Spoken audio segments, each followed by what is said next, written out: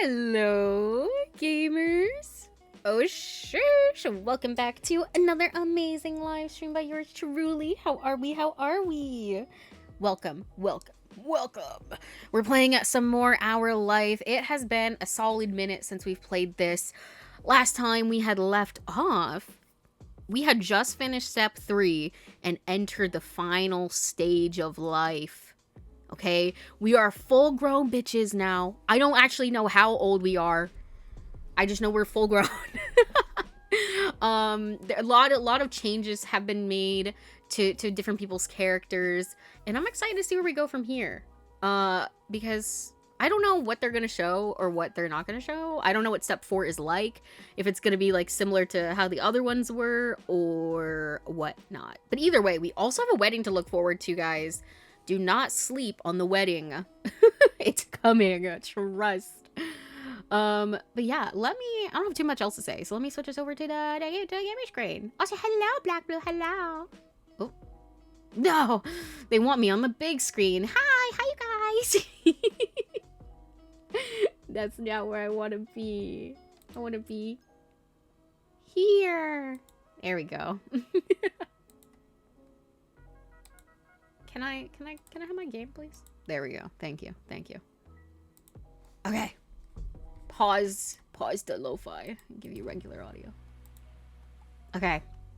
There we go. There we go. Sorry. I was fumbling the bag.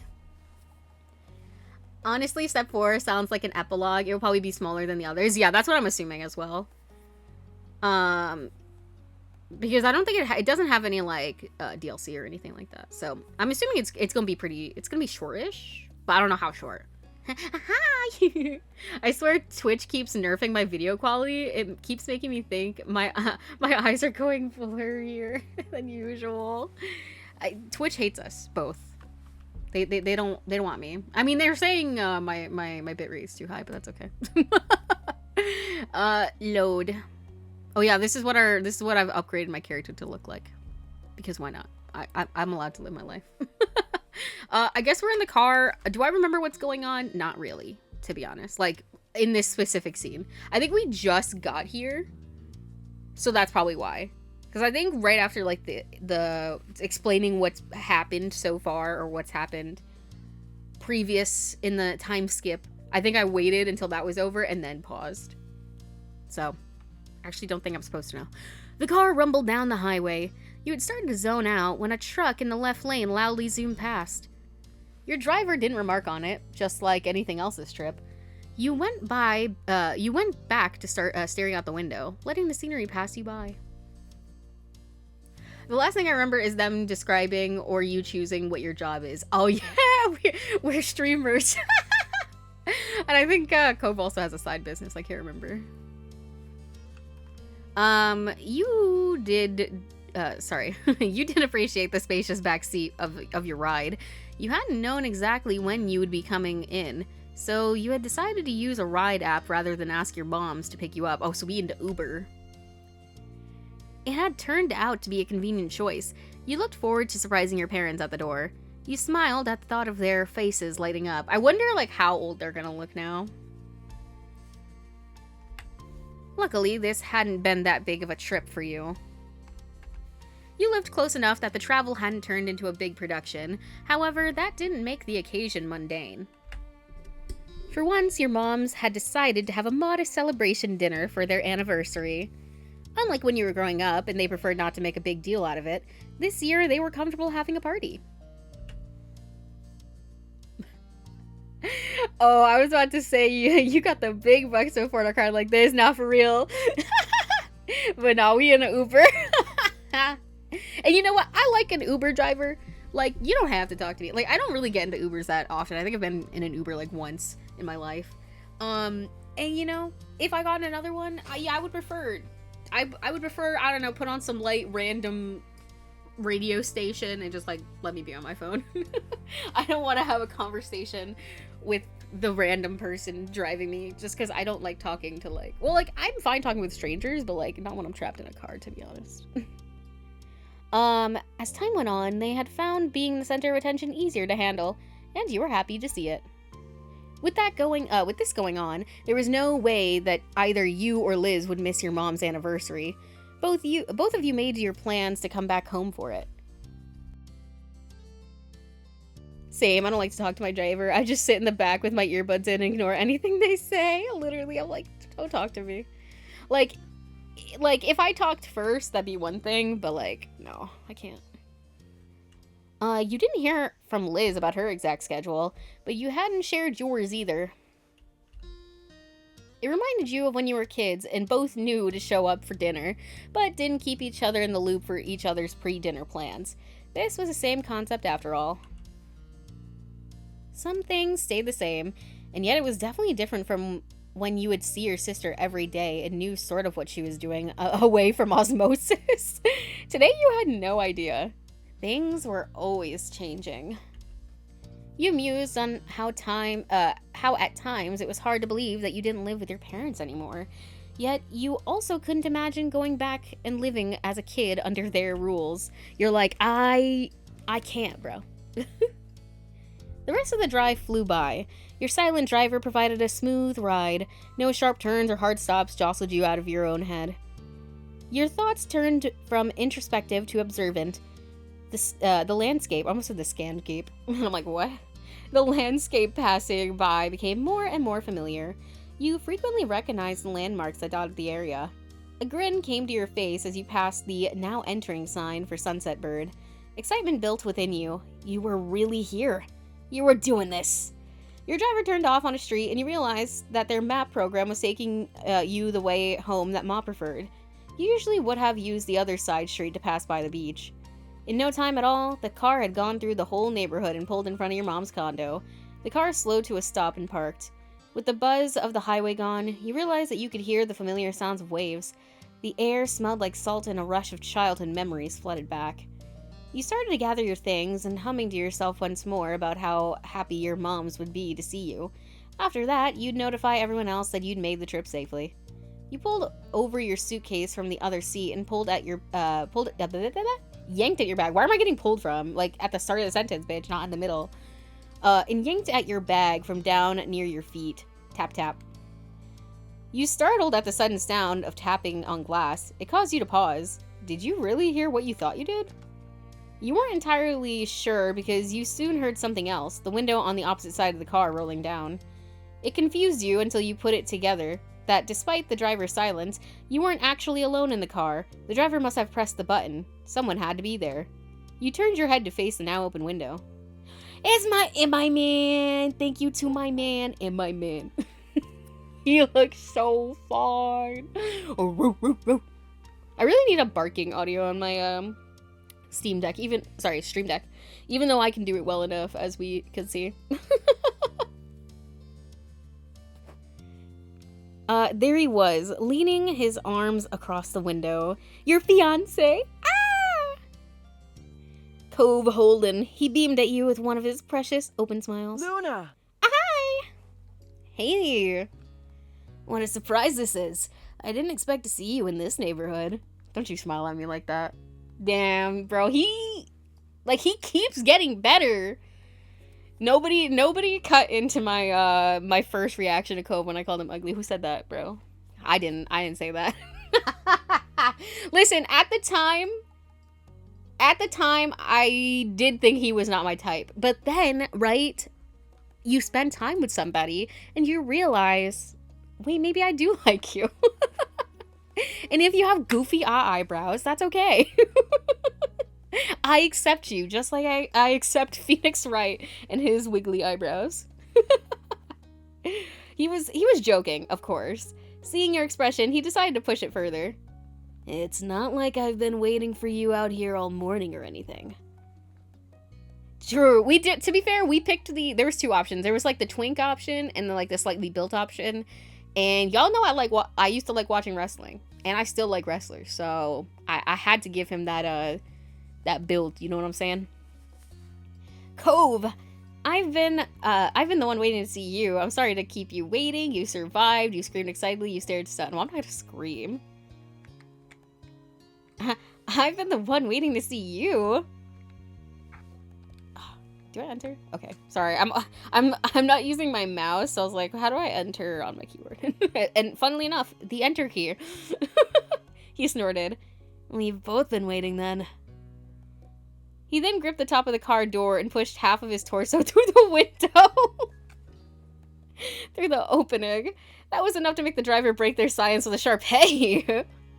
Like, what are you doing? Cove did not seem to notice and continued climbing in through the window. Why did you do that? You could have just opened the door like a normal person or wait for me to get out of the car. Oh my god. He pushed one hand down in the middle seat to prop his dangling body up. He used his other hand to caress your cheek as he leaned in as close as he could. Why are you climbing in through the window, bro?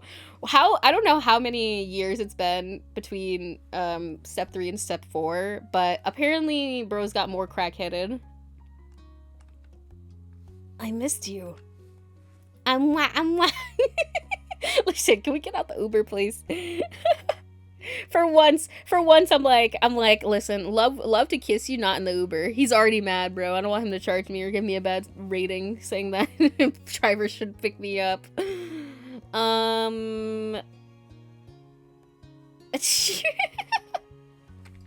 Let's see. You scooched across the seats and kissed him on the lips. You leaned over and kissed him on the forehead. You covered his hand with yours. You flicked his nose. Listen, I'm not gonna try to hug him. That sounds dangerous. I'll just give him a Keith. He enthusiastically reciprocated. Listen, chill out, bro. The Uber driver's here. They're stressing me out. I know I clicked that answer, but like I didn't think it was gonna be enthusiastically. I thought it was gonna be chase. The arm holding him wobbled at your touch, and you could feel him smile under your smooch. He was clearly struggling to avoid falling down onto the cushion. Okay, get out of the window then. Let me get out the car. Goofy. You pulled back just a little to get a better view of his face. The Uber driver was like, oh my god, I'm not getting paid enough for this.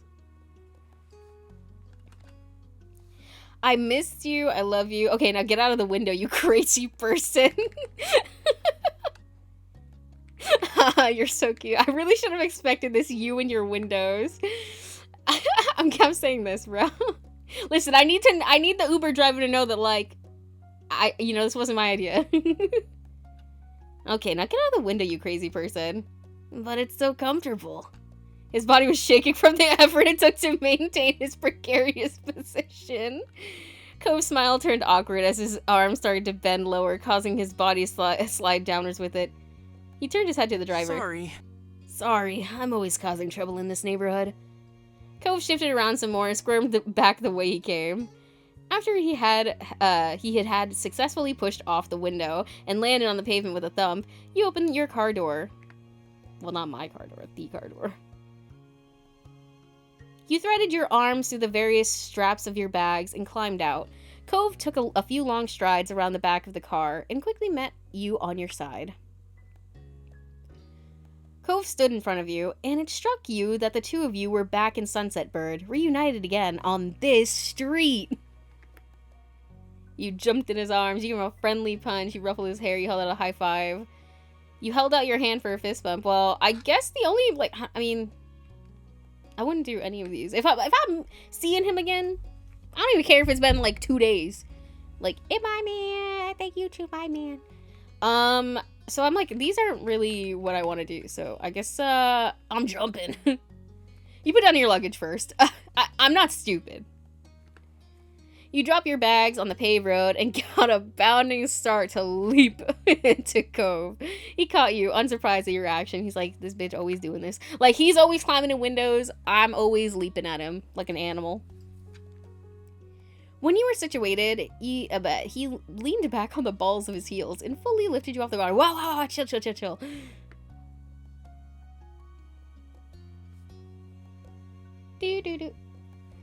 His goofy grin let you know just how much he was enjoying your enthusiastic embrace.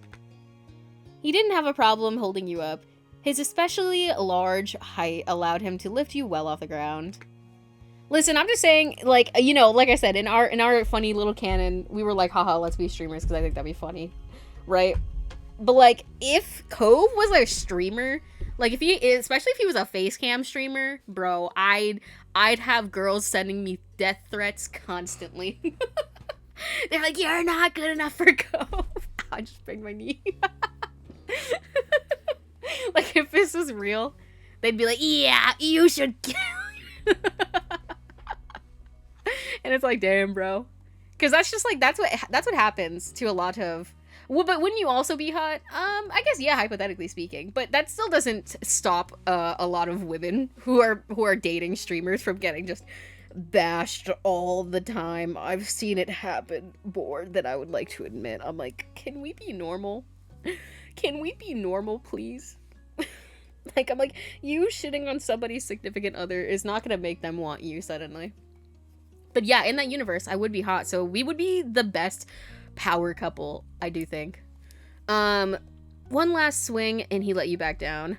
You really were ecstatic to be around him again, and absolutely thrilled that it was here in this town where you were together. Even if it had only been a short time since you'd seen him off, you had still missed Cove greatly. It somehow felt like a lot longer. Given your different schedules and travel availabilities, it had worked out better for Cove to head out to Sunset Bird first.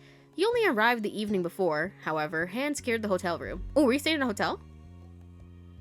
Until now, or is he staying in a hotel and I'm staying at my house? I don't know.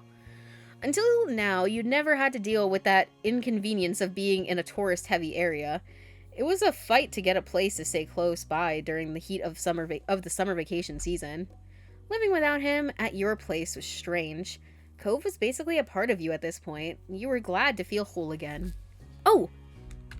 You idly shifted your luggage. Then it struck you that you were short one. You got out in such a hurry, it was left behind. You reached back into the car to pull it out. Cove stood aside as you made a dash for the door. You shouldered the small bag and felt relief that you'd be able to brush your teeth tonight. Got everything this time? You stood up straight. Everything truly gathered up and out of the car.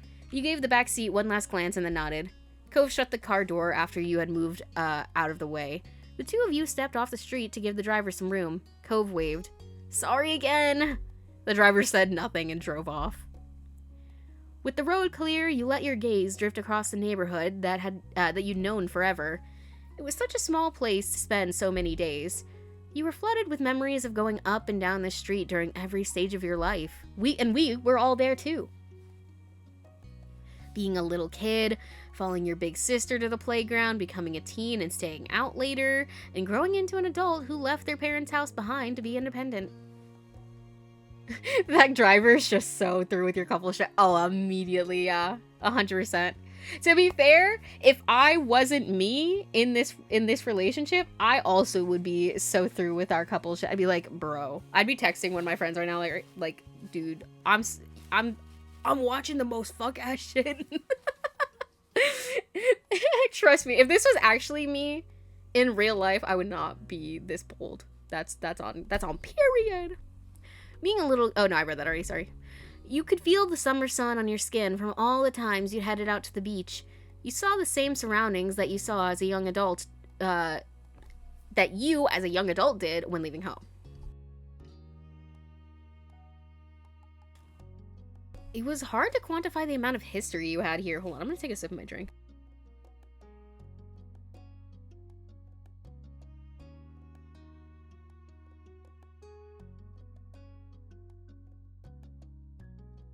Okay. It was hard to quantify the amount of history you had here. And now, you were back. Despite taking in the neighborhood again, you never lost awareness of Cove's presence. From the corner of your eye, seeing him there was a very familiar sight as well. So many of your memories included him. Your mind drifted from the neighborhood itself to the person who used to live there. You couldn't help the feeling of nostalgia. You still remember his face, his voice, the scar on his arm from days long gone. He had changed so much since you had first met him, yet, even with those changes, he was always recognizable. He was familiar like the sky was, in the way you knew the sea. Every day they may appear different, but they're still an inextricable part of life. It was the world, with help from Mr. Holden and his ill-thought $20 bill, that brought you together to begin with. But the two of you had chosen each other. You had never let your interactions fade. You had decided to nurture your relationship into what it was. And you would continue to keep Cove close into all the rest of your adult years. He was the love of your life, your wonderful fiancé. The day when you would be officially married couldn't come soon enough. He was the one you wanted to keep spending year after year with, as you'd done for years before this. It would be impossible to imagine life without him. Cove noticed you staring at him after a while and smiled with his eyebrows rising in curiosity. He was very transparent in his question if there was something you wanted to say. You shook your head and returned him a soft expression. You'd let yourself get carried away in a tide of memories, but now it was time to focus on the present. Ready to go see my mom's? Cove nodded and pointed at all your luggage bundled around your legs. Can I help with any of that? Abso-fucking-lutely, bitch. I don't want to carry this. You can help with that. Listen, I'm not gonna make me carry all of it. That's mean. Yes. No, it's like carrying all my groceries in one go. That's real. Yeah, thanks. You gratefully pass him a bag. It was a lot easier to balance everything with that out of the way.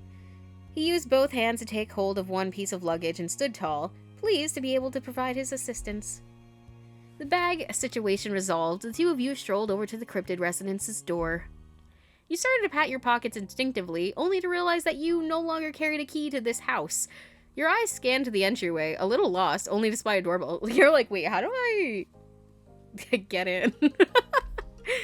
The thought of having to ring it felt super weird. As you pressed the inconveniently placed button on the side wall, you remembered that no matter how much this place would always be a home to you, it wasn't where you lived. Being back here was like putting on a uniform after you quit the store where it came from. It had remained the same, but your circumstance had changed. Cove shifted on his feet awkwardly, obviously also thrown about you being stuck out here, keyless. You hear a muffled voice, and shuffling around from inside, your heartbeats sped up in anticipation. The door swung open, and there was your mom's smiling face. She immediately brightened at seeing you standing there. Oh my gosh, my parents are so old. Well, well, well. Mom twisted her head back and gave a shout down the hall. Lonnie, guess who's here? There was more distant noise. No doubt Ma getting up from wherever she was to come see. Her high-spirited words rang out clearly. I hope it's one of my children. Mom snickered, still holding the door only half open to hide you for a little longer.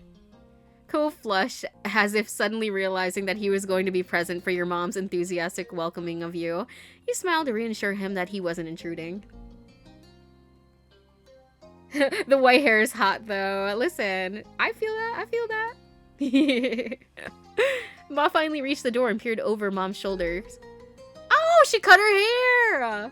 Oh my god. That's crazy. What's your name, B.O.B., so they calling her Bob? It is! Hello, Luna. She gave you a once-over, patting the tops of your shoulders and moving down the sides of your arms before she nodded in satisfaction that you were in one piece. How sweet. This is a wonderful surprise. Ma inclined her head to Cove next, not leaving him out either. Hello, sweetie. You count as one of my kids at this point anyways. I have double the surprise today. Yeah. Oh, yeah. You snorted at your mom's greetings. They never changed. Your mom's... Cove bashfully waved at them. He hadn't relaxed fully, but he had settled down at their welcome. Oh, don't just stand out there. Come on in. Your mom moved aside and held the door open for you, gesturing for you to enter. Oh my god, I keep hiccuping. Leave me alone. You stepped into the living room. It was comfortable and cool in the same furniture. Cove was a half a step behind you, his eyes on a new painting your moms must have added since the last time you were here. Things were mostly the same, but there were more decorations since you had last seen the house. Mom may have gotten the urge for some interior designing again.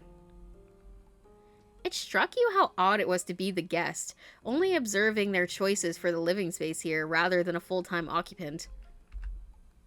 Ma came up in front of you, excitement in her eyes.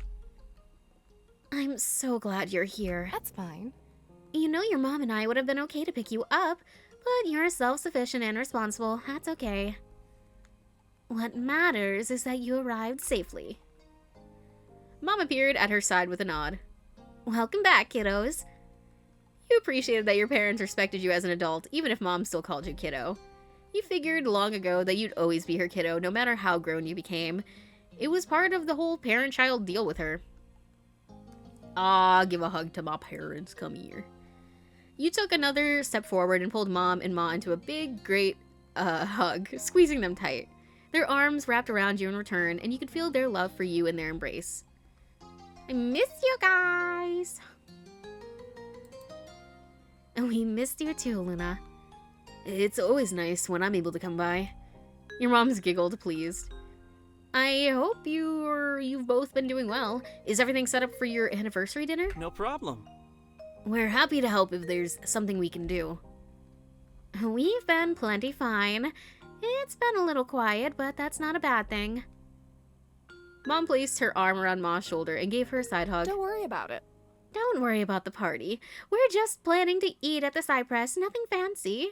Which is kind of funny thing to say about a pretty fancy country club. The biggest issue has just been making sure everyone can make it for the day. Speaking of which, Liz will be arriving tonight. We're planning on picking her up later. I guess Liz isn't as grown up as Luna. Mom snickered at her own joke, and Ma lightly elbowed her with a barely hidden grin. Josh. As I was saying, we could drop you off wherever you're staying if you don't mind waiting for that. I'm sorry there's not space for you in the house. It's gotten crowded in those old rooms since you and Liz moved out. I don't know where all this stuff keeps coming from. Sure you don't, Pamela. It's okay. Cove already has a hotel I'm gonna be staying in anyways. Cove sent you some pictures of the place when he arrived. Stylish and roomy. It seemed very nice. It was a double room. It was a room with a single... Bro, I'm sharing the bed! I'm not playing around. I'm not playing around. Get in the bed! Sorry. He'd claimed that the bed was comfortable, so you had high hopes about that. Though, mostly, you were looking forward to having him next to you as you slept once again. Your mom smiled relieved. Kyra's already here, isn't she? Dude, I'm still to this day hoping that, like, that fucking Cliff and Kyra are gonna get back together. I don't think they are, but, like, part of me is, like, still holding out hope. She directed her question at Cove. He bobbed his head a bit to go along with his reply. Yeah, I heard she made it. She's gonna be staying with Dad while she's in town. Oh? Have you gone over and said hello yet? Cove chuckled self-consciously, and this time he shook his head. You raised an eyebrow since you figured he would have taken the chance while waiting for you. I still believe we're like the Delulu believers. I'm like maybe it'll happen. Maybe it'll happen. I don't know why. I still think they're cute together. Not yet. I should go do that now. I just wanted Luna to be there too. He caught your eyes with an adoring smile. Mom laughed at that, no doubt thinking that Cove was sweet but ridiculous. That's been Mom's thoughts on him since the day we met, I swear. Hold on, I'm taking another sip of my drink. How nice.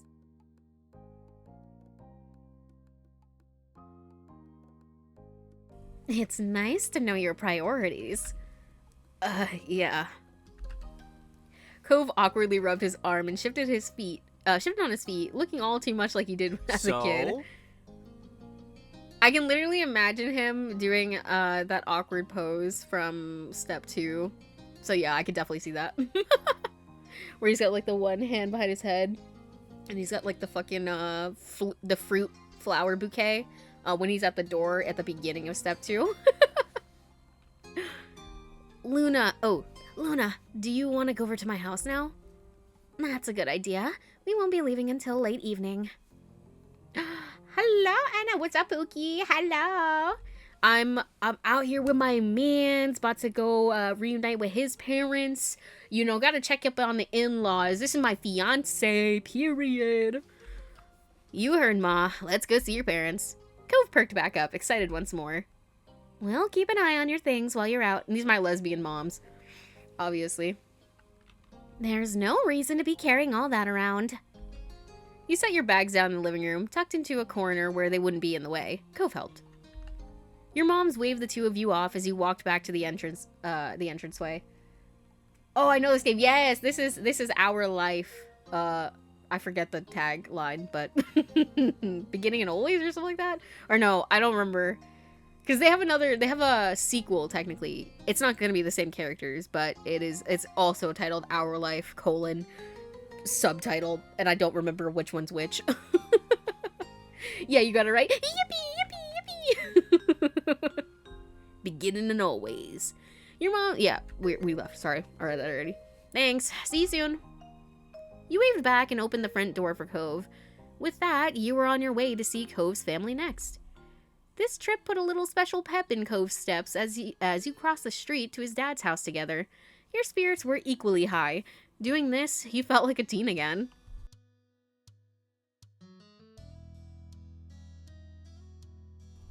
You had known Cove's parents for a long time now. When it came to what you called his dad, you still stuck with the familiar classic Mr. Holden. You switched back to saying Cove's dad, bro. Me and Cliff, we're on first name basis. And when I'm mad at him, I go Clifford. Listen, I've always thought about this. We always, for the longest time, we went Cove's dad and then Mr. Holden. And I'm like, it's crazy. It's crazy that we never call him by his name. You've been waiting for the right time to call him dad. You felt like that could be now. I don't know. I can't say what I would do. I'm trying to think, like, if I had a significant other, would I call their parents, like, mom and dad? Like, I know some people do. I don't think that's weird. I'm not saying that. I'm just like, what, would I do that, though? Just call him Papa. Papa! Okay, fine. Yeah, the other one is my favorite. It has so many choices. Obviously, yeah, I know they have a previous one, but I've never played it. I don't know. Is it good? Is it good? I might have to cop. You know what? Papa! See, I don't think I could call them, like, Mr. Mrs. when I'm, like, literally fiancés with his kid. I feel like that would be so weird. Yeah, I feel like I would probably go first name. I mean, but if they wanted me to, like, whatever they wanted, I probably would go with. I feel like I'd be like, Ma. I've already called his mom before, so. You call her Mom 3 in a non-serious way. That is true, I did do that. I mean, if I call him dad, like, I have to call her mom seriously. I cannot. It's weird if I just do one and not the other, I feel like. So. Yeah, I feel like Kylie. Kyra. Let me see if I'll message Kylie. Does she want me to call her mom? No, no, but yeah, I do think that Kyra would want. I feel like she'd like that. She'd be like, oh my god, I mixed up the K names. No, you're good. I'm sorry for teasing. It was funny though. You'd been giving this a ton of thought recently. The smile on your face wavered. There was probably no better time than to test this out now. Silently, you hoped that she would be okay with it. If not, that wouldn't change how much you considered her another mom in your heart. I think the name is Our Life, Now and Forever. There's a choice for literally everything. I was so amazed when I played it.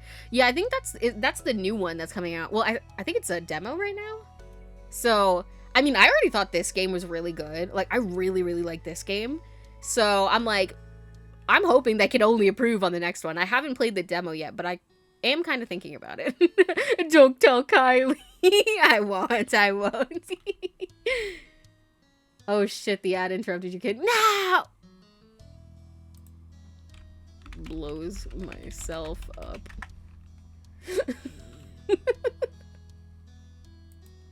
Oh, also, if you want to know, that is the 1.5-year sub badge. If you wanted to see what it looked like, Black Blue. It's a little subtle. I don't know. It's technically like a pinky purple on one side and then a bluey purple on the other. Or no, is this that one? I can't remember. Damn, bro, I can't even see it. It's too small. I don't know what fucking color that is.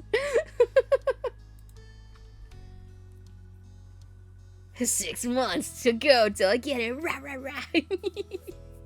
I'm trying to remember what I was saying. Oh yeah, I was saying I really, really like this game. So their next game, you know, I'm not gonna lie, I'm gonna have high hopes for. I know that there's like the dual crushes that you could have. Or like, you know, to pick between one or the other. Obviously, I don't know which one I'm gonna choose just yet. I'm not gonna put all my stones in one basket. I'm gonna tentatively, you know, flirt with both, see how I'm feeling, which is the one that I want to go for. You know what I'm saying? I'm curious though. I'm curious. Silently. Okay, no, I read that already. God damn it. Cove hopped up to the front door and didn't bother knocking. He twisted the knob and it swung open. You know, Cliff seems like the type of guy who wouldn't lock his front door, to be fair. With a grin, Cove gave you a gratified thumbs up. You shook your head in disapproval, but you both knew that you hypocritically supported his behavior. Real. Your dad is lucky we aren't criminals. He brushed your comment aside and went right into his old home. Cliff was there, standing in his kitchen and babysitting a pan on the stove. Oh. I love that shirt, first of all. I need that button up. Mr. Holden, hand it over. I want it. But also the hair. Golly, bro. Golly. Also, Cove being taller than his dad is actually making me laugh really bad. Hold on. I want to take a screenshot of his shirt because I really want this shirt. My man and his dad, for real, family photo. Here who am I gonna send this to? Icarus, of course. Look at the shirt on the left. I want it so bad. Also, peep my man's Cove on the right. He's fine AF. That's his dad on the left. There we go. Listen, whenever I think of anything, I do just send it to Icarus. That is the price of being my friend, unfortunately. Like, I will just spam you. Okay. His head turned at the sound of footsteps, and he brightened instantly at the sight of both of you. I like how he wasn't worried at all. He was just like, this is fine. Random footsteps, that's fine. Cove matched his enthusiasm instantly. If it was anyone else, you would have thought he was lighting up with a childlike joy over seeing his dad again.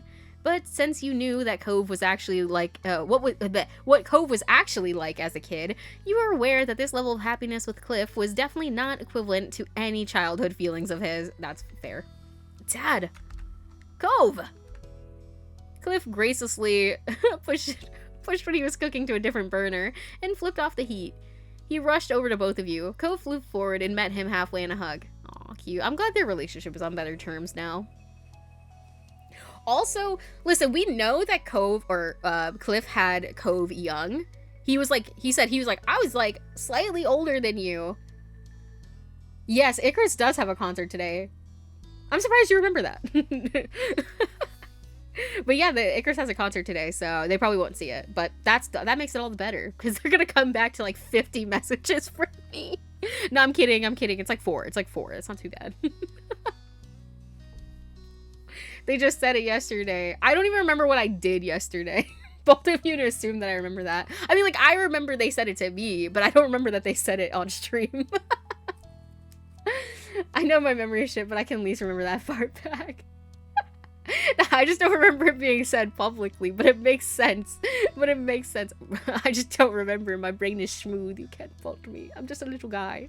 But yeah, I know Cliff had Cove young, so he's probably like 40 something right now. And it's good though, because you know, as old as Cliff gets, if he still's got a head full of hair, I know that Cove's not gonna go bald. And that's the most important part. I'm like, okay, Cliff still got that head full of hair, not a gray in sight. It's looking good for my man. Cove squished his eyes shut and held his dad in a tight hug. Cliff soothingly rubbed his son's back. They're so cute. The more of an adult Cove became, the more he turned into a big daddy's boy, it seemed. Ah, they're so cute. I missed you. I missed you too. It was sweet. And teasing aside, it was wonderful to see them at this place in their relationship after years of struggling to connect. When the hug broke, Cliff hooked his arm around his son's neck and let out a deep laugh. I still can't believe you outgrew me. I just know Cove is so pleased that he's taller. The Holden men age like fine wine. That's on period. They all get hotter throughout the years. Literally. I'm like, how do you keep getting better, bro? I really thought I had that on him after he graduated from high school, but then he had to keep going. Chuckling, he shook his fist in mock anger. Cove ducked his head and laughed in kind. Sorry, Dad. Cove's cheeks turned pink and he averted his eyes. He was becoming bashful, so you knew he had more he wanted to say. Cove softly added, But I was raised really well. Cliff's like, I'm gonna start crying. Don't say that. His dad's expression instantly crumbled with emotion. He sniffled. Cove put an arm around him too and tucked him into his side hug. I love them. They're so emotional. This is where Cove gets his crying like that from, which I'm not saying is a bad thing. Let men cry, but I think it's funny and cute.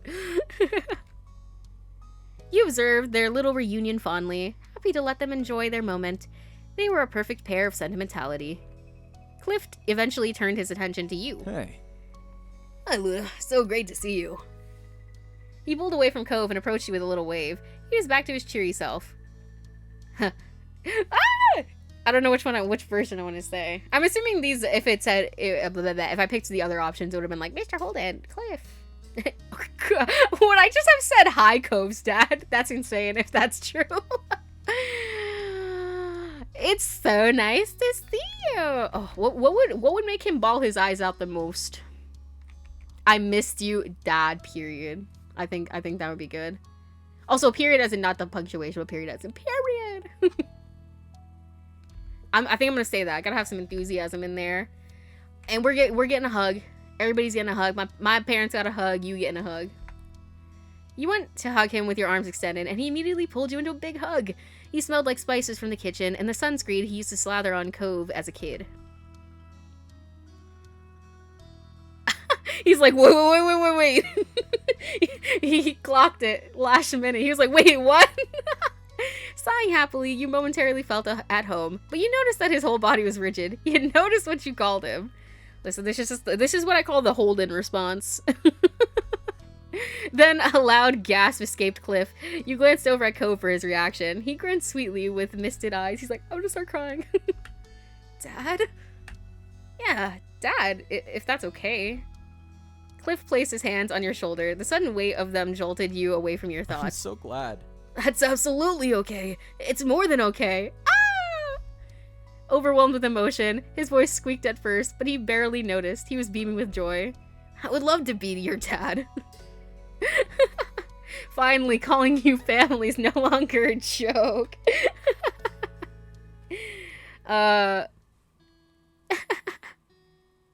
Who knew you'd be getting a new kid out of the deal in the end? I want to do this. Finally, calling you family is no longer a joke. Cliff's head flew back with another laughter fest at that. The blush in Cove's cheek seemed pinker, but the way his mouth curved into a bent smile made your heart leap. You'll have to find a new comedy routine. Yeah, but I'd rather have this than be funny. Same here, sport. Thanks.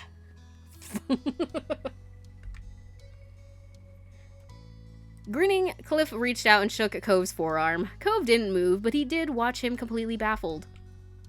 Did you hear that, bud? I'm dad now. Cove snorted, unable to stop himself from teasing his father just a little. Hold on, I have to remove this blanket. I'm going through, you know, like I said, the weather is heating up. So I'm going through that thing where, like, you know, I'm quite literally hot and cold. Where it's like sometimes I'm like, I want a little blankie, and then I get too warm.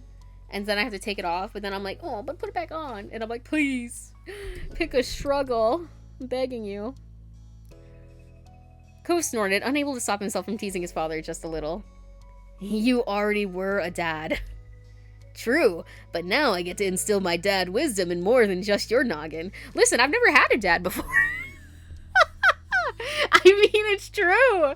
Canonically, my character has never had a dad. I have 2 moms. I've never had a dad. Giddy, you couldn't be happier with your decision. You knew the 2 men in front of you were part of your important family. God damn it. You know, I understand. Maybe I understand why they only called him Cove's dad and Mr. Holden, because, like, bro, my brain's like, Cove, Cliff, no, which one am I trying to say? Maybe I understand now. Maybe I'm the problem. Cliff cleared his throat and pulled attention to himself. He crossed his arms. What's up? Why are you giving me that devious look, bro? But before we get too carried away, it's not a real reunion yet. Kyra's still at the guest suite. I'll go get her. He eagerly bolted down the hall, and you could hear every step he took. It ended with a distinct knock. Kyra, they're here. It was only seconds before there was a sound of a door being yanked open. The pounding of feet hitting the wood floor grew even louder this time. My baby. Oh, I like this hair on her a lot, actually. Do you think, I noticed they both have tattoos, and, like, I've noticed these before, obviously. But now that I'm thinking about it, do y'all think they got the... Y'all think they got the tattoos together, like matching tattoos? Because they look like they're very similar styles, if you look at them both. And also, you know, like, this is a sun, ray of sunshine, and Cliff's is a some sort of ray. I don't know if it's like a manta ray or stingray or whatever, but his is some sort of ray. And, you know, that could also kind of, like, be matching. But, like, they're very similar in color and, like, style. Hopefully they show him again and you'll be able to see side by side. My baby! Next to you, Cove let out a nervous laugh. His parents entered the living room, and Kyra stretched her arms out wide when she spotted you both. Cove went to her easily. I want a hug too.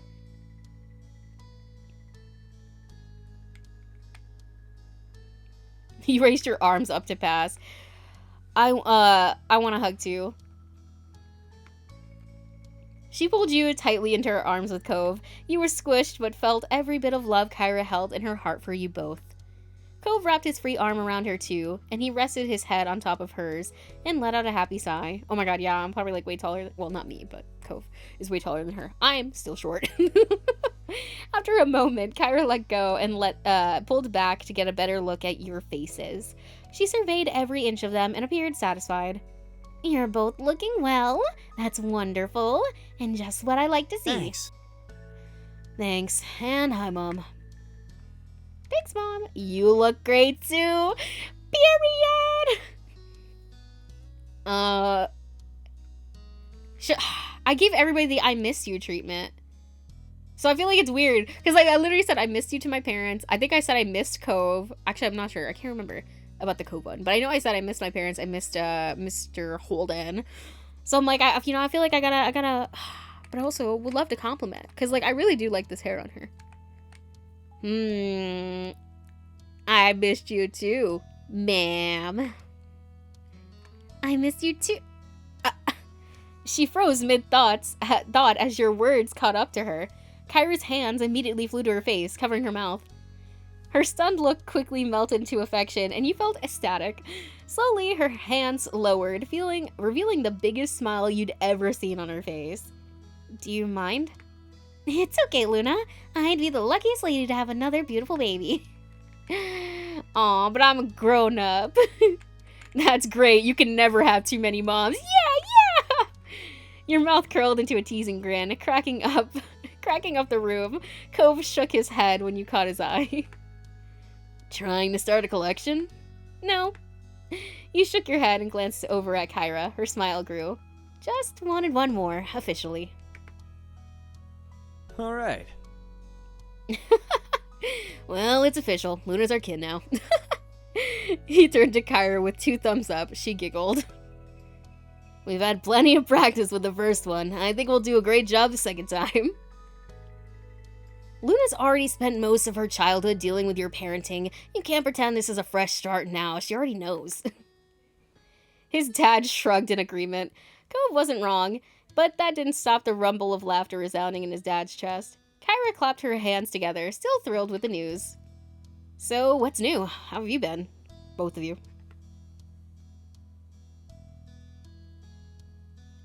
Listen, I'm holding out hope that these are matching couple tattoos, and the fact that one of them hasn't gotten it covered up still means one of them harbors feelings, or like they still harbor enough feelings to not get them covered up. That's my headcanon. Even if they don't say anything, that's what happened. Kyra gave a nod for Cliff to go first. Cheerfully, he waved his hand. No worries. Same old, same old. Still got the shop, still got my friends and family, of course. Still, the most exciting thing around here is seeing who'll rent that one free condo. Incredible. I always knew you were such a snore. They snickered, and you couldn't help but peek at Cove. He rolled his eyes dramatically, drawing out a few giggles from you, but the whole time there was still a happy smile fixed on his face. For me, things have been good. I've gotten a lot of interesting assignments lately. Why is she blushing? Don't tell me you got a man. I'm gonna start crying. Bro, don't crush my dreams. Don't crush my dreams. Like, what do you mean? Oh, I went to Seattle and you're blushing. You met someone? No! It's over. It's dead. The dream is dead. The dream is dead, bro. It's Jover. Kyra Kyra twirled a strand of her hair shyly, and her mouth curved into a grin. Whatever she was thinking about, it made her happy. The dream is Jover. Things have been going well with that guy from work, but it's a little early to bring him all the way out to California to meet the family. Cliff trying not to punch the wall right now. Listen, his expression changing said everything. Said everything I needed to know. And Cove is feeling the same way.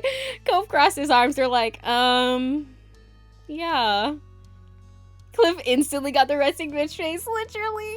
Listen, I know that if Cove and him were side by side right now, like in sprite form, that they both would be having the same expression on their faces, like, sure.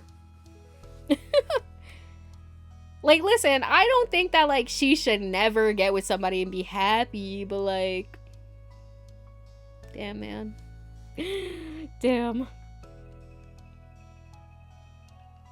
Cove crossed his arms. He and his dad nodded. It was clear she appreciated the acceptance from her 2 boys. Listen, I can't say nothing. I'm just like,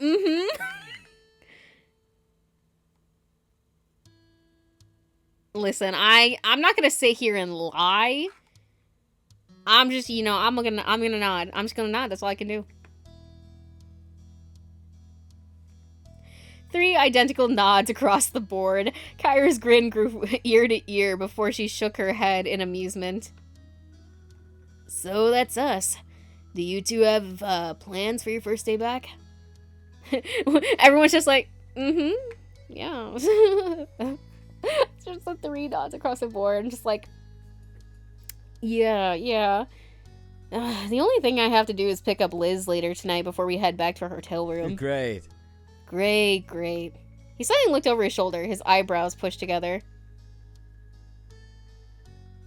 I'm glad you're here, but I just remembered I was in the middle of cooking something. Ah, they're a little staircase family.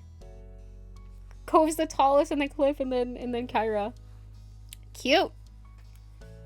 Only a small cackle escaped you while you fought off the giant grin taking over your face. Meanwhile, Cove erupted into laughter that had his dad shaking his head. That's fine, Dad. Go salvage what you can. I think it'll be nice to explore the old neighborhood for a while.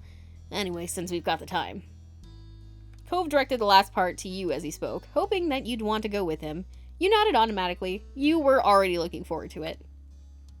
That's a perfect idea. Makes sense. I think so too. You should go enjoy the day, bro. Stop hiccuping. I'll hang back here so I won't be a third wheel. And someone's gotta keep an eye on Cliff because before he catches the whole kitchen on fire. Mom, you're not a third wheel. Yo, but she's about to be. Sorry, I looked at him again. I had to bite my knuckle. I was like, ooh! He's looking too good. Cove stiffly stuck his arms against his side like a little child, a small smirk tugging at Kyra's mouth. She winked. You know what I mean. Have a good walk. I'll see both of you later. Tearfully, Cliff waved before going back to his cooking. Cove smiled warmly. Okay, bye. Bye, we'll see you soon. Goodbye, have a wonderful time. Cove trailed behind you as you walked into the welcoming summer sun. He stopped, closing his eyes to stretch his arms in the warm rays. Satisfied, Cove turned to you and carefully took your hand in his. The heat of that was better and more comforting than any ray of sunlight that could shine on you today. Stepping closer, you squeezed his hand. Your mouth curled into a playful smile. Let's get out of here. Let's go. No, but honestly, spill the tea. How do you actually feel about your mom dating? Be for real. Naturally, you found yourself heading down the road towards the beach. Your spirits rose even higher as you strolled across the sand, heading for the shopping district. I'm gonna need you to buy me another crab keychain. Arriving, you wove past tourists who were taking in the sights for the very first time. Being a local was a badge of honor you wore proudly. You casually walked past the stalls. The shops. Over the years, some had closed down, but many of the stalls were still exactly the same as when you were a little kid. Cove snapped his head as far as it could go to one side, so dramatically you couldn't have missed it. Something clearly caught his eye, but you couldn't see it. Please? There's a pretzel stand open today. Can we please get one? When his gaze found you again, he wore the biggest smile. You chuckled. Oh my god, just like ye olden days. Yes, we can. Bro, as a significant other, if your partner's like, oh, can we get ice cream? Can we get this? You always say yes, bro. Don't be like, oh, but I'm not hungry. You fucking get that shit and you eat it. Because I guarantee most people, if you say no, I don't want them, like suddenly they don't want it because like now they feel like a big back. So it's just like, you know what? Even if you don't want it, get a small. You're good. Yeah, we can. You fondly thought about retracting your previous thought. Cove is beaming now. You're gonna get one of you're gonna get the one that comes with the little frosting cup, aren't you? Bro, we're hive-minded. I love, like, if I'm going Auntie Anne's, girl, I'm getting the brown sugar cinnamon pretzels with a little icing cup dip. Don't play with me. Love, love, love. Yeah, that's right. After that, you both happily made your way over, being pulled in faster by the delicious aroma of the stall. With that, you changed course to the pretzel stand for a snack break. Cove was very pleased by the morsel he picked up, and that was good to see. Listen, as we know, Cove has the world's biggest appetite. Which is not, again, not a bad thing. But he, I think, could eat a horse if given the chance. The sun arched across the sky as you went up and down the road as a pair. By the time you returned to the beach, the day was beginning to fade into night. Cove kicked off his shoes and tossed them into the sand. Don't we have to be picking like Liz up or something soon? Or is that at night? At night. He wanted to get his feet wet as in the waves as fast as possible. I'm going in. Listen, I don't really like swimming in the ocean just because, like, I don't like seaweed and stuff, but, like, I'll walk along the shore, why not? In seconds, you had your feet free and your shoes abandoned in the sand. You kept going until you were ankle deep in the water. Cove sighed contently. You followed his line of sight to the setting sun, painting the sky with hues of pink and orange. It really feels like summer now. He wore a bent smile and he turned to look at you. The light illuminated like a halo behind him, and the sight took your breath away. He's like, an angel! In fact, it's hard to think of anything that feels more perfectly summer than moments exactly like this. Being here at sunset and Sunset Bird with you. I'm so glad we were able to come visit. I do like our living situation now, over just being neighbors, but still. You hummed in agreement. Your heart fluttered the moment you met Cove's eye. Your mouth lifted into a pleased smile. I'm happy too. Of course we would have ended up like this again, sooner or later. You crossed your arms. Cove looked up from the sand, meeting your gaze with a bent smile. It's inevitable. Cove murmured quietly, losing himself in his thoughts again. Shortly after, you saw his hand shoot down to the sand. He stood straight back up with a lopsided smile and got to work brushing the sand off his prize. You knew without a single word. Cove found a new shell for your collection. I like how it's for my collection, not for his collection. He's like, oh no. I'm giving this to you. As you wandered down the beach, Cove followed at your side in comfortable silence. Your shadows stretched across the sand like they were leading the way. The only noise you could hear were the soft footfalls of your feet and the waves gently rocking into the shore. For a moment in time, it felt like there were only the two of you in your own little world. Eventually, the bubble popped when you realized that your phone was going off. It was Ma, hoping that you were going to be back soon. Curious, Cove's eyes slid down to your phone. You let your hand fall back down to your side, and you held the phone pressed against the palm of your hand. It's Ma. She wants to know when we'll be there. Cove scratched the back of his head and shook his head. His mouth twitched like he just had a funny thought. Dang parents, always trying to make us come back home before it gets too dark. You laughed. There's no escape from curfew as long as we're in this neighborhood. It's like we warped back into being little kids the moment we set foot in the entrance sign.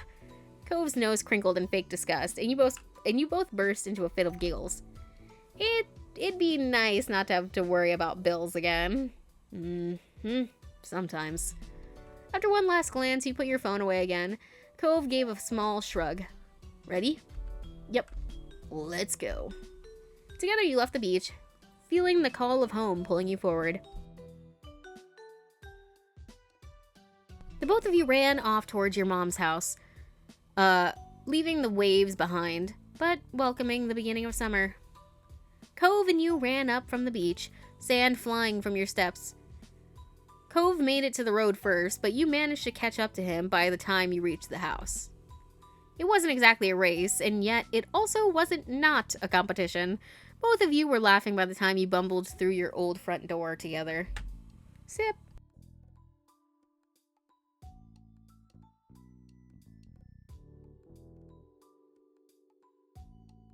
You inhaled deeply and shouted loud enough to be heard anywhere in the house.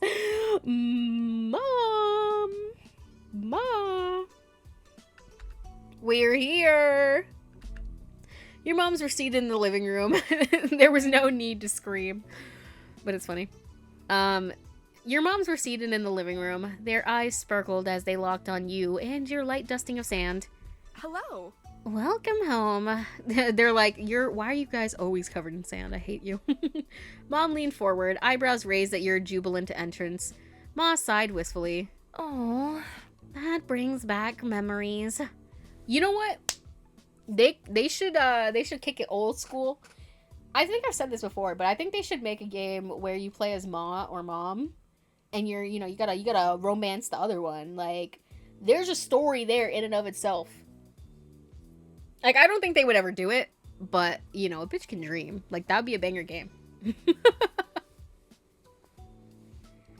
I guess it wouldn't be as customizable for, like, YN purposes, because, you know, they are already established characters, but like, maybe I don't want a dating sim. Maybe I just want a visual novel where I date somebody.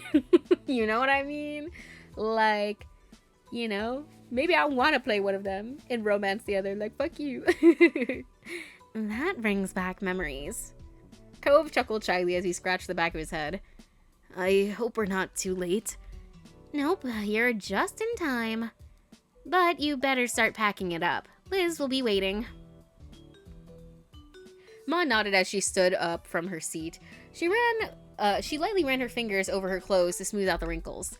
It took you a second to remember where you had put your stuff. You needed to get it all in the car so you could get everything back to your hotel. Can I help? You shrugged and directed him to your bags. With Cove, your mom's, and yourself on the job, it only took one trip to get to the car to get everything.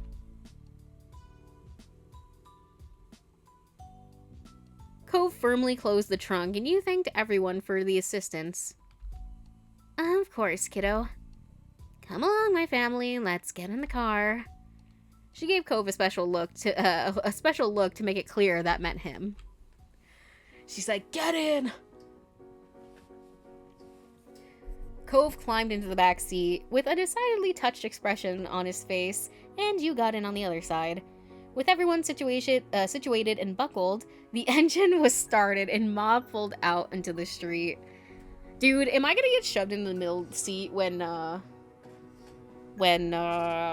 Liz gets here? I really hope not. But it only makes sense because I got Tall Bitch McGee number 1 and Tall Bitch McGee number 2. So, it could just be a kinetic novel. It doesn't need any choices or alt endings. True, exactly. Or if they wanted to do that, I would say you could have, like, your, you know, your set path. And then, like, how this game has, like, you know, like, the DLC for, like, Baxter or Derek. They could do that, too. When everything was situated and buckled, the engine was started and Ma pulled out onto the street. You couldn't help but feel amused to be stuck in the back seat with Cove. Your mom's driving you around. It really was like you were little kids again. Cove caught you staring at him and gave you a bent smile. He was probably on the same wavelength as you from the sheer mischief in it. There was some light chattering on the drive. No one brought up anything too deep. It was mostly became swapping jokey stories. The entire trip was marked by a heavy sense of anticipation. Everyone was ecstatic to see Liz and hear what she'd been up to. When you neared the airport, Mom pulled out her phone to call Liz. Ma followed the signs to the correct pickup area and asked for you to shout if you saw your sister. Yeah, Liz, we're at Wing B. There's a blue sign that says North America. All right. Tell her that we're right in front of the building with the blue windows. She says she's outside, right by a yellow truck. I see at least 3 yellow trucks. I think they're doing work at the airport.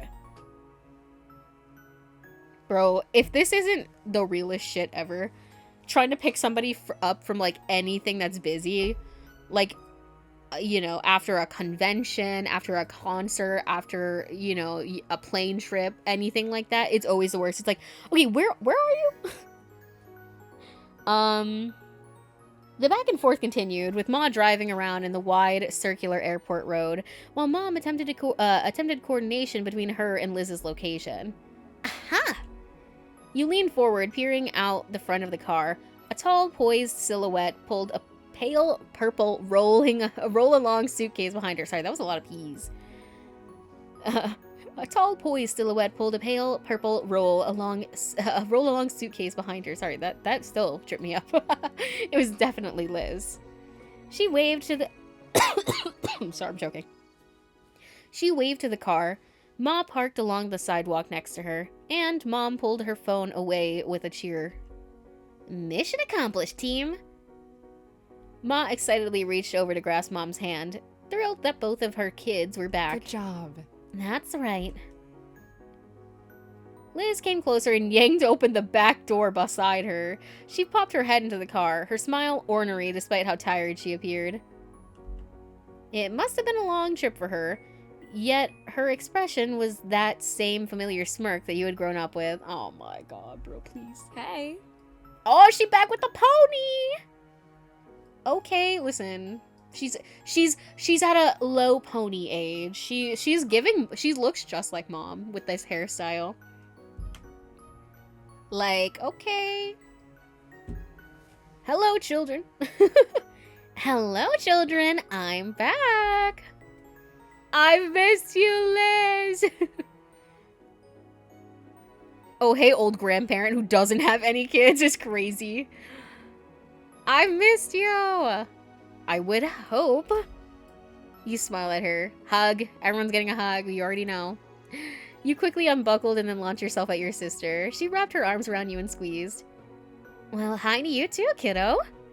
Hello, sweetie. It's so nice that you're here. Hi, Elizabeth. He jokingly huffed at her. We're not children. Whatever you say, baby boy. She turned her gaze back to Mom and Ma. The generational beef between Liz and Cove will never end. They're gonna be like 90 and 80 years old, and they're gonna still be like, all right, but when I want to build my mansion on the beach, it's like, no, you can't do that. You really know how to make someone feel appreciated. Her spirits were high. You could tell she was just as happy to be here as everyone was to see her. She left the door open, but ducked out to walk around the back of the car. She opened the trunk and lifted her luggage in. I'm gonna move your junk, Luna. I'll keep it in front of my bag so you can get it later. Mom's dropping you off first, right? Yes, but that's not junk, it's important. Liz slammed the trunk closed without responding. You know, shout out to Cove for, trying to fight for my defense there.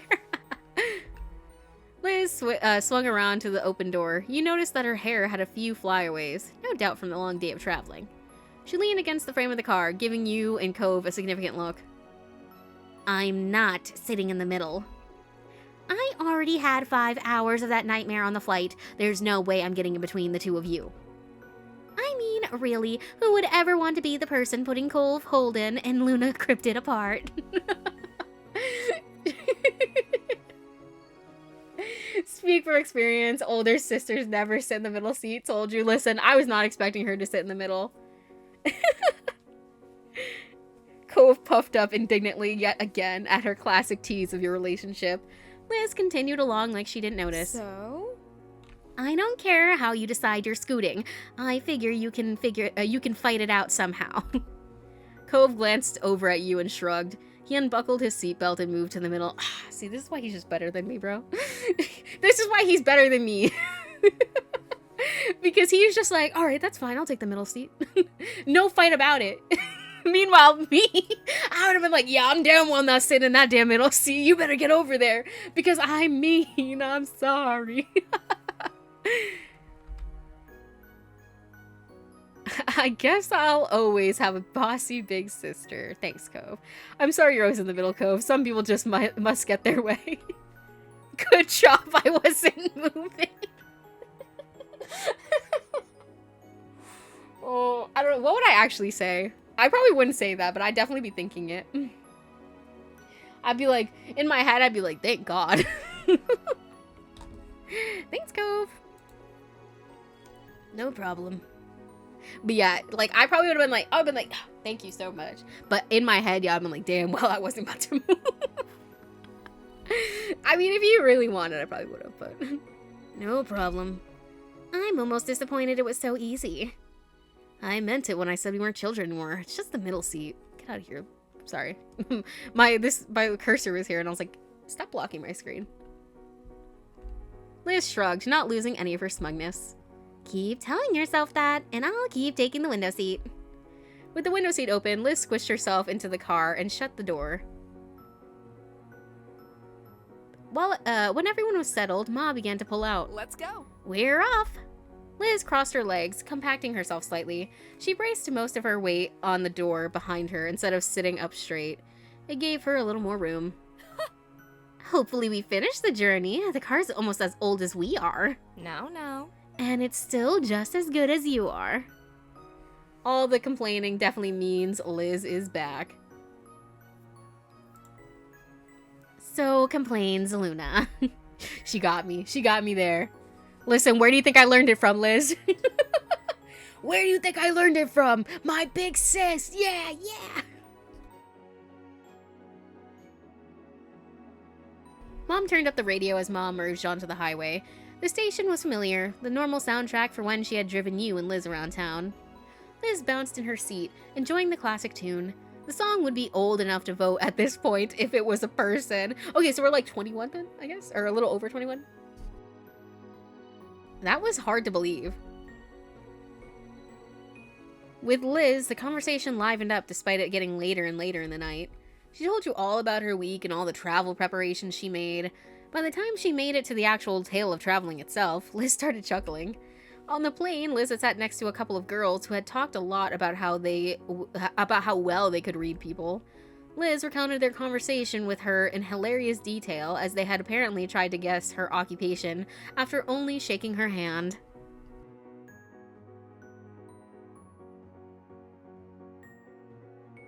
Neither of the girls could agree with one another, and Liz had refused to just tell them. However, the drive to your hotel was only so long. Eventually, your group arrived. You yawned and got out of the car when it stopped. Cove clambered out after you. Liz gave a loud sigh of relief at all the extra space she found herself with. You and Cove grabbed the luggage and then waved off your family after you said your goodbyes. After they left, you and Cove went to go find your room. Okay, this is not a bad room. This is not bad at all. They got the bed, the TV, the couch, the table. I also like the little inset things, so you can put like glasses, your phone, etc. I don't like that there's not 2 nightstands though. I feel like there should always be 2 nightstands, especially for like a king size bed like that. You scanned the key card to unlock your hotel room. It sounded out a soft beep, and you turned to the handle of the door. And like I said, I know there's the little alcoves, but like sometimes I just want to be able to just, you know, side table it. The door creaked open, and you craned your head to take in to take a look.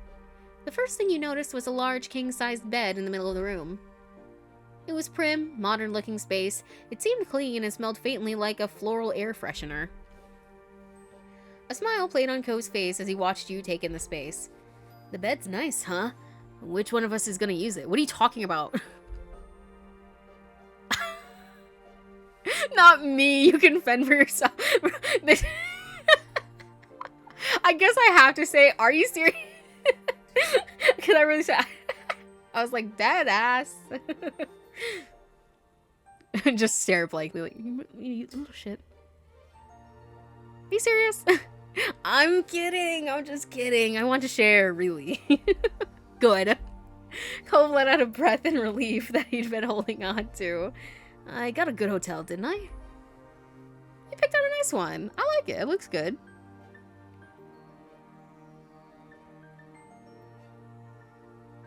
Yeah, you picked out a nice one. Listen, I'm not going to say that's crazy. Cove smiled like a big, pleased puppy. Listen, have I not said this before? He had like a metamorphosis. Because I feel like when he was a kid, like stage 1, he defo was cat energy. And then, you know, because we made him more warm than cold, he obviously, you know, he shifted to being a dog boy. So that just goes to show, you know, there's a little bit of customization here. Like, do you want your BF to be golden retriever or black cat, you know? Cove smiled like a big, pleased puppy. You and Cove continued to chat as you settled in. You unpacked some of your stuff and checked out all the room's amenities. Cove pointed out the mini fridge and started puzzling over what food could be ordered to the room. Oh my god, of course he did. He was like the first thing, he's like, yep, so what we eating? However, the fact was you both were exhausted. It didn't take too many yawns before you both changed into your pajamas and call it a day. You had to hunt along the wall to locate the light switch. When you'd finally found it, you clicked it off with a sense of triumph. Ooh. Ruff, ruff, ruff, ruff. You turned your head over to Cove, who stood behind you in his pajamas. He was cozy and comfortable, but the pieces didn't match. You never minded that. Yeah, y'all out here wearing matching pajamas? What the fuck? We should get some sleep. Cove smiled, a soft expression that was adorable. All right. Okay, let's go to sleep. Despite saying that it was bedtime, Cove took a step forward towards you. He wrapped his arms around your back and you leaned into his embrace. Then he lifted you off your feet. Hey, hey! What? Still not putting you down, Cove promptly dropped himself backwards. Ah! The both of you crashed into the tight, tucked sheets of the hotel bed. He laughed the entire time. I'm being kidnapped, bruh. Cove bounced on the landing and absorbed most of the impact. You laid on his chest, feeling a little jostled. You absolute madman. You shook your head jokingly. His laughter turned into a snort. He smiled at the ceiling, a thought clearly crystallizing. My dad used to do that kind of thing to me when I was little, sort of. He looks so good. I'm like actually punching the air. Nostalgia was clear in his voice. It was a fond memory, and you felt something warm in your chest. You made a small noise of understanding, then, that turned into a yawn. When Cove yawned in return, you pulled at the sheets until you were actually under the blankets.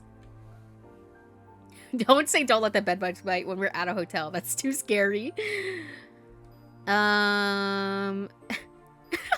Hey, so do you know why pigeons are called pigeons when they're actually dumb? Not the sleepover conversation. Which is weird, because usually you're mayonnaise in my dreams. What do you suppose that is? I just want to see what happens when I say this. Cove blinked at your random tangent. You yawned and continued talking. Your sleepy brain happy to info dump. Pigeon actually used to refer to a young cheeping bird, not a species like it does now. Cove nodded along as you continued. Listen, I'm just like ASMR for him at this point. Not along as you continued, seeming interested despite the random topic. By the time you finished, he was watching you intently. Then you kissed his lips, then you kissed his nose, then you kissed his forehead, then you ruffled his hair, then you pinched his cheek, and then you shot him a sleepy grin. A kiss.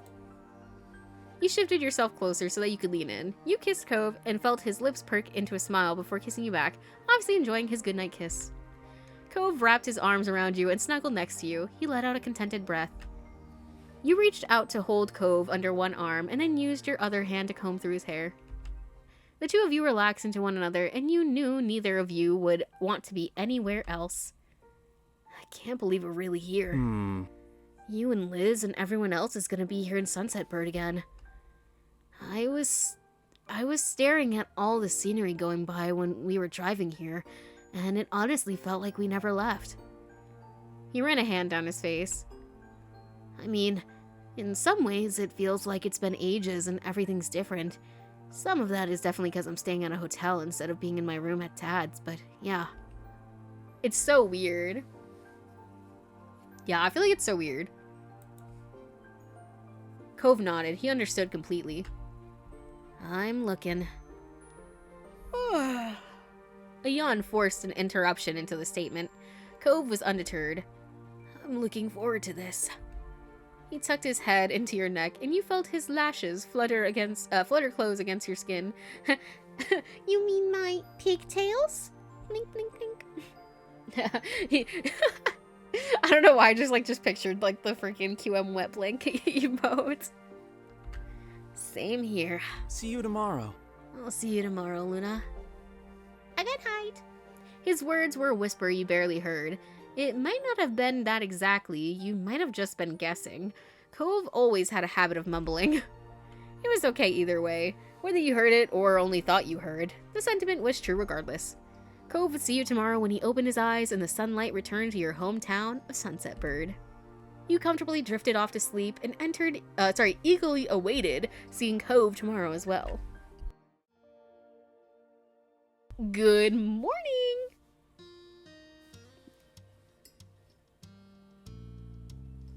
Okay, sorry. I was trying to tell if the bird chirping I heard was in the game or in real life, and I think it's in real life.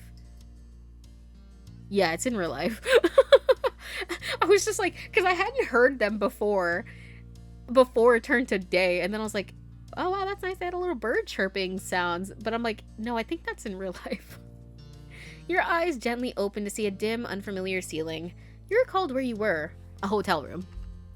Yawning, your muscles felt relaxed and warm enough that sleep threatened to pull you under again.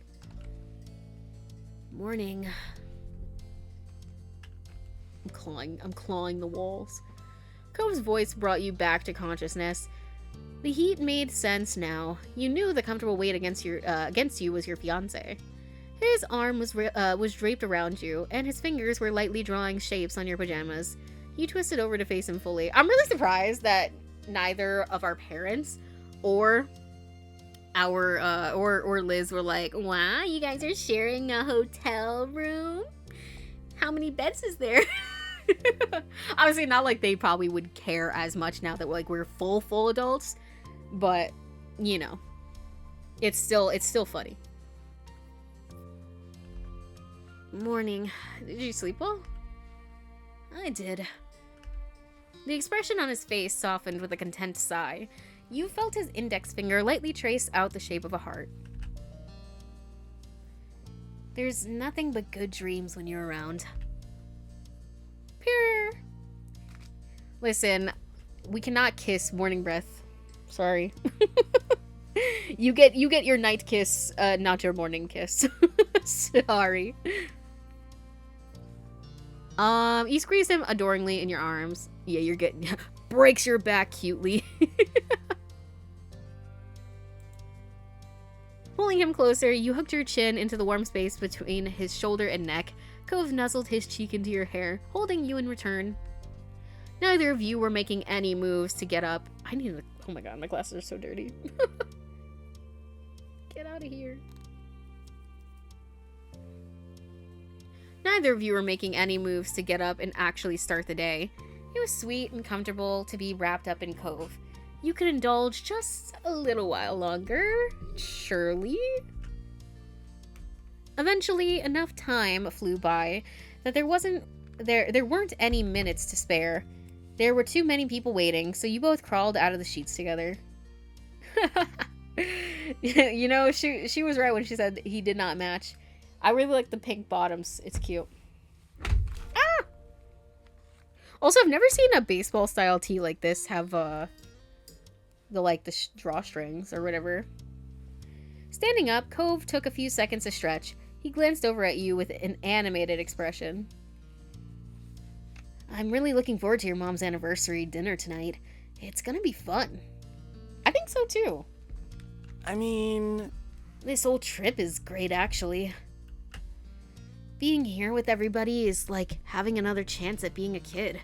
We can do all the stuff we used to, and all the things we never did but wanted to. That's actually true. They can't tell us what to do anymore. We're grown. We're grown. And the first order of business is I'm gonna take another hydration sip. Hold on, sorry, I have to spin around the ice in the cup. Well, not the ice, but you know.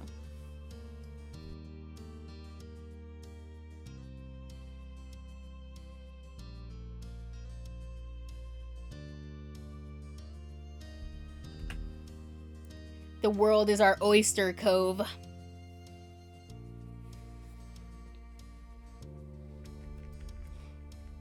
Sunset bird won't know what hit it. Honestly, I do think I would say this because I have said like the world is our oyster because I think it's funny.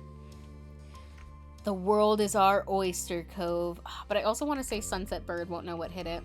What do y'all think? Let me see. I think you'll appreciate this more. Jumping up on the bed, you stood in a power stance in the center. Yeah, yeah, yeah! We run the course of our lives. We're in control of our destinies.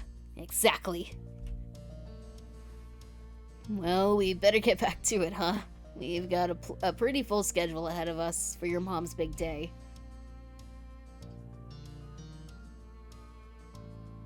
I don't even get that saying. An oyster is closed. You aren't free to roam. Actually, I don't know either. The world is your oyster. I don't know. Should we look it up? Cause like I don't now that you say it, I don't know if I understand it either.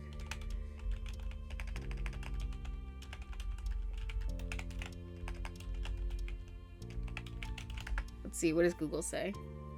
Origin and meaning. I like how, okay, wait, there's this one from Reddit that just says, the world is your oyster. Why oyster, though? I saw this phrase on someone's shirt, and as a music title recently. I searched the meaning on Google, and they explained I can do anything I want to, but I'm curious why it has to be an oyster. Is that even the oyster I know? The seafood we eat raw? Kind of random curiosity. Also, if you know any other phrase that includes a food name, please let me know. And the first person that says, it simply means that everything is open to one, and if one is lucky that they could encounter something special, the metaphor that informs the saying is that if you have an oyster, there is a chance there may be a pearl in it. Okay, so that's what it means. The world is your oyster is like, you know, you never know what might happen unless you open up that oyster, is what I'm assuming. So it's like, you know, the world is your oyster. You never know when you might find a shiny little pearl in there. And I'm like, okay, yeah, that makes sense. I was like, okay. I was like, when you say it like that does make sense. Exactly. That's why I was like, okay. They got me. They got me. You smirked. Ooh, sorry, I'm not even on the right thing. Oopsies. You smirked. So much for being a kid. So many responsibilities. I don't think seeing our friends really counts as responsibilities, Luna. Fine, you got me there. After that, you and Cove moved around each other, busily getting dressed and ready for the day. Light laughter and chatter filled the air the entire time. Bags were packed and phones were sought after. You suddenly tossed Cove his phone where he hadn't been able to find it. You handed Cove his phone where he hadn't been able to find it. Oh, I wouldn't toss it. No, I wouldn't toss somebody's phone. You slapped Cove's butt as he stepped past you. I like how it's like, first it's like, you know, being helpful but slightly risky. Being helpful in general. Slap Cove's ass.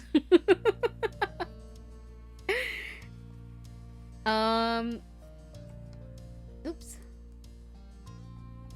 I think I scrolled up somehow. Oh, probably when I was trying to pick my option. And I was tabbed out. You somehow lost a single sock, but Cove found it behind the headboard. See, I don't wear socks to bed, so that wouldn't happen to me. You shook your head at Cove when he ran a hand through his hair instead of brushing it. Oh, God. The urge to be helpful, but also to slap his ass. But what if your feet get cold? See, my feet don't really get cold. I mean, like I said, I normally run very hot, and then, like, if my feet got cold, I just, like, scrunch up like a little ball. But normally they don't get cold. I'm a very warm person. All right, I'm gonna. Do I be helpful or do I slap ass? It's hard. It's hard to decide. Can't I do both?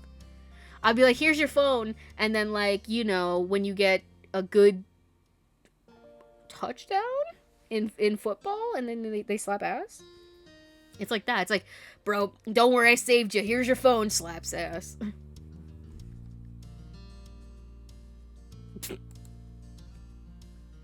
Cove, listen, I had to. I'm a little shit. What can I say? Cove let out a small yelp. You met his eyes with an impish grin, and he shook his head. Oh. Careful. His shyness melted away as he put himself inches from you. I might do something to return the favor. Sheesh, when did this Cove get Riz? Y'all, when did... Bro, those times away between step 3 and 4, he earned Riz. Like, my fault. My fault. I might have to do something to return the favor. You raised your hand in a playful surrender. His mouth bent into a pleased smile. Purr. There was nothing else stopping either of you now. Oh yeah, I forgot he has a car. In minutes, you were hopping into your ride and heading back to the neighborhood. It was another beautiful summer day in Sunset Bird. You couldn't resist rolling down the window so you could absorb it all during the drive. Cove sat across the seat from you. Oh no, maybe we're taking another Uber? sat across the sea from you. I don't know. Is he driving? Is this his car, or are we Ubering again? Near the opposite window, his gaze was locked outside, catching all the old landmarks. Okay, so we must be in an Uber because he wouldn't just like not pay attention. Cove. We've always seen Cove be a very careful driver, so. we actually just got the same Uber car. Could you imagine? Like, it's the same guy, and he's like, no fucking way, it's these two again. I need the random Uber driver cameo again. Cove sat across the sea from you, near the opposite window. His gaze was locked outside, catching all the passing landmarks. There's only 3 Ubers in your area, and you lucked out twice in a row. That actually seems real. Your spirits rose even higher the moment you made it home once more. Eager, you hopped out of the car and let yourself inside. Your moms knew you were going to be there that morning. But the second you made it past the threshold, an excited scream nearly scared you out of your shoes. Is it my cousin? Oh my god, look at your hair! Girl! What happened to the aerial cut? I guess everybody's cutting their hair short this time. I say that, it's like 2 people. But okay, she looks so good! Luna, you're here! And guess what? I'm here too! While your heart rate settled, a broad grin quickly took over your whole face. Since your cousin moved out on her own, you'd noticed that she'd really found her own groove. She was still the same loving person she'd always been on the inside, but she expressed herself in new ways. Lee was strong, kind, and smart. Over the past few years, she graduated college with a degree in history. Though last you heard, she was pursuing her dreams, working towards getting into the music industry. Don't do drugs, okay? Stay away from the drugs. You look great, mind you. Thanks. She beamed, putting her hands on her hips. Lee gave you a once-over. I'm not the only one. Shaking your head, you laughed at the appraisal. Lee's gaze narrowed with scrutiny. Right? She looks so cute. I love, the pants are super weird. I'm having a love-hate relationship with them right now. Like, in a way, like, they're quirky and cool. But I'm like, do I like it? I don't know. She's definitely more quirky. Shaking your head, you laughed at the appraisal. Lee's gaze narrowed with scrutiny. Don't be modest. I mean it. You look happy. Lee leaned to the side to glance past you and meet Cove's eye. The grin on her face widened while she waved. Hi, Cove. Hey, nice to see you, Lee. I got in practically at dawn. It was a whole thing. But at least I made it here alive. Sheesh. Oh my god. I did not realize... Well, obviously I always knew that she was tall. Because we seen her last time. But... Oh my gosh. Liz, you got tall as hell. And she got her... I don't know. What are these called? Rompers? I think that's what they're called, right? Rompers? I don't know. I can't tell if it's a one-piece or a two-piece thing. Lee exhaled and slumped her shoulders to emphasize how exhausting the ordeal was. Behind her, Liz made her way over. She crossed her arms at the scene. Also, like I said, I do really think it's funny that coincidentally, all 3 of us have names that start with L. I'm here too, in case you were wondering. I'm always wondering if you're there, somewhere. I wasn't, but thanks anyway. Liz's lips twitched before twisting into a smug smile. She brushed a stray hair out of her face. Hey. You make it sound like I'm always following you around. I have a life of my own, if you weren't aware. I know, but when I'm home, I'm always keeping an eye out for my big sister. Old habits. How sweet. I miss the days of checking to see if someone else made it to the TV first, too. You laughed. Of course, that's what her mind would go to. Another friendly shout rang out into the living room. It was as cheery as it ever was from the many times you'd heard it over the years. Good morning, family. My parents. Your parents both came out from the side hall together. Morning. Well, now that everyone's here, I do have a little something to mention. Ma put her hand lovingly over her wife's. Mom leaned her head into Ma's with matching affection. We're all still having dinner together, but Pam here actually made plans to take me out to brunch to celebrate our anniversary. Just us two. Please, she hooked an arm around Ma's waist. Sorry. Sorry to push you out, but I'm sure this group of mature grown-ups will be able to entertain themselves for an afternoon. We don't need to find a babysitter or anything. Totally. Totally. Yeah, have fun, moms. Don't worry about it. We can survive that. Easy. Enjoy your brunch. This works out, actually. An afternoon open means there's time to meet up with Terry and Randy. Hopefully they're free today. Your two school friends still lived around the area. They knew you were coming to your for your mom's party, but when or how you might arrange to see each other wasn't set in stone. Sounds good. Definitely. We should call them. All right. I have some people I'd like to say hello to as well. Liz had her cell phone in hand, ready to get her plans made before she was even done speaking. Arching an eyebrow, she then directed the next part at Liz. Would you want to come along? We've been missing out on a lot of cousin bonding time in the past. Yeah. I'd love to. It'd be an honor to hang out with you, Liz. No fair. Liz meant to go with me. It's fine. I hope you both have fun. Don't worry, fun is my specialty. Chuckling, Liz smirked. Listen, do I want Lee to go with me? Yes, but I don't want to take away opportunities for them two to hang out together. Because that's not right.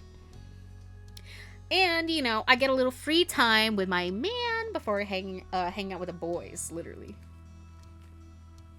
I'm curious to see what Terry looks like now. Because if you missed the ending, or I guess the start of this one, not the ending. If you missed the start of this step that I played last time I streamed, Terry, I believe, is the one that transitioned. So I'm excited. I want to see what he looks like. Chuckling. I wonder if we'll see any of the others too. Like we say we never see Baxter again, but maybe he'll show up. Derek might be around. Sorry, I don't know why I almost said Dexter. I think I unintentionally mashed up Baxter and Derek's names together. I did not mean to accidentally make a ship name. I'm sorry, guys. I promise. Yaoi was not on my mind in this one instance, but I don't choose that lifestyle. It chooses me, apparently. Not a hiccup. Leave me alone. Chuckling, Liz smirked. Well, try not to have all the fun. Don't get into too much trouble. You shook your head, and Liz winked. She then glanced back at her phone and rapidly typed a new text. Excellent. It's settled. She squeezed her wife's hand. Her gaze took in the whole room, ecstatic to have the house full again. Sorry. Today is going to be perfect. Yes. I think so too. I truly couldn't be happier with my wife, my children, and our whole beautiful family. It's already a wonderful anniversary. There were a couple of awes and sweet comments from the group gathered around the couple of the hour. Oh. Hello, bod. Let me set a timer. Let me take a sip of my drink first, actually, before I do that.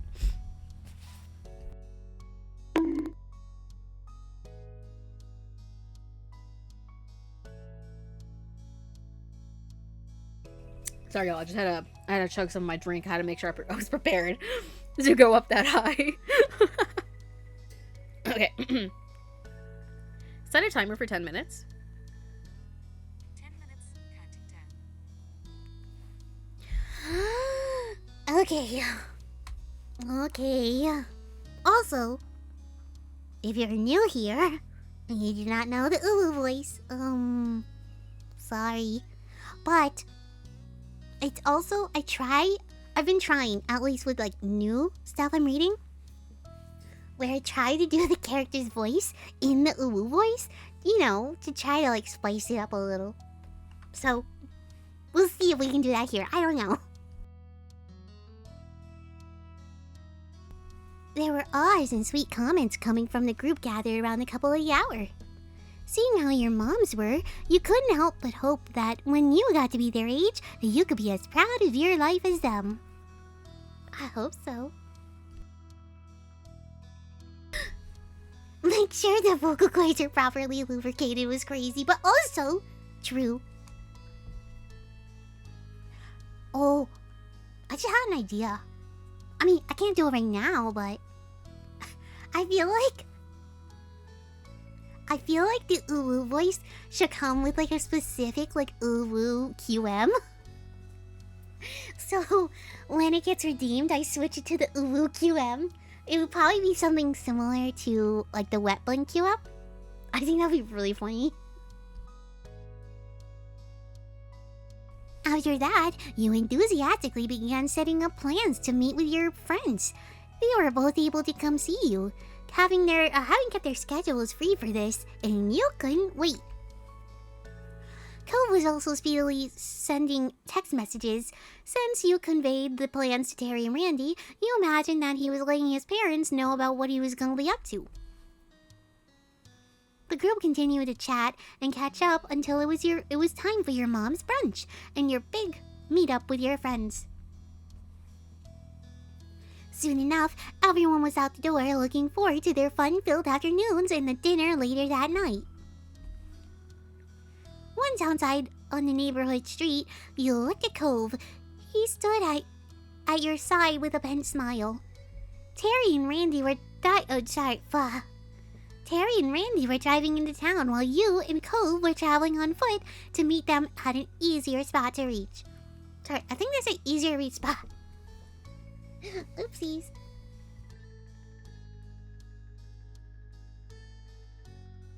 Man, we really are kids in Sunset Bird again, having to rely on other people who actually have cars to really get somewhere, anywhere. Now we're stuck walking to whatever is nearby. No, we're reverting back to infancy. We never drive anyway. That's not true. He drives. Shut up. No. We're reverting back to infancy. A snort was followed by true laughter from Cove. Teasingly, you pouted. This isn't funny, Cove. I don't want to be a baby again. Really funny. Really funny considering the voice I'm doing right now.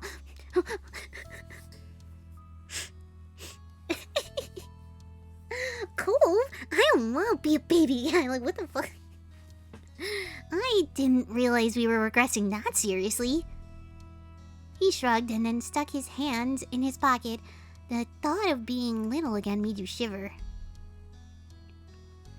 I wouldn't go back to that. I like being me currently. Me too. I like you too. Let's go. Classic grocery store. You bounced forward several steps and shot Cove a playful look over your shoulder. With that, the two of you began your trip down the Old Town Road. I'm gonna take my horse to the Old Town Road. I gotta ride till I can't no more. It was a casual stroll into town, and before you knew it, you were at one of the large parking lots in Sunset Bird. It was the one that used to have the little crepe stall. Trust me, I recognize the parking lot. Remembering the delicious smell, you got lost in thought. The store did well enough that it moved into a full-size building a couple years ago. Now, you've seen pictures. It was very cute. It was very cute. Kill me.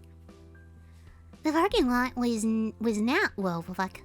The parking lot was now just, well, an empty parking lot that cars could theoretically park in. Not many took that offer. Cove pulled out his phone, texting Terry and Randy in a group chat to let them know you'd made it. Someone must have answered already because Cove gave you a status update while still staring at the screen. Randy texted, "I can see you." Average Randy moment. Oh, the blare of a car horn cut you off. And this is the horn. All my fellas. Yeah! All my fellas. And that's the horn. The blare of a car horn cut you off. You and Cove both turned towards the source of the noise. One of the windows rolling Hey, down. buddies. Oh my god, hey! The reveal. Are you guys ready? Your friends had arrived, making a spectacle of it as expected. Being the only car meant that they got pick of the lot, so they pulled in to stop. Oh my god, I'm having a stroke! So they pulled to a stop in front of you, and nothing else.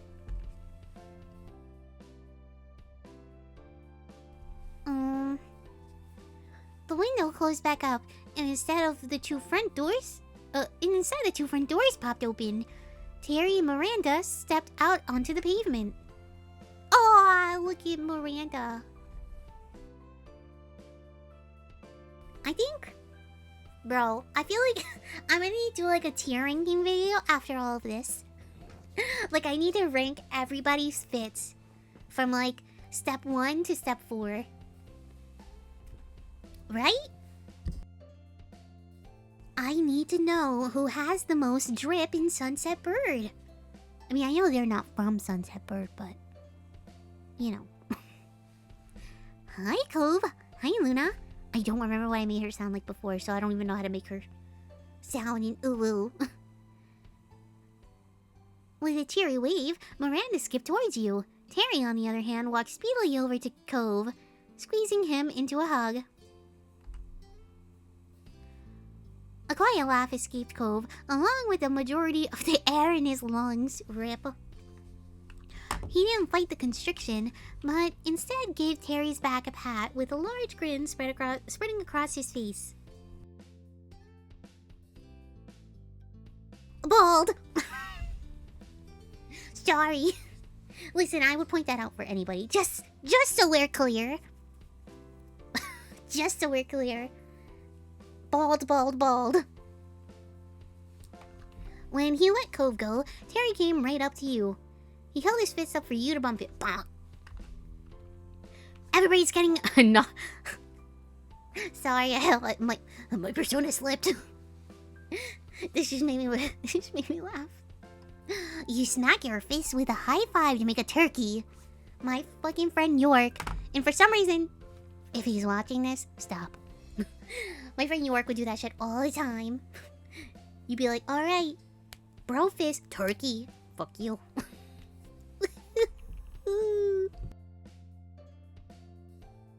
Oh, but anyways, sorry, everybody's getting a hug. You know the rules around here. Sidestepping his fist, you wrapped Terry into a big hug. He held you back tightly, rocking you back and forth excitedly. Nobody can escape the hug train, not for me. Oh my god! We're staircase too. If you put me in there, I'd probably be shorter than Miranda. Let's be so for real.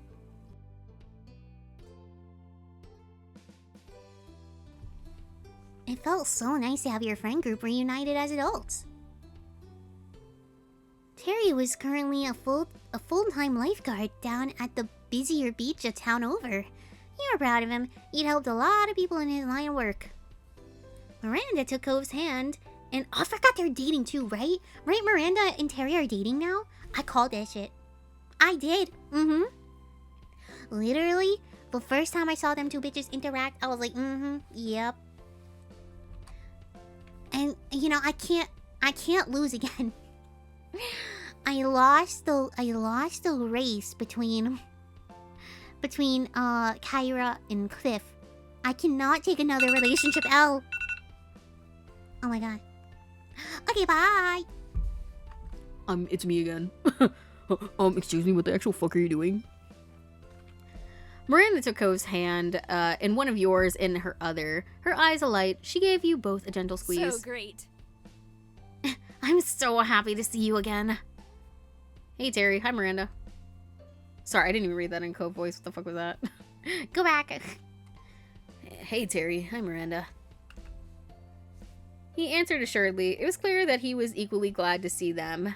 This reunion was long awaited. For a while, Miranda had been working hard as an assistant at a school while continuing her own education. Sorry, I'm having a stroke. She also kept busy running a small online shop selling handcrafted knickknacks she made. Okay, what we making though?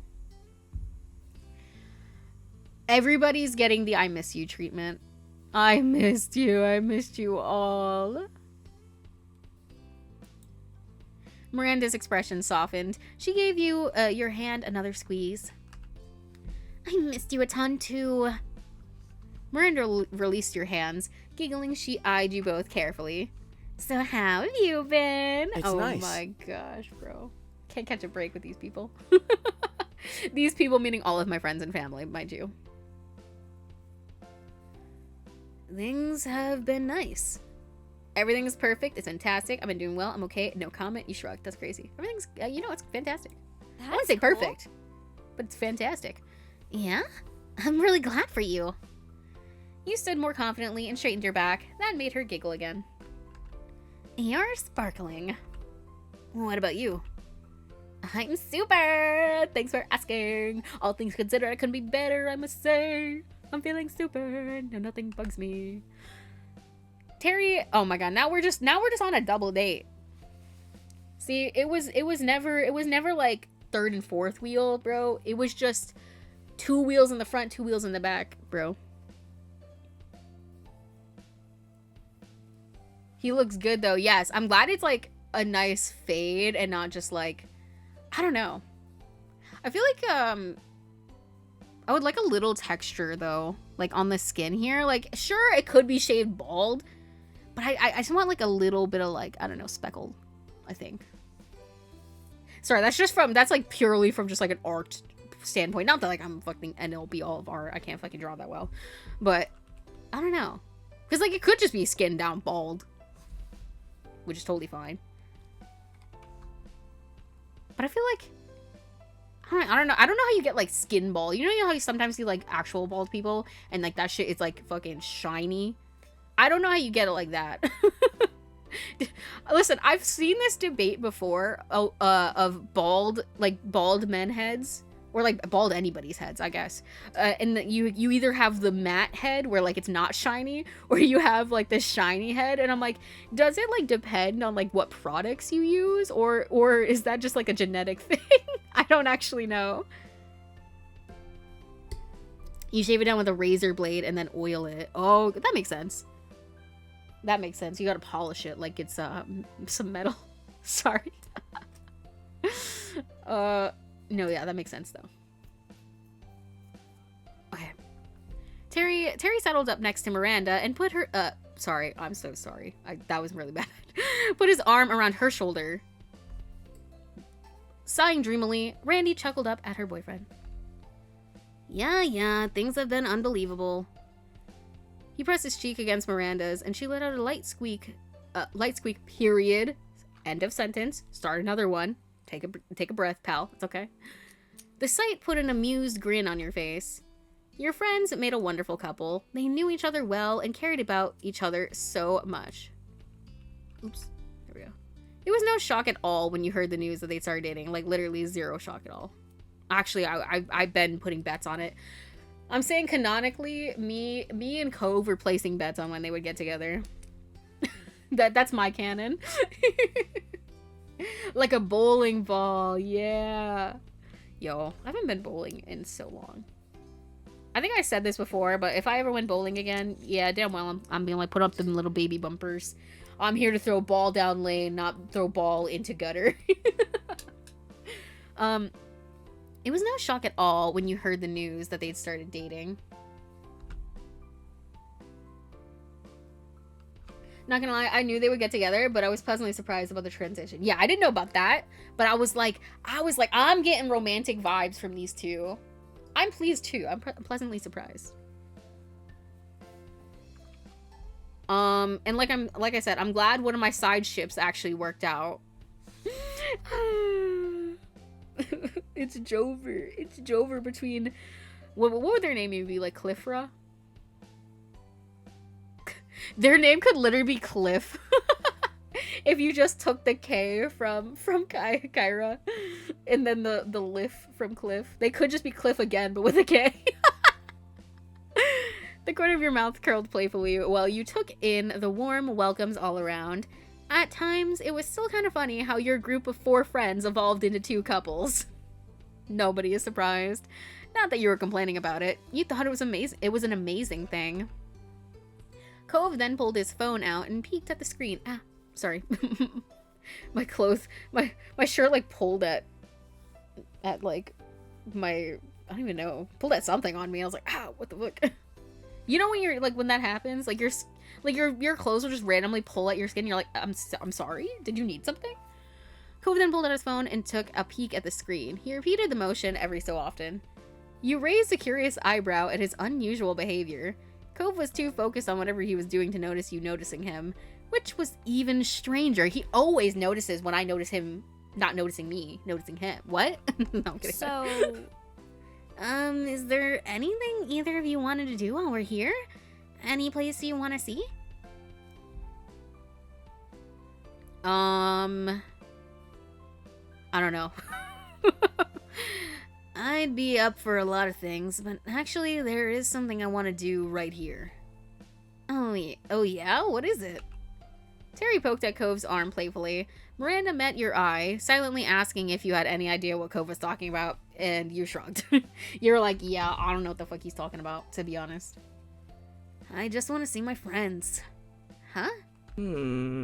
Cove, you're already doing that. Well, True, but I could be doing it even more. You, Terry, and Miranda. Yo, Neko Priestess, thank you so much for the raid. Welcome in, you guys. What is up? I'm Luna. We're playing Our Life. We're doing a fun little dating sim. We've got my 2 friends starting from the leftmost side. We've got Miranda, and then we got Terry in the middle.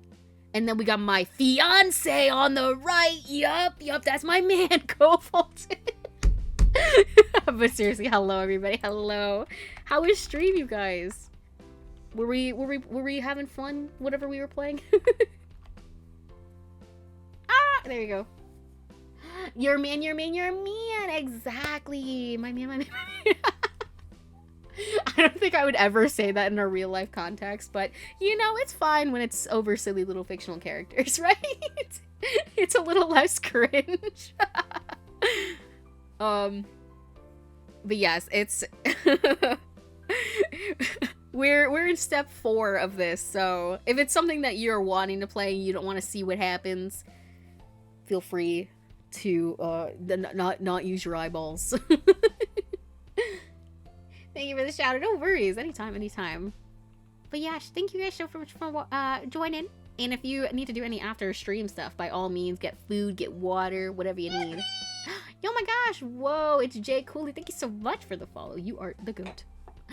You, Terry, Miranda all turned to Cove with identical incredulous expressions. His stare moved to a point past you 3, and you heard the scrape of sand and gravel underfoot. Who'd he invite? Someone else stepped into the parking lot.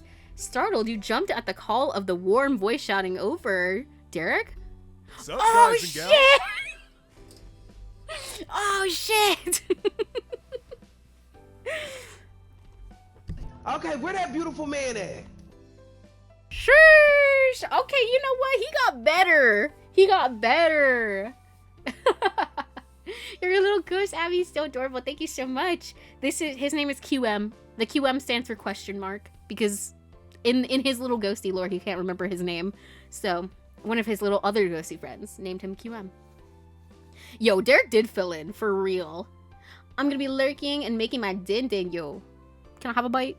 No, I'm kidding. Enjoy making your dinner.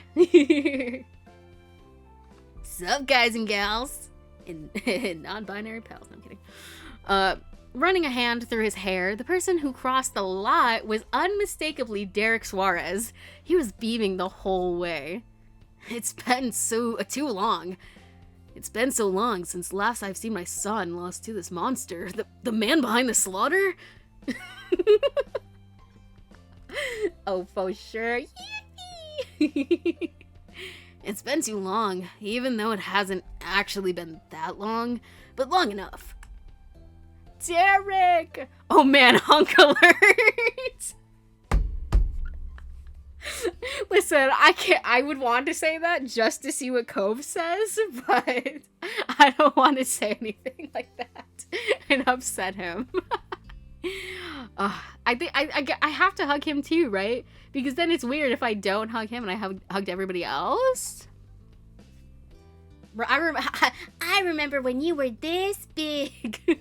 I say as we were the same age and probably the same height at the time.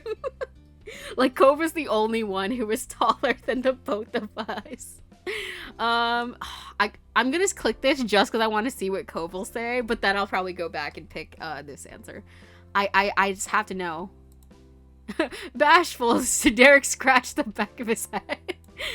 Well, it's partly true, but you don't have to say it. I think I do. Someone would better report those guns. I don't know. Maybe... I want to hug, but also this is funny as fuck. Thanks to all your encouragement, Derek went along with the fun and held his arms up, flexing. Applause broke out among your group, and you whistled, causing a blush to darken his cheeks. I missed you. Oh, wow. I was not expecting that, brother. Woo! Is it heating up in here? No, I'm kidding. Oh, shit. Y'all, somebody give me $2. No, I'm kidding. $2 in a dream. He spoke to you gently, and you were thrilled just being there, reunited with him.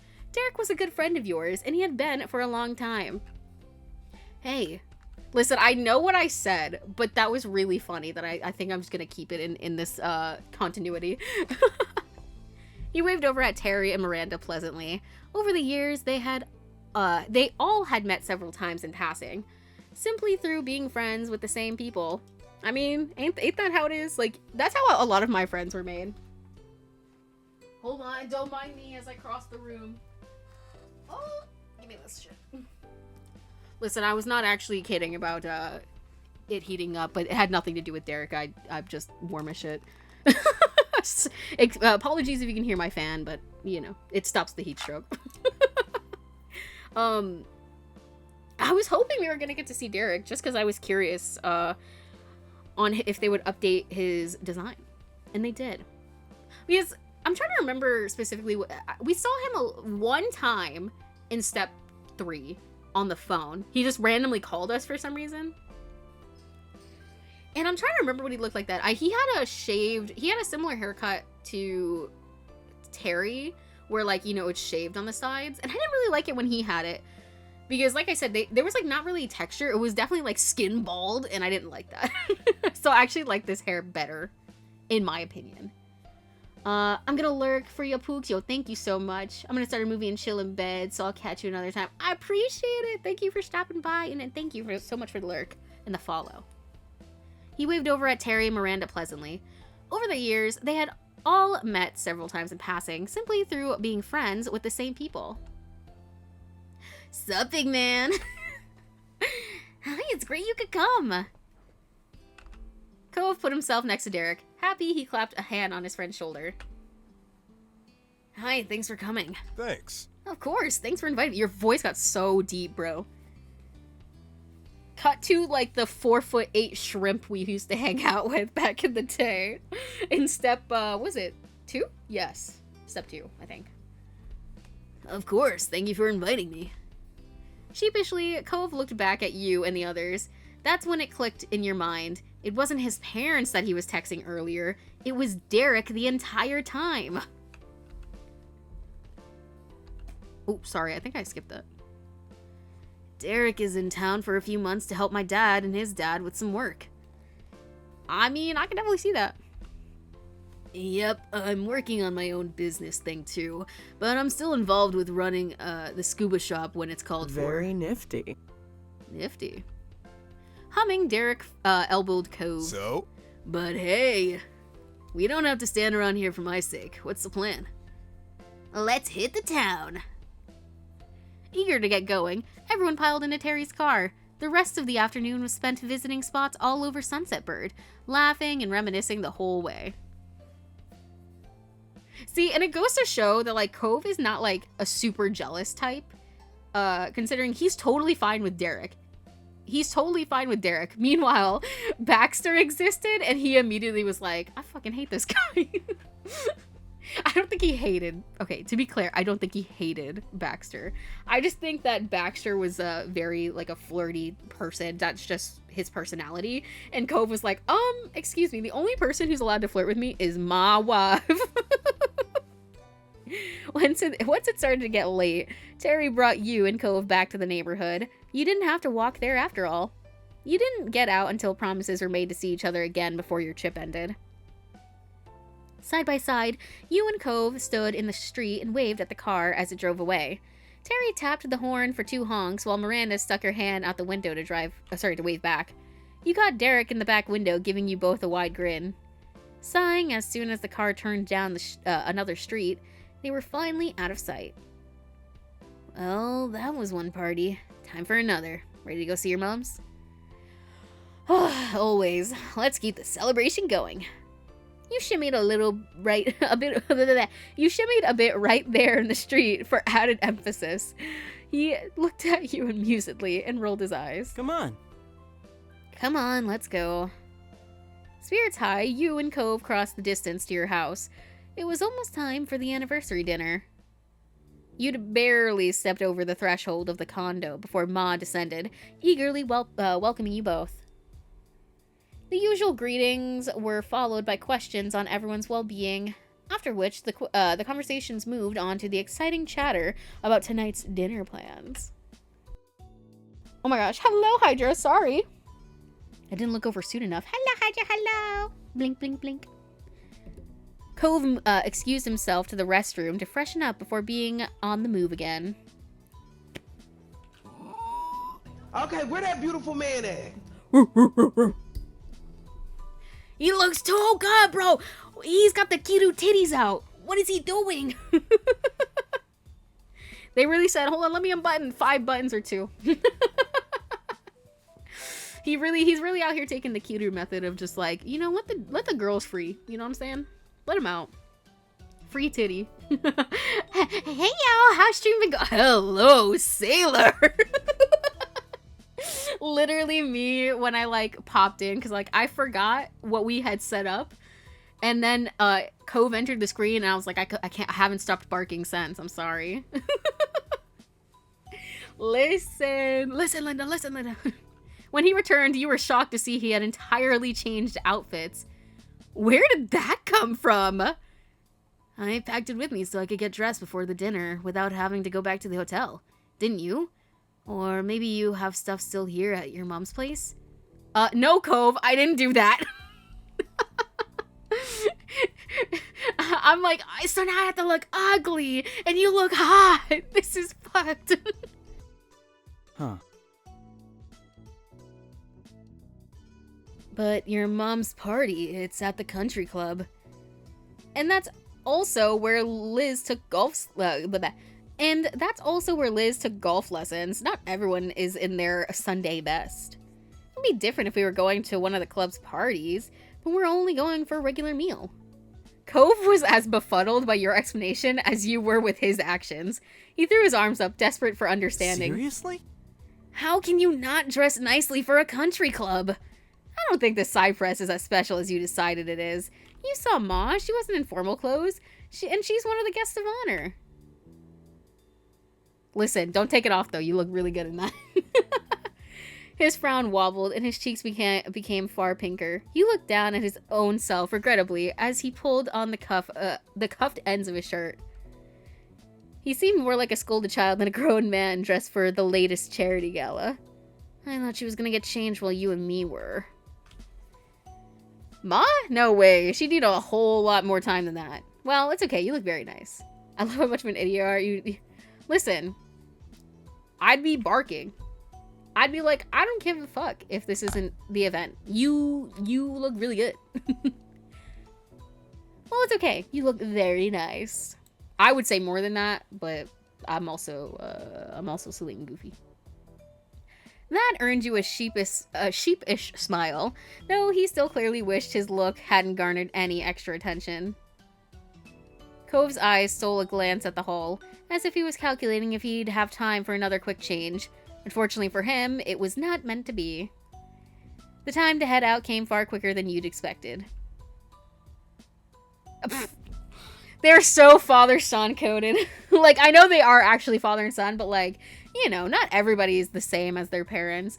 But like, you know, I see where Cove gets half of this shit from. Oh, the Holdens. They make me laugh. They make me laugh and Google. Cliff and Kyra swung by the condo to make sure everything was in order. And for your second surprise of the night, Cliff was also in formal clothes. Listen, why did nobody, like, send out, like, a dress code? Like, what do you mean? Cove's face excitedly whipped towards yours at the same time Cliff went to Kyra's. The two men pointed at one another. Damn. Time is a fucking circle. Why does Cliff look younger than Cove? Because he's shorter than him.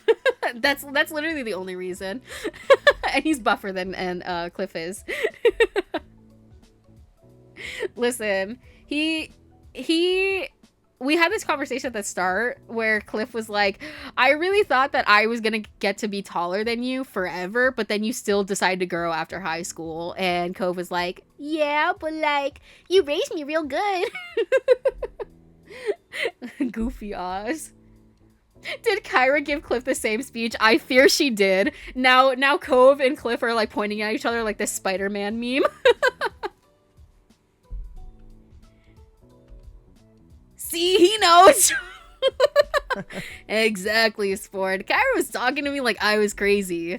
The aforementioned Kyra placed a hand delicately yet dramatically across her eyes. Clifford, our son only knows this because you're the one who raised him. Cliff chuckled, his arm moving to scratch the back of his neck. I think Cove has that same, like, thing where he'll do that too. Yeah, that's my boy. The ends of Cove's mouth gently bent up. He truly was his father's kid in more ways than even he realized. Listen, I was saying the same thing. I was like, they both have a tendency to get a little emotional and apparently wear formal clothing when formal clothing is not required. They may be the only ones in the group, potentially the only guests at the entire club, all gussied up, but at least they could now take solace in one another.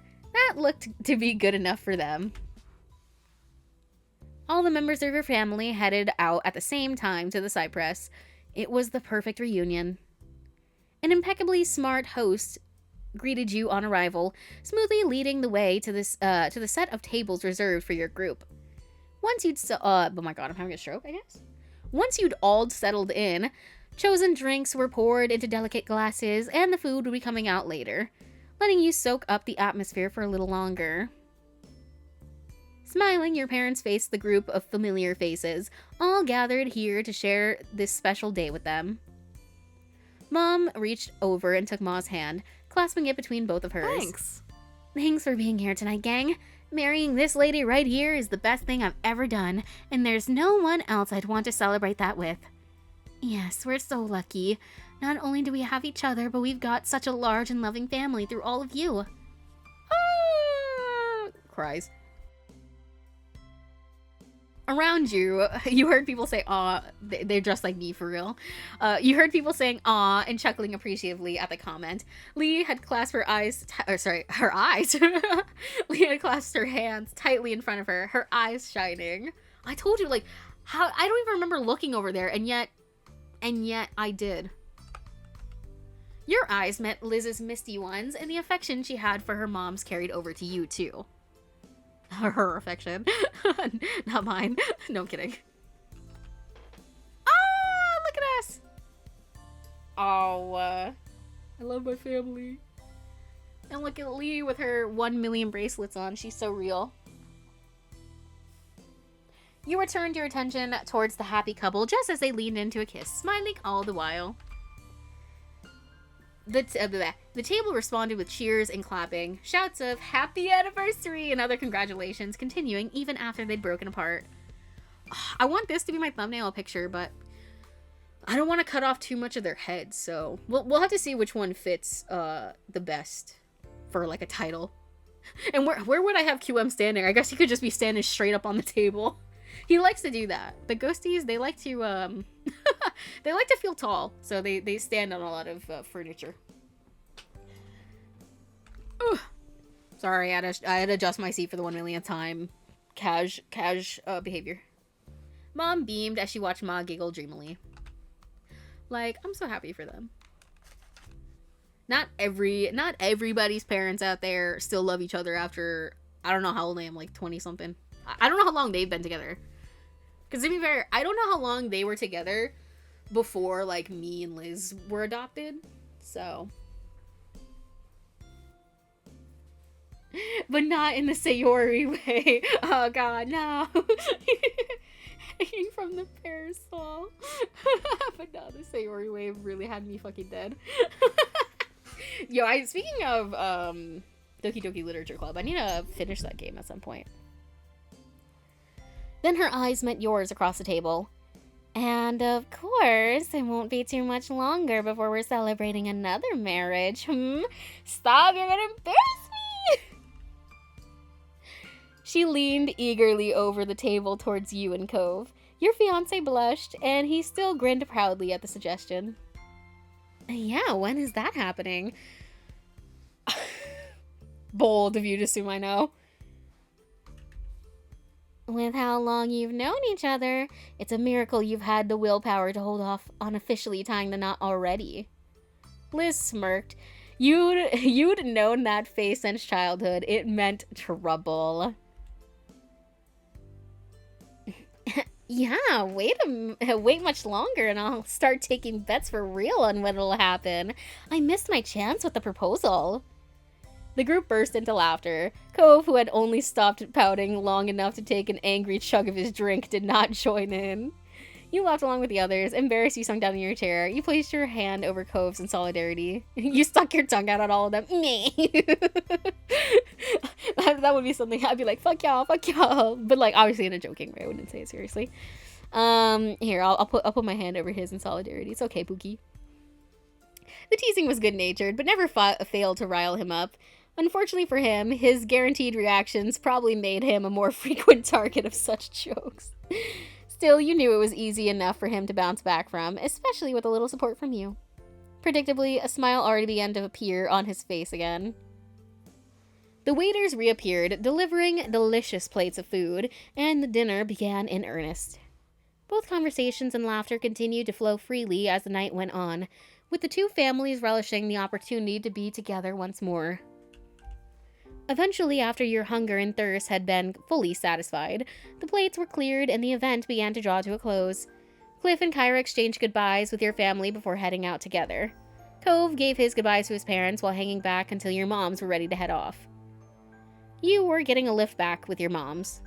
It was already late, so you discussed the possibility of going straight to the hotel rather than going back to the condo, but Cove had asked if they'd mind taking him back to the neighborhood. He'd wanted to visit it a little longer. Your moms had happily agreed. Oopsies, I double clapped. Clapped? Tapped. Chill. Liz and Lee were fully tired, so your moms swung by their hotels during the trip home while you and Cove made the full journey with them. Lying in the backseat of your mom's car with Cove felt more than a little nostalgic. How long have they been engaged anyway? I'm assuming sometime in between, I'm assuming recently after step 3 we get engaged, so yeah, I don't know. I think it's supposed to be ambiguous because you can decide, like, in your head, maybe when you got engaged. So it could have been, like, at the very, like, immediately after step 3. It could have been, like, a year, 2 years. I think it's supposed to be vague for that reason. That's the only reason I could think. But to be honest, I don't actually know how old we are. We were 18 before. Now we're older than that. I don't know by how much. So I don't even know how much time has passed between step 3 and 4, to be for real. As your eyes drifted over to him, his head rested on the window. It was hard to believe how much time had passed. How much time had passed? Tell me! Mom stretched as she got out of the car, smiling over her shoulder as she headed towards the house. Yeah, I've got to be like mid-20s, right? Like 24, 25. Time to put my feet up. You two joining us? Cove shook his head. No thanks, it's your anniversary. You don't have to entertain me. I'll take a walk. It's never a trouble to have you over, Cove. You alright with that? Let him do as he pleases, Lonnie. But you better not stay out too much later, or there'll be trouble. Ma chuckled as Mom waggled a finger, her expression exaggeratedly severe as she reprised a role that, in truth, she never really played. Neither of your parents had been particularly harsh as you'd grown up. Ma joined in on the act. Don't get too wild just because there's no school tomorrow. Yes, Moms. Laughing, they made their way inside, leaving you standing out in the dark street with Cove. You know exactly where we're about to go. You didn't even need to ask him why. You already had the answer for this. He wasn't ready for the day to end. Without a word, Cove began to stroll down the road. You walked alongside him. The beach! You'd known your destination long before you arrived on the dark and utterly deserted beach. Listen, all he wants is to either go to the beach or go to the hills behind my house. So I was like, it's probably the beach or that place, or the hill, so. You'd known your destination long before you arrived on the dark and utterly deserted beach. There were no lights down here, nothing but the moon and stars for illumination.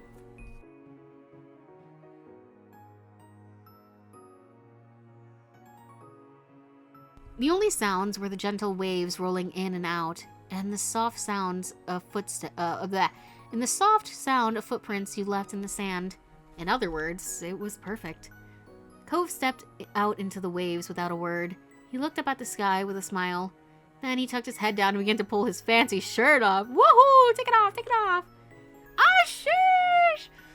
He tucked it over his head and lobbed it backwards, further up the beach and out of the reach of the waves. That's crazy considering that was a button-up shirt. How do you pull a button-up shirt over your head? Well, actually, let me take that back because it was unbuttoned several buttons. Poor little Rux is missing this too. They wanted shirtless Cove, and now he's here, and they're not here. I feel bad. He tugged it over his head and lobbed it backwards. I fucking read that already. Kill me. Didn't know I'd begin a show. Cove froze, his arm still raised from where he'd thrown his shirt. Slowly, he came back to life, stiffly pulling his arm back down. Your commentary had made him self-conscious. Oh, sorry! Listen, but it was a show. Laughing, you clapped your hands in delight at his awkwardness. Cove slipped his dress pants off and tossed them back into the... back in roughly the same direction as the shirt. It was just down to his polka dot boxer briefs. Thanks for the detail, too.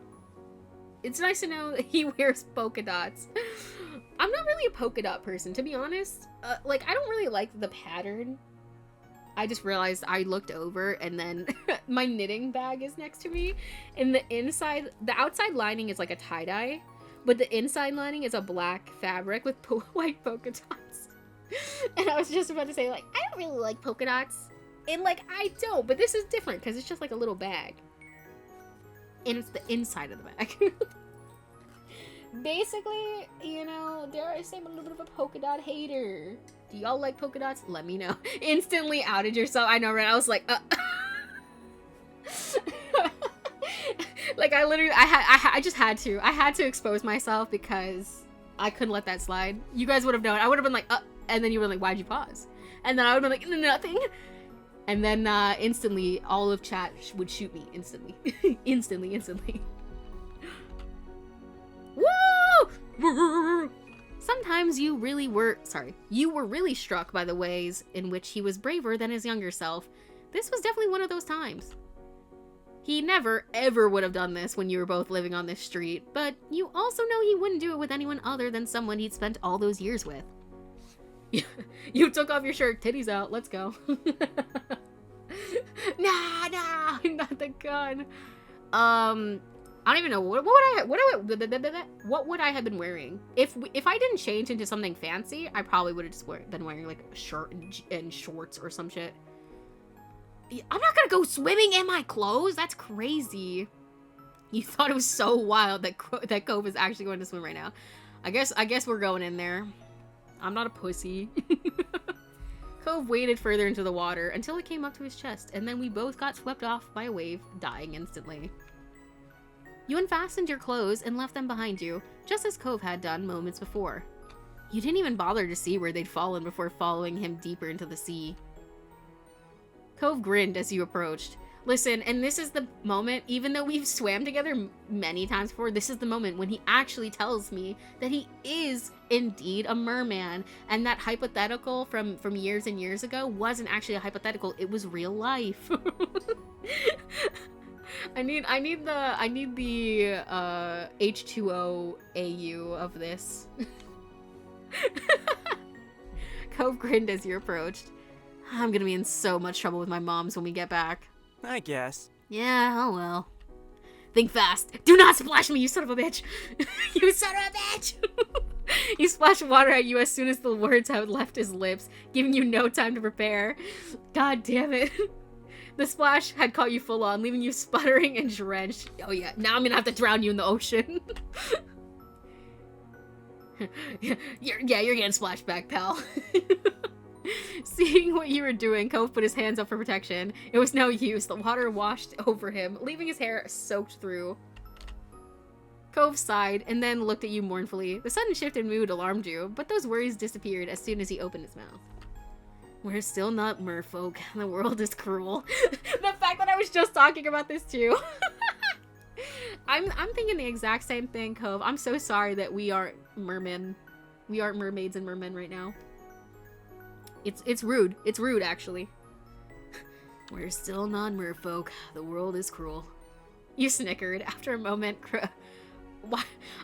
Sorry, I was about to combine Cove and Mock and call him Croc. Which, where the R came from, I don't know. But it's better than if I left the R out, it would have just been Cock. Cock's sadness broke. Like, what do you mean? Cove's mock sadness broke, and he joined in. The two of you wound up drifting further down along the shoreline, chatting and enjoying the chance to be back on the beach that had provided the backdrop for so much of your childhood. Eventually, a silhouette of structures appeared up ahead. As you drew closer, you realized it was the old playground. Damn, girl, how far do we swim?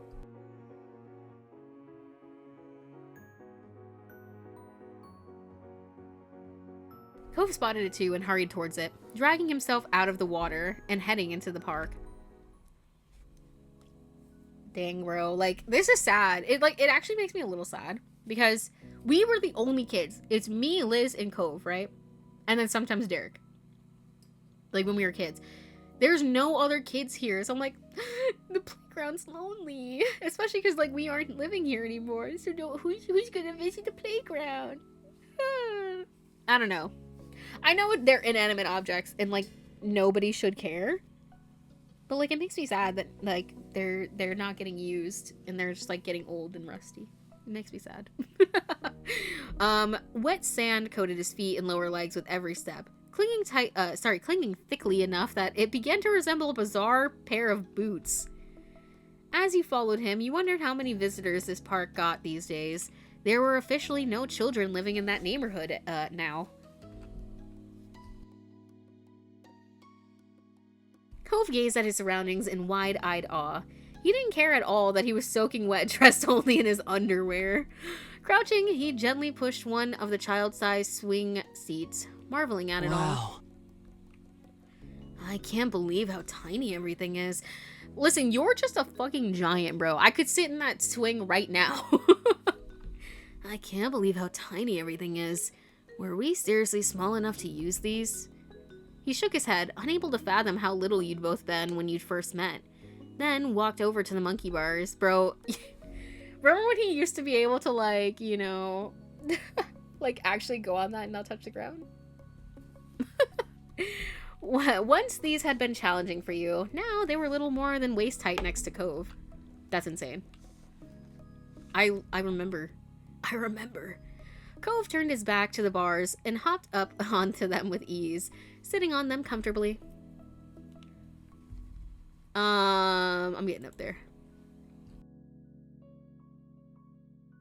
It was strange seeing adult Cove juxtaposed with the baby playground, but you took your own place on the structure. This place had been something so exciting to Cove back when he first arrived. Apparently, it was to this day. Cove briefly. Wow, I really do just skip words like that. That's insane. That's insane.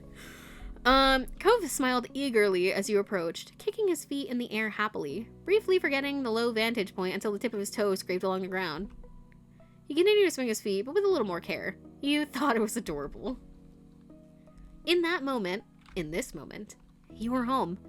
It just so happened to be the place you'd grown up, but really, anywhere you could be with Cove was that for you.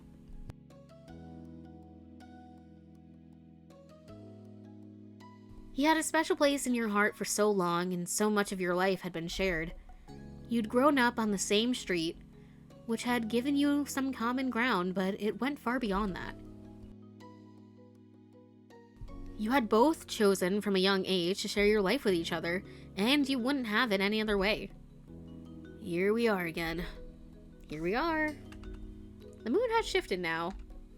The funny, impulsive night beach trip was, with the spike of adrenaline, oh my god. I was doing so good today. Can somebody give me credit?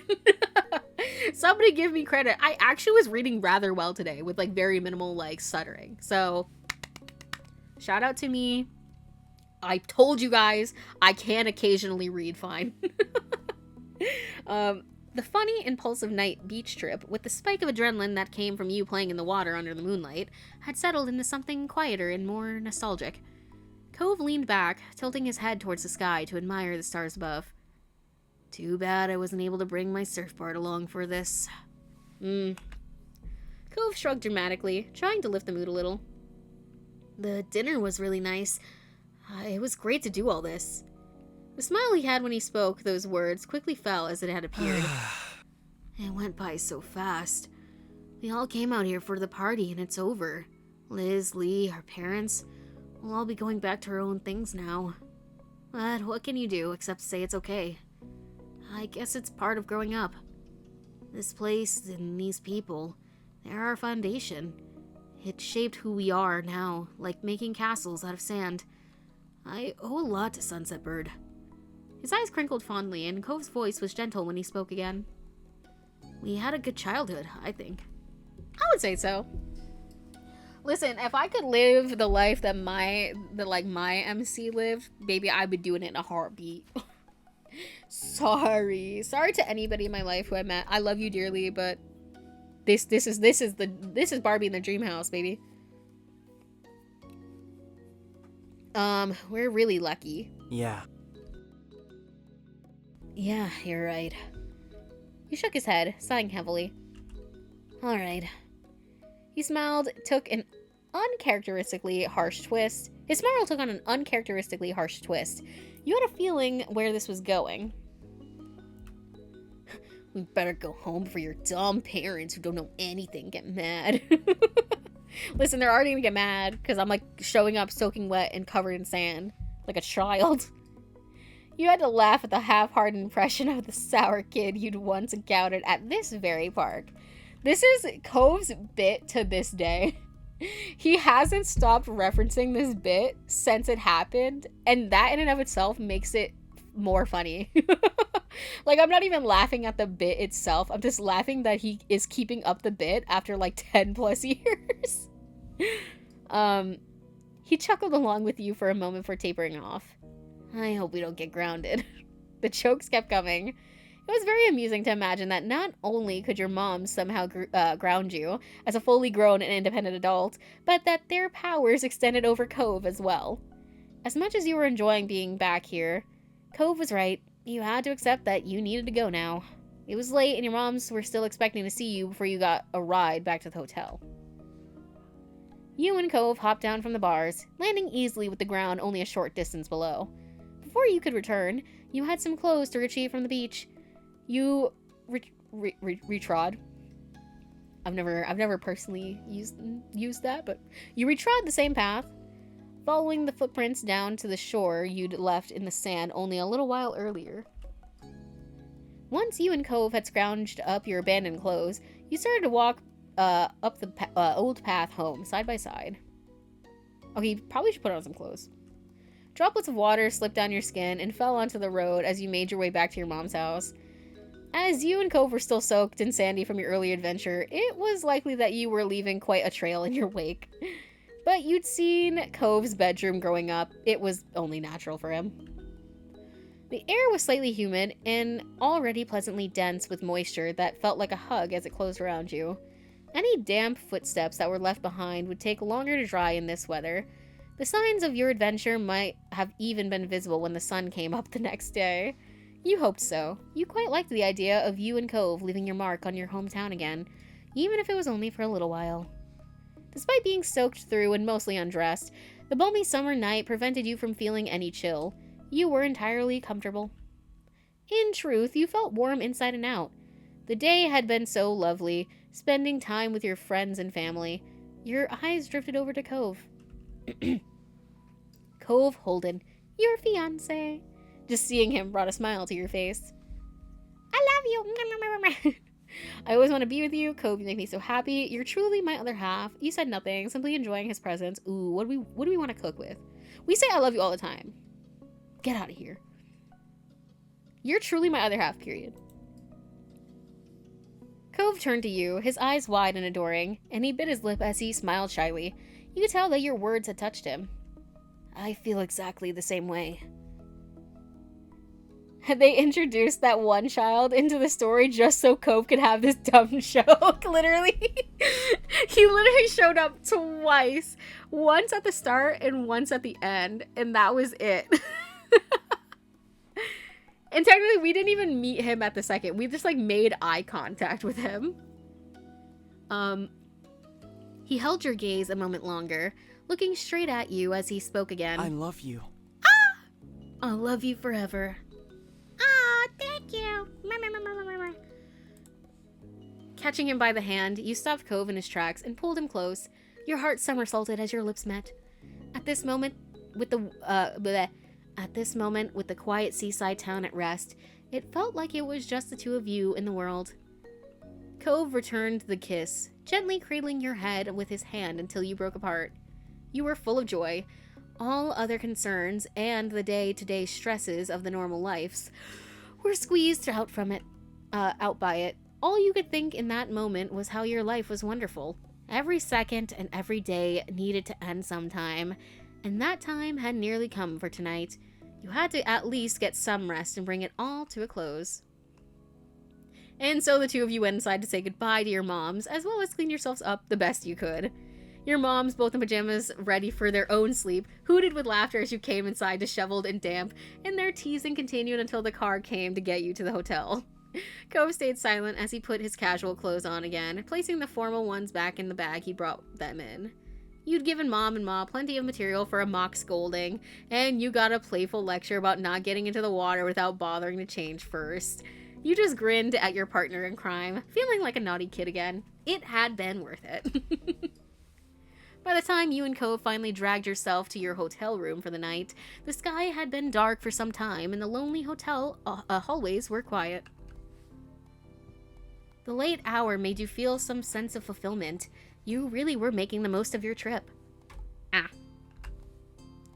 It was such an odd thought that it was almost over. You had settled into this new routine naturally. All the familiar streets and faces made everything easy to get used to.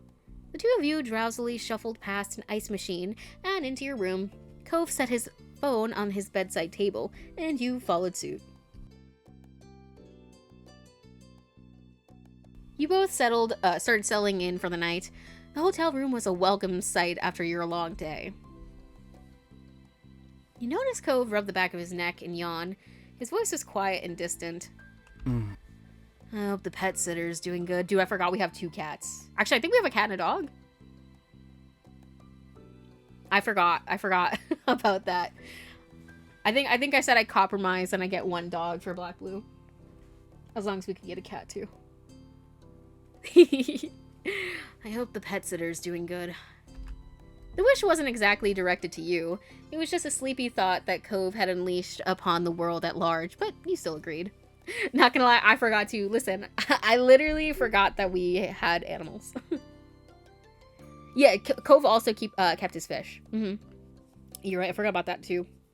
So yeah, we have the fish, and then I think we have 2 pets. Regardless what the 2 pets are, we have those 2, and then our pet fish. Actually, I don't know if it's multiple fish or, you know, a few. Like, how many fish? I don't remember. But Big Man definitely better be in there. But you still agreed. I hope so too. Cove still kept his fish after all these years. Yup, there you go. I wonder if they're the exact same fish as before. Cove still kept his fish after all these years. Delightful, colorful things in huge aquariums. He spent a lot of time when he wanted to relax just watching them swim. You also had adopted pets who you'd loved dearly. Your home was a lovely place full of critters that both of you cared for. That was why, with both of you gone, it had been important to find a decent pet sitter. Cove's anxiety about leaving them hadn't subsided. Over the vacation, you had caught him a few times texting the pet sitter and asking about his fish.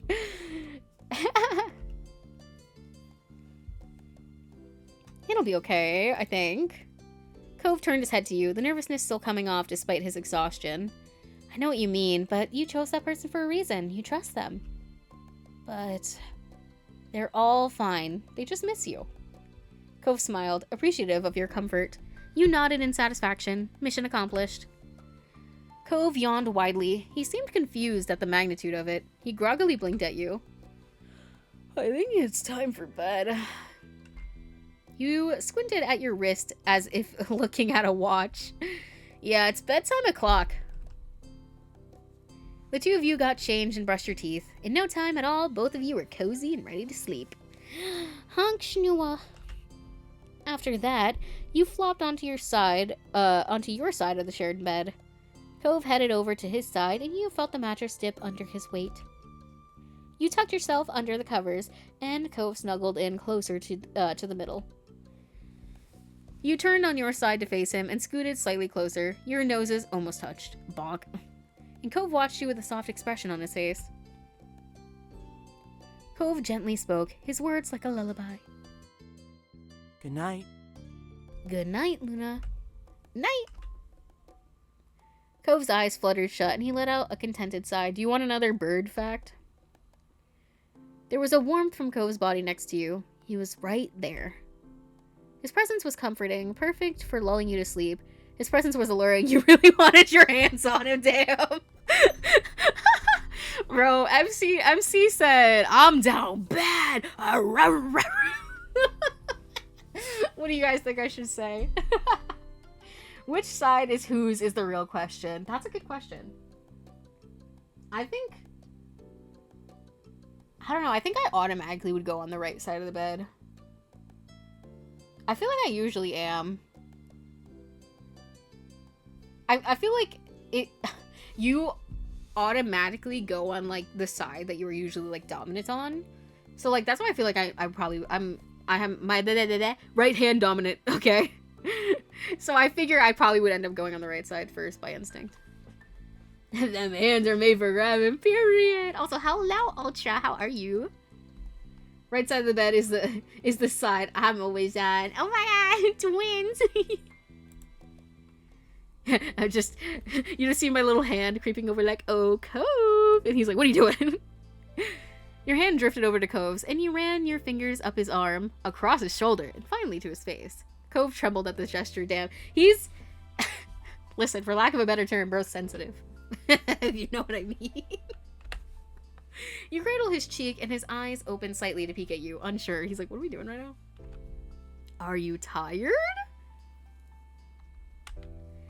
As nice as it was to be near him, you understood he might not be in the mood. You wouldn't mind if you both just went to sleep instead. Cove mumbled into the towel blanket. He's like, I can't even open my eyes right now. I mean... He said not anymore. Bro, it was one touch. You're already going crazy. Are you about to get a baby before you get married? No! You're just like Mr. Holden. He said the same thing during step 3 when he caught us. Well, mind you, we were just sharing the bed. Nothing nefarious was going on. We literally just slept and then woke up. And unprompted, Cliff was like, you know, Cove, I became a daddy not to, not too older than you right now.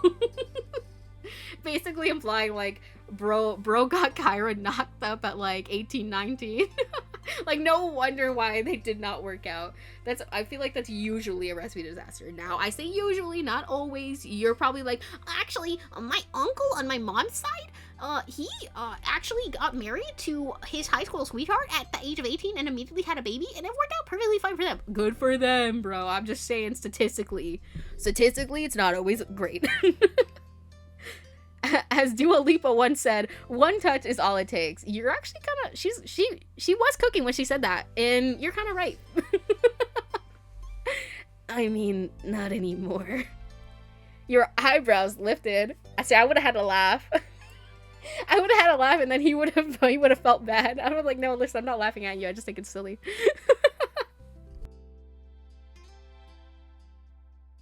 Lol. No, I know firsthand that young marriages don't always work. Oh no. Listen, whether that happened to you or you're the child of, I'm sorry. Either way. I mean, you know, it probably teaches you something at least. Your eyebrows lifted. He flushed as a growing excitement replaced any previously held plans to rest. He's like, yeah, suddenly I'm wide awake. I am indeed the child. Dude, you're a cove. I'm sorry, that's fucked up. I'm sorry. You leaned forward and lightly kissed his lips. He pecked you back affectionately. You could feel his smile in his affection. He rolled slightly so that he was fully on his side and had a better range of motion, like, hey yo, for doing what though? We about to get spicy? With the new freedom of his arms, oh my god. With the new freedom of his arm, he reached over to stroke the back of your head. Thought he was about to say something else. I was like, golly. Bro, I wish I was Kobe. That's my dream life. I think we're all feeling that way. It's like, I would sell my soul for one corn chip to be able to have this life. Like, yes, he's had it rough at the start, but like, you know, it worked out in the end. He probably has enough money to get a therapist. That's what I'm saying. Yo! Val, thank you so much for the raid, you guys. Welcome in. Lorex, I literally was just talking about you earlier. I'm so sorry you missed Shirtless Cove. Like, he was down to the boxers and everything. We were on the beach, and we went swimming. So he just stripped down to the... No shirt, no pants, just boxers. It was crazy. It was good, though. But hello! Were we playing more, whatchamacallit? Or were we playing something else? My chat just got done torturing me. Dude, average chat moment. I feel that so hard. Here, let me give you a shout out, by the way. Before I forget. I do that sometimes. I'm like, oh yeah, let me give a shout out. And then I get distracted. And then I don't.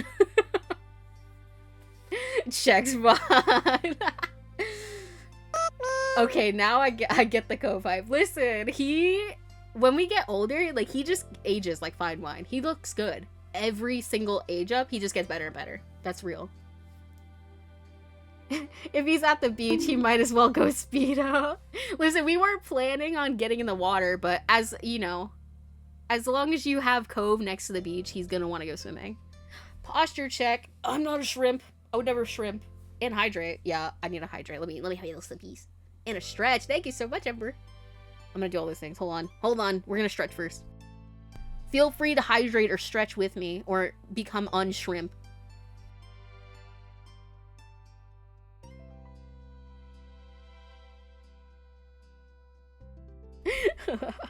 No, why did Nagito do it? Oh, so you guys are on that chapter. Yeah, okay, by the way, things are, you know, I don't think they're gonna get crazy spicy, but things are a little spicy right now. So if you're uncomfortable with that, by all means, feel free to head on out or mute or whatever you need to do. It'll probably be over soon if that's not something you're into. But if it is something you're into, hey man, sit down and enjoy the show. When the first kiss ended, you immediately started another and another. Cove stopped running his fingers down your hair to hold your head closer. Oh my goodness, I'm literally not even tabbed into the game. Fuck me. Well, now wait a minute. Grabbing the popcorn, period. You broke apart, satisfied. No, bro, we're going, right? Right, chat? We're keeping going. If you're a minor, close your eyes. This isn't happening. It doesn't get 18 plus unless you have the add-on. Bro. I become a weaker man every single day. Trust. Trust. I become a weaker man every single day. Wow, the options, the option. Are you good, Ultra? You're just so overwhelmed. Here, what do you guys want to pick? You can pick. I'll let you choose. Sorry, I can't type properly with the romance on display. That's so real. Hold on, I forgot to. I literally have been holding my drink, going to take a sip of it, and then I just forgot. I was just like, yeah, I'm gonna take a sip. Doesn't take a sip. You know, I think we gotta start. I vote cooking the legs. Nibble that ear. Okay, we'll do both. I'm assuming we'll get a few choices. He grabbed his butt. Bro, I slapped his ass earlier. It's not out of the ordinary for my character, apparently. Okay, let's get the legs. Let's get the legs working in here. He was like, we were like, hey, are you tired? He was like, not anymore. You tangled your You tangled your legs across Cove. You needed to get even closer. Be in his skin. He twisted his arms around your back and kissed the corner of your mouth. And then what? Well, Black Blue wanted an ear nibble, so he's getting an ear nibble. Fuck, he's cute. Ah, I can't, bro. He looks. Oh my god, I can't wait till you look in the VOD once this stream is over, because I need you to see him in his outfit that he wore to our mom's anniversary dinner. I was barking, snarling, growling, bro. He literally had the shirt unbuttoned, like fucking 3 to 4 buttons, titties out. God, he's such a loser. Pause/pause. No, he is, and that's what makes it better. He is a loser, and that's what makes him more endearing. It's like, he's such a little crybaby. I love you. I'm gonna watch the VOD so hard. Period. We also got to see fully grown up Derek in this game. I can't even lie. My eyes wandered just a little bit. Just a little bit. I was like, now wait a minute. Why is he kind of... Listen. It was the first time I was like, now wait a minute. Am I interested in Derek? Because like the one time we saw him last time, I was like, you know, pass. I'm good with it. Bet you want that Derek TLC now, huh? It kicks my feet and giggles. How are you talking about?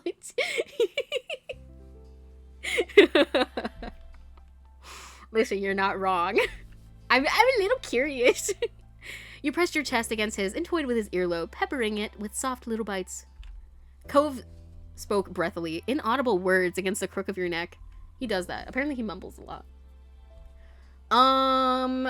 What do you guys want to do next? You get to choose. I'm actually going to take a sip of my drink this time because I did not do it last time. I like literally this entire time just been holding it.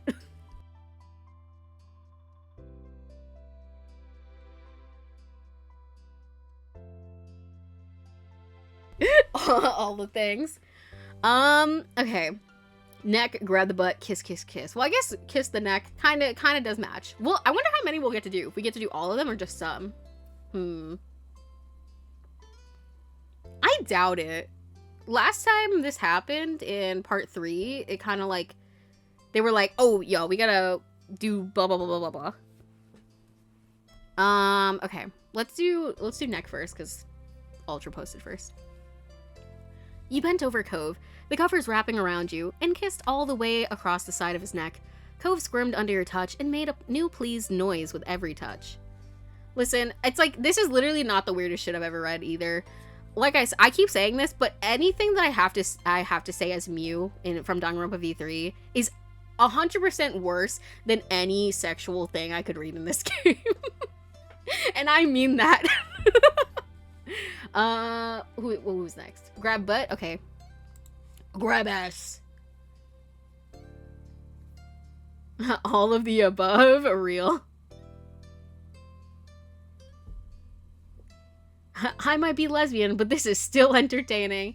Listen, that's so real. I mean, technically, I'm on, like, the ace spectrum. But, like, you know, if it's fictional, it doesn't count for me. me personally. I'm like, I'm fine if it's fictional. But in real life, I'm like, ooh, don't touch me. Is it Ace Day? I didn't know that. Mew is worse than like actual smut visual novels. Literally, that's what I'm saying. That's what I'm saying. And like, listen, I do kind of love saying Mew's lines because they're so fucking outrageous. It's kind of funny. Like, I was like, if nobody was home with me, it'd be epic. I would go full in. Yeah, I just heard about that a few hours ago. I didn't know that. Oh my gosh. Thank you, guys. I'm very much not Ace, I can tell you now. For you, yeah, it's the 7th for me now. Oh my god, we still have some time. It's the 6th. Yeah, right. Also very much not Ace, but still happy Ace Day. I appreciate you guys. Okay. Listen, I need to grab that ass, bro. You slid your hand down his back, lingering and caressing as you pleased. However, your touch had a purpose. You kept going until you grabbed his butt. A shiver went through him, and he gripped your pajamas harder. You smiled at the curve of his lips. Okay, this kiss, this is for you, Lurks, don't worry. It looks like we might be able to do everything. I don't know. You snaked your arms around Cove and pulled him as close to you as you could, sorry. You savored the heat of his body against you. You pressed into Cove as long as you could manage before needing air. You responded just as deeply. Desperately? Sorry, I can't fucking read. I guess we'll be able to go all the way, yeah. Well, not all the way, but you know what I mean? Like, all the options. You tugged and pulled at Cove's soft pajamas. It stretched under your fingers. Cove started to run a hand through your hair again, sweetly carding through the strands. It was a never-ending reassurance that he was here and he cared about you. Pressed our foreheads together affectionately, you know, we're winding down. We're like, we can't fuck in this hotel room right now. We need to go to sleep. We have an early morning, but, you know. Cove happily looked back at you before he bent his torso so he was in a position more over you. Hey. He kissed you and ran— ooh! She's got a spicy! He kissed you and ran his tongue along the bottom of your lip. You kissed him back eagerly, encouraged further. What is he looking at me like that for? Our life all the way. I'm dead. The illusion of choice, the good ending. That's actually real. They're really about to let you do it all. And there was even the option to end early if you wanted. It's true, which I do like, because I mean, like, for people who are actually, like, fully uncomfortable with that stuff, like, I like that they get the chance to, like, skip it, but still, like, be romantic, you know what I'm saying? Who says you can't fuck in the hotel room? I'm sure the walls are soundproof. No, listen, that wasn't the problem. It's simply that we have to wake up early. And we're gonna be exhausted. Wait, we're gonna be exhausted. Listen, I thought we were slowing down, but then he ramped it back up. I was like, oh, surely. Where'd you know? It literally said, press your forehead together. And then he was like, going to town. Cove twisted his head towards the pillow and squished his face into it, letting out a sigh. You smiled and you snuggled up against him, both of you starting to settle from the heated moment. See, look, I told you they are settling. Cove's face remained pressed into the pillow, and you watched his chest rise and fall visibly with his deep inhales.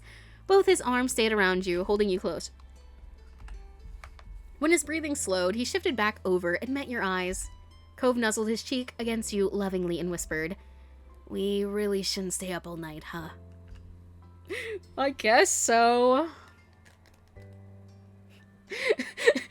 The next morning, your parents are like, "Why are your eyes red?" And you just respond, "Couldn't sleep." The biggest eye bags. Cove cute, Cove smash. That's actually me. That was me when I started the game today. I was like, I can't handle this. You accepted Cove's judgment because we accept our partner's boundaries. He was right. You both needed your sleep for tomorrow. You curled up comfortably in each other's arms, ready to actually settle down for the night. Your eyes fell closed sometime after. You were not exactly sure when, only the fact that they were now too heavy to open. I've actually been there. I'm like, I don't know when I closed my eyes, but I'm just like, I'm aware that my eyes are closed, and I'm like, well, I guess that's it then. You felt a mixture of bitter and sweet emotions. You were happy to be here, but sad it was ending.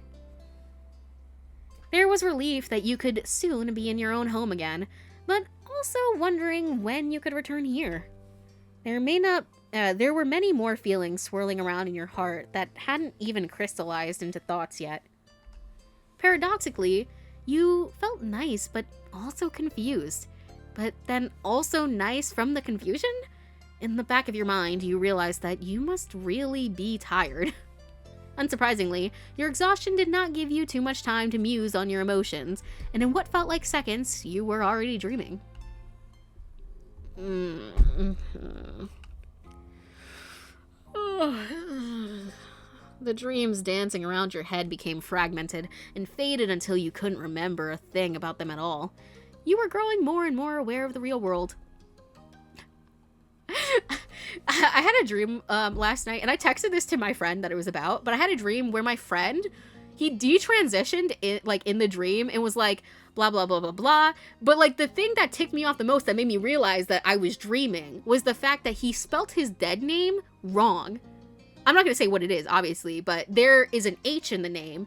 And for some reason, he spelled it without the H. And I was like, I know my IRL would never spell their name like that. This must be a dream. And I woke up and I immediately had to text him, like, this fuck-ass dream that I just had, that for like that bit of the dream where like I was unsure if this was real life or not. Like I genuinely thought it was real. I was like, I can't believe my friend's doing this. That's crazy.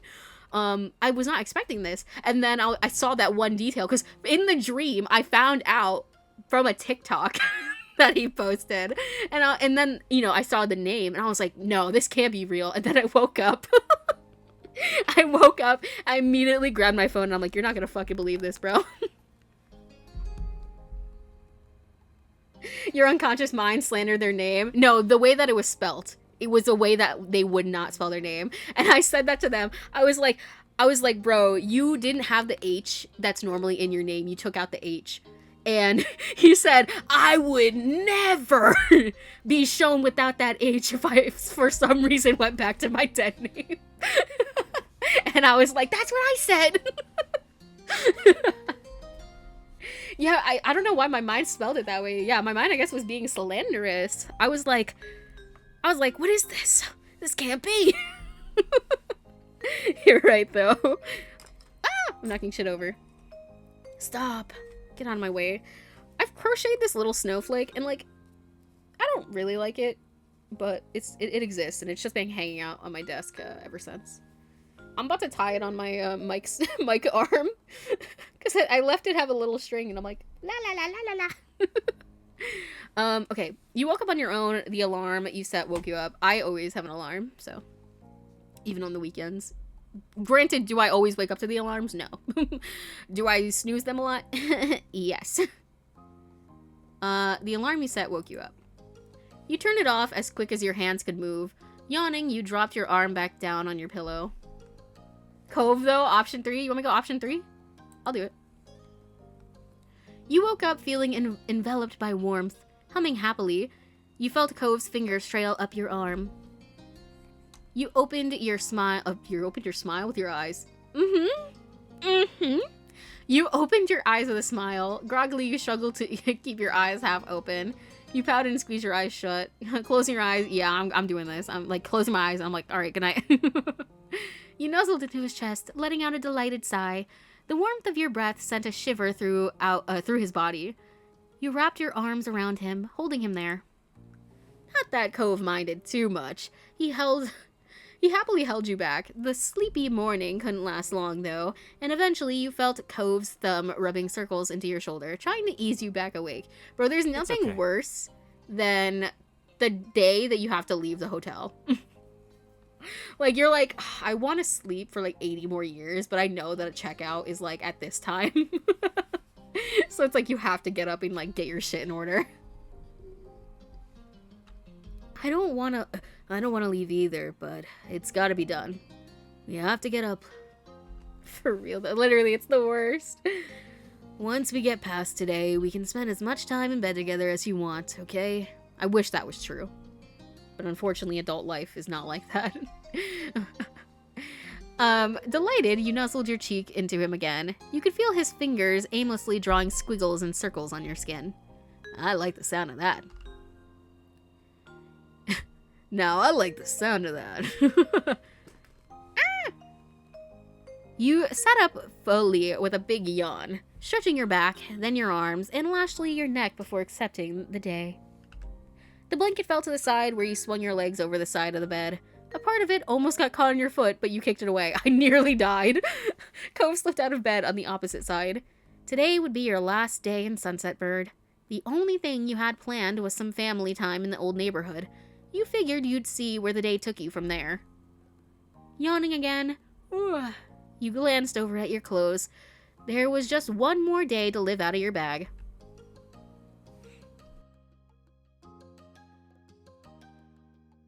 What should we say? I'm really looking forward to having my full wardrobe again. I don't have anything clean left, but nah, well. Or, oh, sorry, there's... Hey, Cove, is there anything you'd like to see me in today? How many clothes did I pack? Listen, realistically, if this was me packing, I'd probably have, like, the amount of days needed, like, you know, clothing-wise, plus an extra day just in case for some reason I, like, I don't know, shit my pants, projectile vomit on myself, spill something on myself, you know, God forbid, brother. That being said, you should always have, like a plastic bag or something, just in case. You know, you do get your clothes really dirty. You don't, you know, you have somewhere to put them so they're not, like, fucking up your other clothes. Little fun fact. Little hint for you. He simply started sorting through the pile for something to put on. What do you think, Cove? What should I wear, even though we won't see it anyways? Your teasing had Cove shaking his head.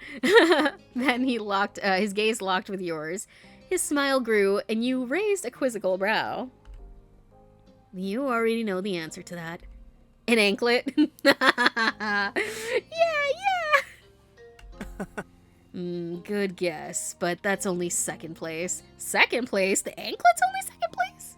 He loves his anklets, y'all know. If you don't know the anklet lore. And only an anklet. I swear to God, if he says first place is naked, I'm gonna kick his ass. Really? What else have you ever said about that? His mouth curled into an enthused smirk. Tread carefully, Cove Holden. Cove clearly had some kind of setup, and now he was gonna get to pay it off. Nothing. Now I gotta beat your ass. I said I would. Now I gotta stick with my word. You were right, bro. Black Blue, I know you wrote this game. Come on and say it.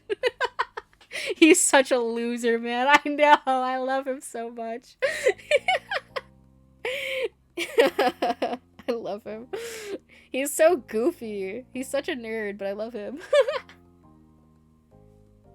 I was like, the fact that he's also a loser and buff, just like, it just makes it funnier to me. I did not expect him to actually say that. Go smash real. Nothing. Oh! Now it made sense. Only this time, instead of that answer being a poorly worded deflection from a shy teen, it was entirely a literal statement from your grown fiancé. An amused smile slowly grew ear to ear on your face. I'll keep that in mind then. Bro, babe's the honeymoon. Cove laughed boisterously at the reaction he got. Y'all think we're gonna have a beach wedding? I think we have to, right? Dude, I forgot. Like, I know that we're engaged, but I forgot that he has a wedding ring. I forgot about that. I don't know, I just looked down and I was like, oh, the wedding ring, I forgot. Cove laughed boisterously at the reaction he got. All right, let's get things going. Our families are waiting. Nodding, you and Cove swiftly finished getting ready in the small hotel room. As soon as you had your stuff together and were ready to go, you were off. During the ride there, you and Cove decided to visit his dad's house first this time. When you got dropped off, Cove eagerly hopped out onto the street with his eyes locked on his father's condo. Your gaze fell on your fiancé. He stood in the middle of the street where you grew up together, while the summer sun made him shine. Though he was the brightest light in your eyes, no matter what. A playful grin spread across your face. It was a beautiful day, and a beautiful boy. Hold on, sip.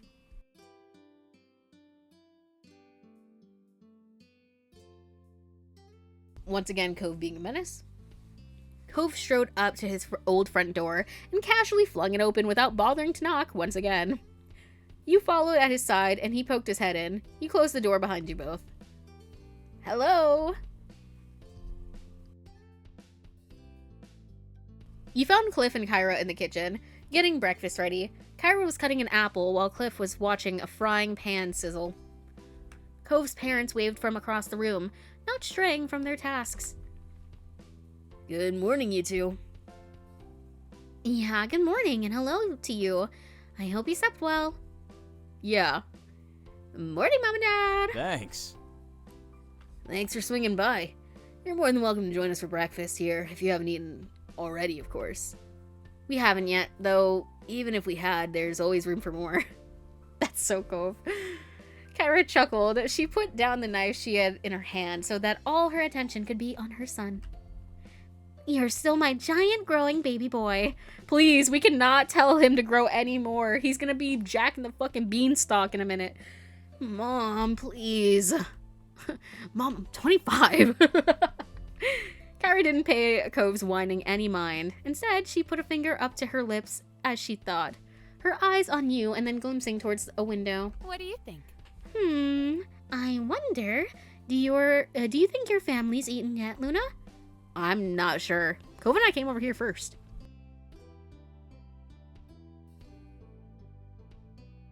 Your eyes flicked over to the clock on their own. Given the time, your moms may have eaten, or they could be having a slower morning.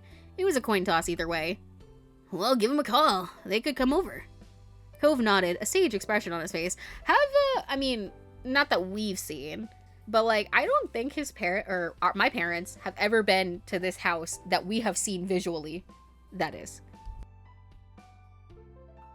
Cove nodded, a sage expression on his face. Making them breakfast is the least we could do for how much food I ate at their house growing up. It's true, bro. Right. Literal human garbage disposal. Which is actually good for me as a picky eater, because I just feel like I, as a picky eater, could take anything that I don't like on my own plate and just put it on his, and he wouldn't say shit, and he would just eat it. I truly believe that. Like, bro, I pick up, I don't know, a meal, and there's some veggies on the side. Yeah, go ahead and eat that. Go ahead and eat that. I'm not eating it. Ooh, I'm trying to think of something else I wouldn't like. I don't know. There's something else I'm like, yeah, take that. Like when we went to that event or whatever for Orca, and I was like, ooh, lemon sorbet. I don't know, man. Here, you can have this. True, bud. Very true. All right. You took out your phone. Even though your moms both had cells for years, the house number was the one that you had memorized as a kid and the first entry on your contacts list. As the call connected, you tapped the speaker button. You figured it would be easier if everyone could hear what was going on. You heard a click and familiar static. Hello. I don't know why I'm dumb. I'm like, oh yeah, I would say my fucking number and name on the answering machine thing. Or on the phone screen. Hello, Luna. It's nice to hear from you. Hi, Ma. Good morning. I'm across the street right now, and Cove's family wanted me to invite everyone to breakfast. Do you want to come over? That sounds delightful. Pamela and I can do that. Liz and Lee should be able to make it too. Would that be fine? Cliff took a step forward and spoke loudly so his voice could be picked up. It definitely would be. The more the merrier. Marvelous. We may have gotten together for dinner last night, but there's no law that we can't do it again for breakfast today. Enjoy the company while you can, is what I think. Ma giggled, and you could hear some rustling over the line. Thank you. I'll let them know, and we'll be right over. Cliff gave a thumbs up, and Cove shook his head with amusement. Dad just gave a thumbs up, I'm telling you, since you can't see him over the phone. Kara snorted, and Ma's laughter rang out. Filling the kitchen, Cliff switched his thumbs up hand and said, scratched the back of his head. He's like, oops. See you. Well, it sounds like we'll see you soon. Mm-hmm. Goodbye for a little while. You could feel her smile from her voice. Wow. Bye, Ma. You ended the call with a satisfying tap of the red button. Sorry, I think I didn't read the rest of that. Cliff's eyes wandered around the space. We better get to cooking. Sounds good. I can help. Me too. No way, you're a guest. Kyra and I have got this. I like how he's like, no way, you guys are guests, but Kyra is not a guest. Why is your mom hot? It's just, you know, it's been that way ever since I was a child in this game. Listen, wait until you see my fiance's parents. That's one of them. We got Cliff in the chat, but wait till you see his mom. She grinned. There was something playful in the twist of her lips. Right. I couldn't have said, listen, I don't know, all the parents smash. That's real. I couldn't have said it better myself, Cliff. I couldn't have said it better myself, Cliff. I have been in your spot before. There's no chance but to accept it. Choice. Cove sighed, but from the sparkle in his eyes, you could see that he was entertained. Fine, we'll just hang out over here, I guess. Also, hello, legit, by the way. Good. Cove walked over to the living room and gestured at the couch. You both took a seat, getting a comfortable spot to wait for food and family. Cove tilted towards his parents with his chin, then shook his head with a gentle smile, silently asking if you could believe this. All you had was a silent shrug. All three of our moms are hot, real. Is your fiance turning into a lizard? No, he's just obsessed with the ocean, so he got an ocean tattoo. Like, you know, it's like the water. But he desperately wants to be a merman, so maybe a lizard could be the next best thing. Time passed, filled with light chatting. Cove kept a careful watch on his parents' culinary progress and teasingly kept a running commentary. Oh, Dad added another pinch of salt. I wonder if that was a good idea. Cliff had to raise his voice to project over to the living room. He sounded very amused. It's funny that you of all people are commenting on my salt usage. We were both born and raised in salt water. Listen, why do you think bro's name is Cove? He was born out of seafoam. Besides, I'm sure you remember back when you were about 12 and tried to make... Cove flushed slightly, but his smile remained as bright as ever. Do you really want to start talking about cooking mistakes, Dad? Because I remember a lot of things too. Like, what about that chowder that was supposed to be a pie? Cove and his family were quite a show to listen to. You chimed in occasionally, but mostly you provided the laugh track. Eventually, there was a rhythmic knock on the door, and the clown car stepped in. Oh! The water tattoo looks pretty cool. Yeah, I like it. It's interesting. I've never seen anybody have, like, something like that. I mean, I'm not saying it doesn't exist, but I haven't seen it, okay? Listen, he does desperately want to be a merman. Literally, earlier today, he was like, and we still aren't merfolk yet when we were swimming at the beach, and he's like, life is cruel. And honestly, he's so based and real. That's them. He said it loudly for his parents' benefit. You nodded and got up to greet your family. When you opened the door, surprisingly, there were no moms. Where are my moms? Ah, dude, it's my friends. Dude, it's Miranda and Derek and Terry. What's up, boys? Terry stood in front of Miranda at his side. Derek waved from behind them. Hey, buddies. We came to see you two before you left. You better. You said you were. Family food stories are the best ones. Because, like, people will just be saying anything. Really? But I read a mermaid romance webtoon once, and it sounded like he'd like to be there. He would. I think he would do anything to be able to turn into a merman. I think he possibly would sell his soul. And I can't really blame him, because I would love to escape. I would love to escape land. But also, I'm scared of the ocean, because It's scary. the plan would have been to go over to Luna's house next if you weren't here. Luckily, the two of you aren't too hard to find. Fuck you guys. What he said. And hi. Cove burst into happy laughter. His eyebrows were high in surprise, not unlike how he looked after unwrapping a nice present. Wow, thanks for coming. Hello. Kyra's voice carried through the house from the kitchen. Cliff likewise projected. Great, the whole gang will be here. Dude, this is gonna be a crazy amount of food. Because it's gonna be, okay, so it's gonna be me, Cove, his parents, my 2 parents, my cousin, my sister, and my 3 friends. FBI, open up! That's 11. Hi, Ken. Hiya, Barbie. Hi, Ken. Great, the whole gang will be here. You heard the sound of a cabinet open and shut, a pan clattered, and the faucet turned on. Are we interrupting something? I was not expecting him to read that whole thing. My parents, sister, and cousin are coming over for breakfast. They should be here in a few minutes. Yep, but my dad always makes a ton of food anyway. It's no problem if you guys join. Cove waved off their concern before pausing with a thoughtful hum. The only real problem is, do we have enough places for all these people to sit? We're gonna have to have an adults and kids table, I fear. And by kids table, I mean we're gonna have to sit on the floor. You're gonna have to hold your little plate in your hand and hope for the best. He peered back into the house and started counting the dining room table, chairs, and bar stools. 5, 6. We need 11 seats. We have a couch. Cliff interrupted when Cove began trying to use his fingers to connect the different chairs to different guests. Bro, he can't count. He's just like me, for real. No worries. Don't worry. Some people can squish together on the sofas. It'll be fine. This really is gonna be a party. Not the thoughtful hum being the only voice acting I've heard so far. I would say, yeah, they don't talk as much as I feel like some other dating sims or visual novels do.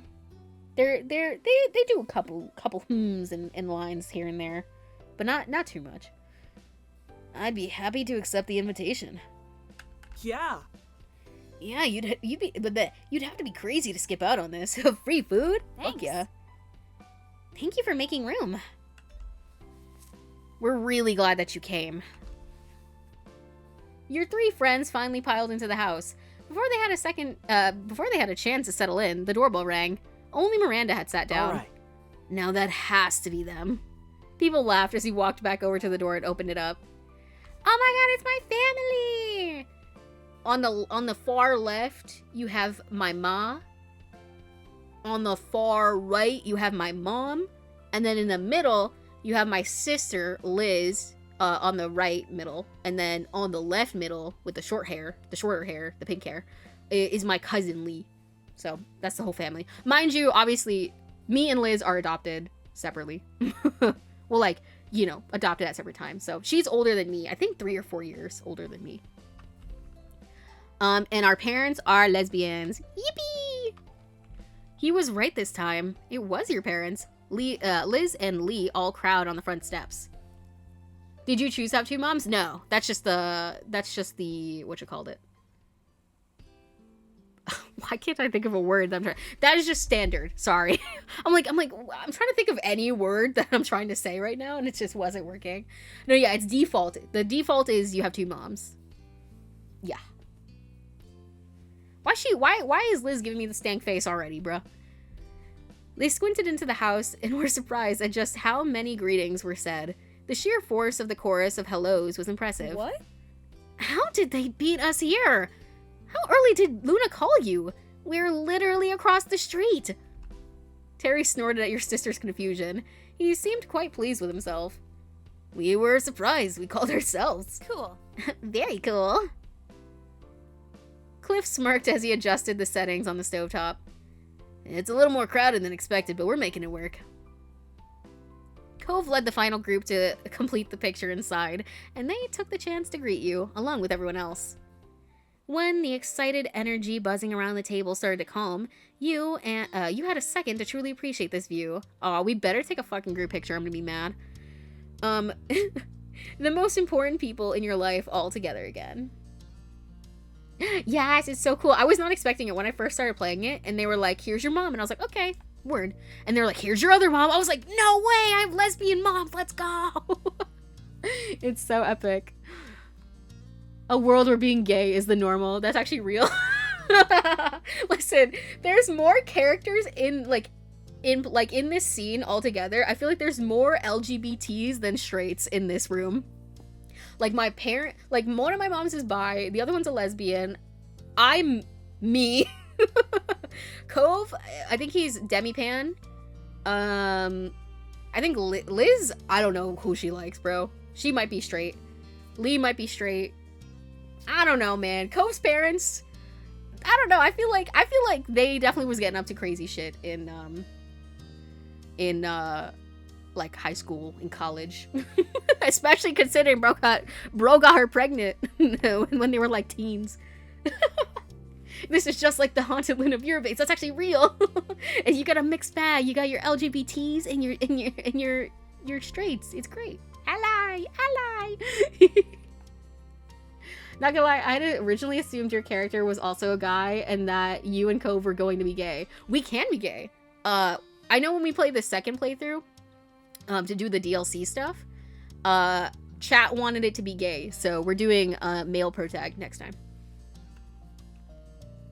So that's what I really like about this game. Like, you could be anything you want. You could be gay, you can be, I forget if there's like specific ones, but you could also be trans, or I think you can be non-binary too. And you can like change that, like, so you could start like as one thing and then change over time, like in the next step. And I think that's peak. That's peak fucking game design. I bet Cove wished he was a demigod Percy Jackson instead of Demi Pan. I feel like he would be a Percy Jackson kid. And he was like, I want to be Percy Jackson. I should be the son of Poseidon. Real. When the excited energy buzzing around the table started to calm, you had a second to truly appreciate this view. The most important people in your life all together again. It still felt too good to be true to have everyone here. And then you noticed that Kyra stood back up. She clapped her hands once in a satisfying smack. Any whoosies? I hate to interrupt, but I thought you'd want to know that the food's done cooking.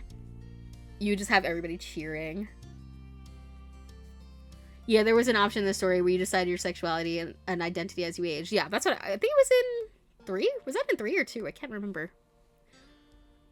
But yeah, it was definitely one of them. I remember doing that because I was like, I forgot how to read, I think, halfway through.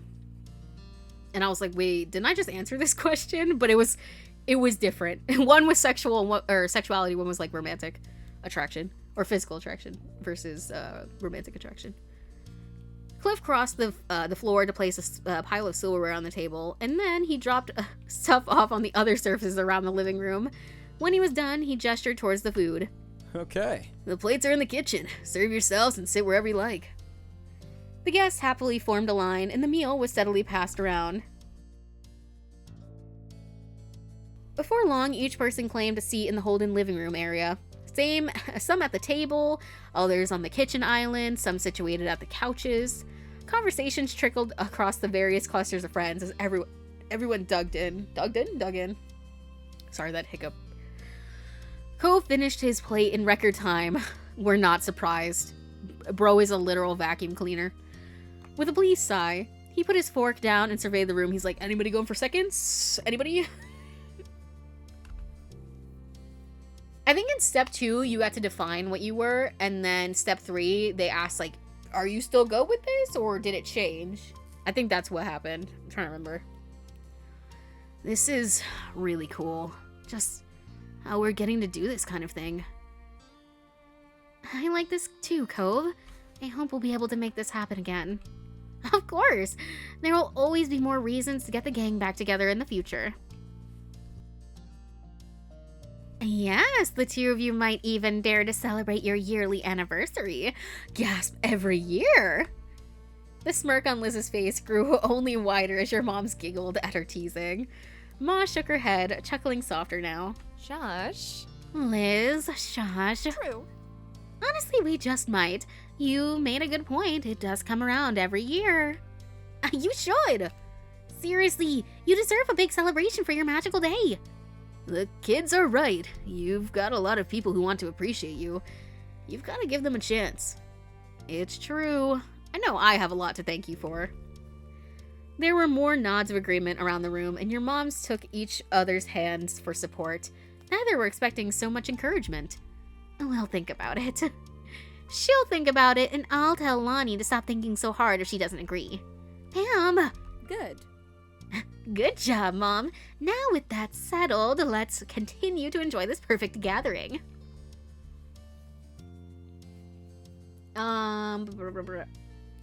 Will all the characters romance you regardless of your identity? Do any of them have any of their own preference? So this game is actually different to a lot of other dating sims because there's technically only one romantic interest, but the whole point of this game is you can choose how you interact with this one guy. His name is Cove, obviously you've seen him. You can choose, like, are you guys friends? Are you more than that? Like, you get to choose. There's a lot of dialogue options that usually pop up that you get to define how your relationship works. So it's like, if you aren't interested in Cove, you can just be besties, or you could be mean to him for some reason if you'd want to do that. But there are 2 paid-for DLCs that offer you the chance to date 2 other people that you meet during the story. So if you had that, you could date 2 other people. But yeah, all of those guys, they'll date you regardless of whatever your gender identity is, or, you know, it do not matter. Yeah, Cove's your only romantic interest pretty much, unless you get the DLC. Which I, at first, was like, that's kind of whack. But now I'm like, Cove is my man. Like, he really is. I'm like, listen, I looked at Derek that one time, but like, I was still loyal. Like, I could appreciate and be like, yeah, you look good, without being like, I want to leave my fiance for you. Like, fuck you. I was like, yeah, at first I was like, I don't even know if I like Cove. He's just not my type. And now here I am locked in, bruh. It's bad. Yeah, it's more of a life sim rather than a dating sim. It's like a life sim where dating is there as an option. I really like it though. It is free on Steam, by the way. The base game, which we're playing through right now, the base game is completely free. So I so far think it's really good. It's worth it. Not the ad interrupting my question getting answered. Yo, somebody let me know when the ad is over.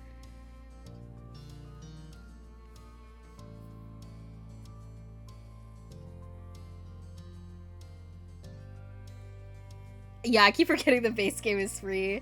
I remember somebody a long time ago when I was streaming on YouTube told me to check out this game. I went on Steam and I added it to my library and then completely forgot about it for probably 2 years now. And then only when February rolled around, I was like, dang, I need another dating sim. I might as well do this one. It's over now, but the chat was helpful. Okay, yippee! Sorry about the ads.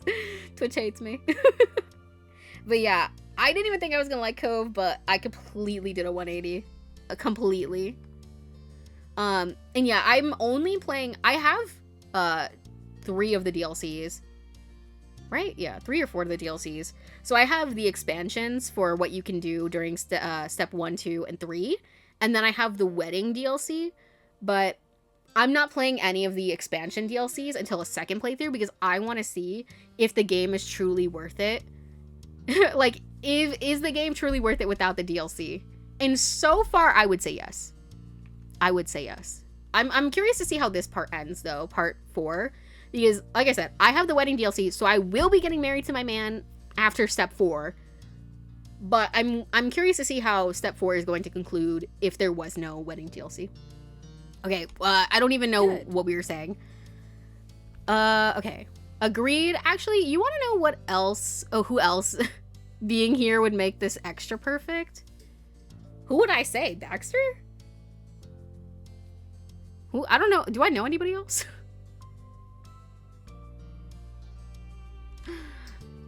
It's a... I also feel like I also don't feel like I would like Cove.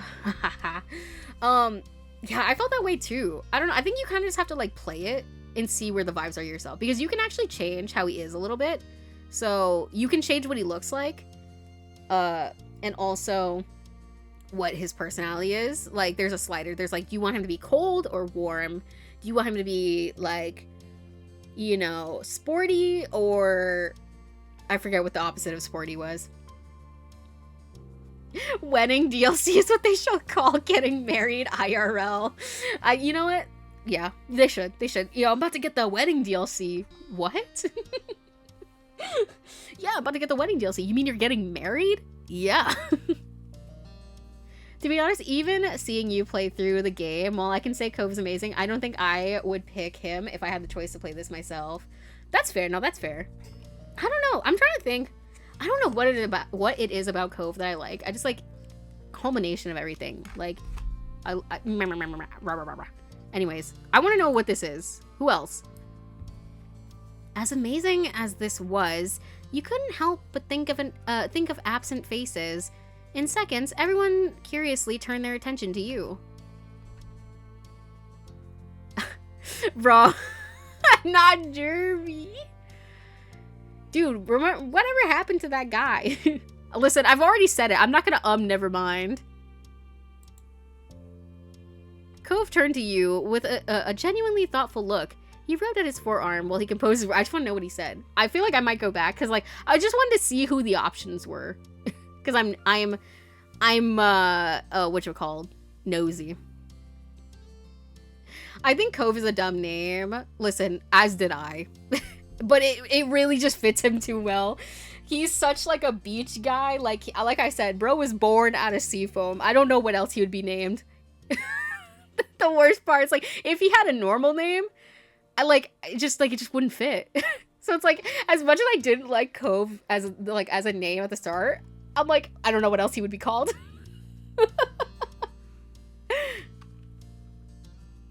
Cove turned to you with a genuinely thoughtful look. Okay, what are you composing your words? It'd be kind of interesting to see what Baxter would be like now. I think I wouldn't mind seeing him again, though. It'd probably be awkward. Yeah, that's what I thought. That's what I think too. I just want to know. Ooh. Oh yeah, Baxter was that cool guy with the eyes shirt, with the eyes shirt and the fancy rental car, right? Most people have eyes in shirts, Terry. What are you talking about? He ain't a Josh. Could you imagine? Like, bro's name was Dylan. Sorry. So no offense to any Dylans out there. That did not mean that in a bad way. Listen, I have a favorite character in the quarry named Dylan. Could you imagine? Not Daryl. Stop. His name was actually Connor. No, I couldn't. Like, to be fair, his dad's name is Clifford, bro. Like, the bar's already in hell. No, not Victor. Stop. I'm dead. Yeah, that's the one. The ocean has cliffs. Listen, he could be, what's like an ocean-y name that could have been? Wait, his name is Clifford? I thought it was just Cliff. I'm pretty sure it's Clifford, because I think Kyra said that. She full named him at some point. I'm like almost certain. I liked him. He was pretty nice. He was too flirty for me. It would be cool if Jeremy was here. That's crazy. To be honest, y'all know I have beef with Shiloh. So... Funnily enough, Jamie is actually the default name for the protagonist. Jamie last. And yes, the last name, the canon last name for like the MC is last. Yeah, why do you think I said it? Pidgey, I'm gonna come through the screen. That sounded rude. Yeah, I'm gonna have to beat your ass, unfortunately. Put this kid in his place. And then I just encourage everybody to bully. No, I'm kidding. Don't do that. Pidgey's my friend. Yeah, I'm kidding. I love you, Pidgey. Shiloh did act like he had no idea who you were. Like, how do you, like, I don't know. Maybe it's just me, but I'd be like, if they described it, they'd be like, oh, you used to come here, like, during the summer. Blah, blah, blah. You used to come over to my house. Like, I'd believe that. I'm like, why would I would have no reason not to. Especially, like, if I knew that I had been to Sunset Bird before, and I knew that I hung out with kids. Like, what? But yeah, I'm not invited. Also, I'm still petty about that one time Shiloh told me basically to go fuck myself. Actually, the multiple implied times he told me to go fuck myself. And, you know, I don't like Jeremy either, so I'm leaving things there. There was a playfulness in Kyra's stare as she scanned the room. She slowly placed her index finger on her chin. Now that I think of it, there's something I haven't done in a while. I love okay. I love and hate Shiloh. Like, I thought he was like a cute kid at first, but then, you know, his like first of all, his infatuation with my sister, only to forget her in the end. I don't know why that low-key made me mad. I was like, damn, bro, you like always like you always liked my sister more than me. And it's not even the problem that he likes my sister more than me. It's just the fact that like going about it, he was rude as hell. Like, especially the time when like I tried to help him up after he got like bowled over by a wave, and then bro just like didn't take my hand. He just stared at my hand and then took Liz's when she offered hers. I'm like, okay, that's just disrespectful to someone helping you. I still don't think he actually forgot. He probably had some personal reason why he acted that way. I don't feel like he... If he did forget, that is crazy. But I think I'm like you, where I don't think he actually forgot. I think for whatever reason, he like was just like, I gotta go. It could potentially be because like, you know, he was on that school field trip or whatever, and like he had his like shit little friends, and they were already giving us a hard time, so it could have been as easy as that. But yeah, you know, Shiloh will never get his redemption round in my eyes. Not yet, anyways. Not that I know of. Apparently, there's something in the DLC that explains it. I don't know what it is, though. Fair enough. The expansion DLCs? Because if so, I guess maybe we'll learn. Eyebrows were raised at Kyra's incomplete thought. She was wordlessly urged to continue. Kyra didn't hesitate. Yee. Okay, well, I'm curious to see when we play that then. Look through all the photos. Oh, sorry, I don't know why I was giving her that voice. Sorry, girl. Look through all the photos Cliff has here. Wouldn't that be fun for all of us? Cove is like, no! He's like, absolutely no, it would not be. What? Mom, why would you say that? Practically all those photos are of me. Very cute. And that's why embarrassing my baby boy is just one of the perks of being a mom. Much to Cove's dismay, his mom was thoroughly entertained at his outburst. She winked in your direction. Meanwhile, Cliff eagerly stood up with a wave of proud affection for his son and completely missed Kyra's teasing intent. Oh. I think that's a great idea. Anyone else interested in the pictures? Listen, as friends normally do, they're gonna take this opportunity 100% to be like, absolutely, show me those pictures. Yeah. I am. Literally putting Cove on blast. I feel bad for him. Lee shot her hand out before Cliff could even take a full step. Terry and Miranda snuck each other a glance before nodding with matching grins. That sounds swell. That's fantastic. That would be lovely, Cliff. Mom tried to hide her amusement behind her hand, but she couldn't stop the snicker that slipped out. Bro, I swear to God, whenever we're in a full group, if Cove's not getting bullied, it's not a full actual meetup. Bro can't catch a break with these people. Everybody in this room is his op. Oh boy.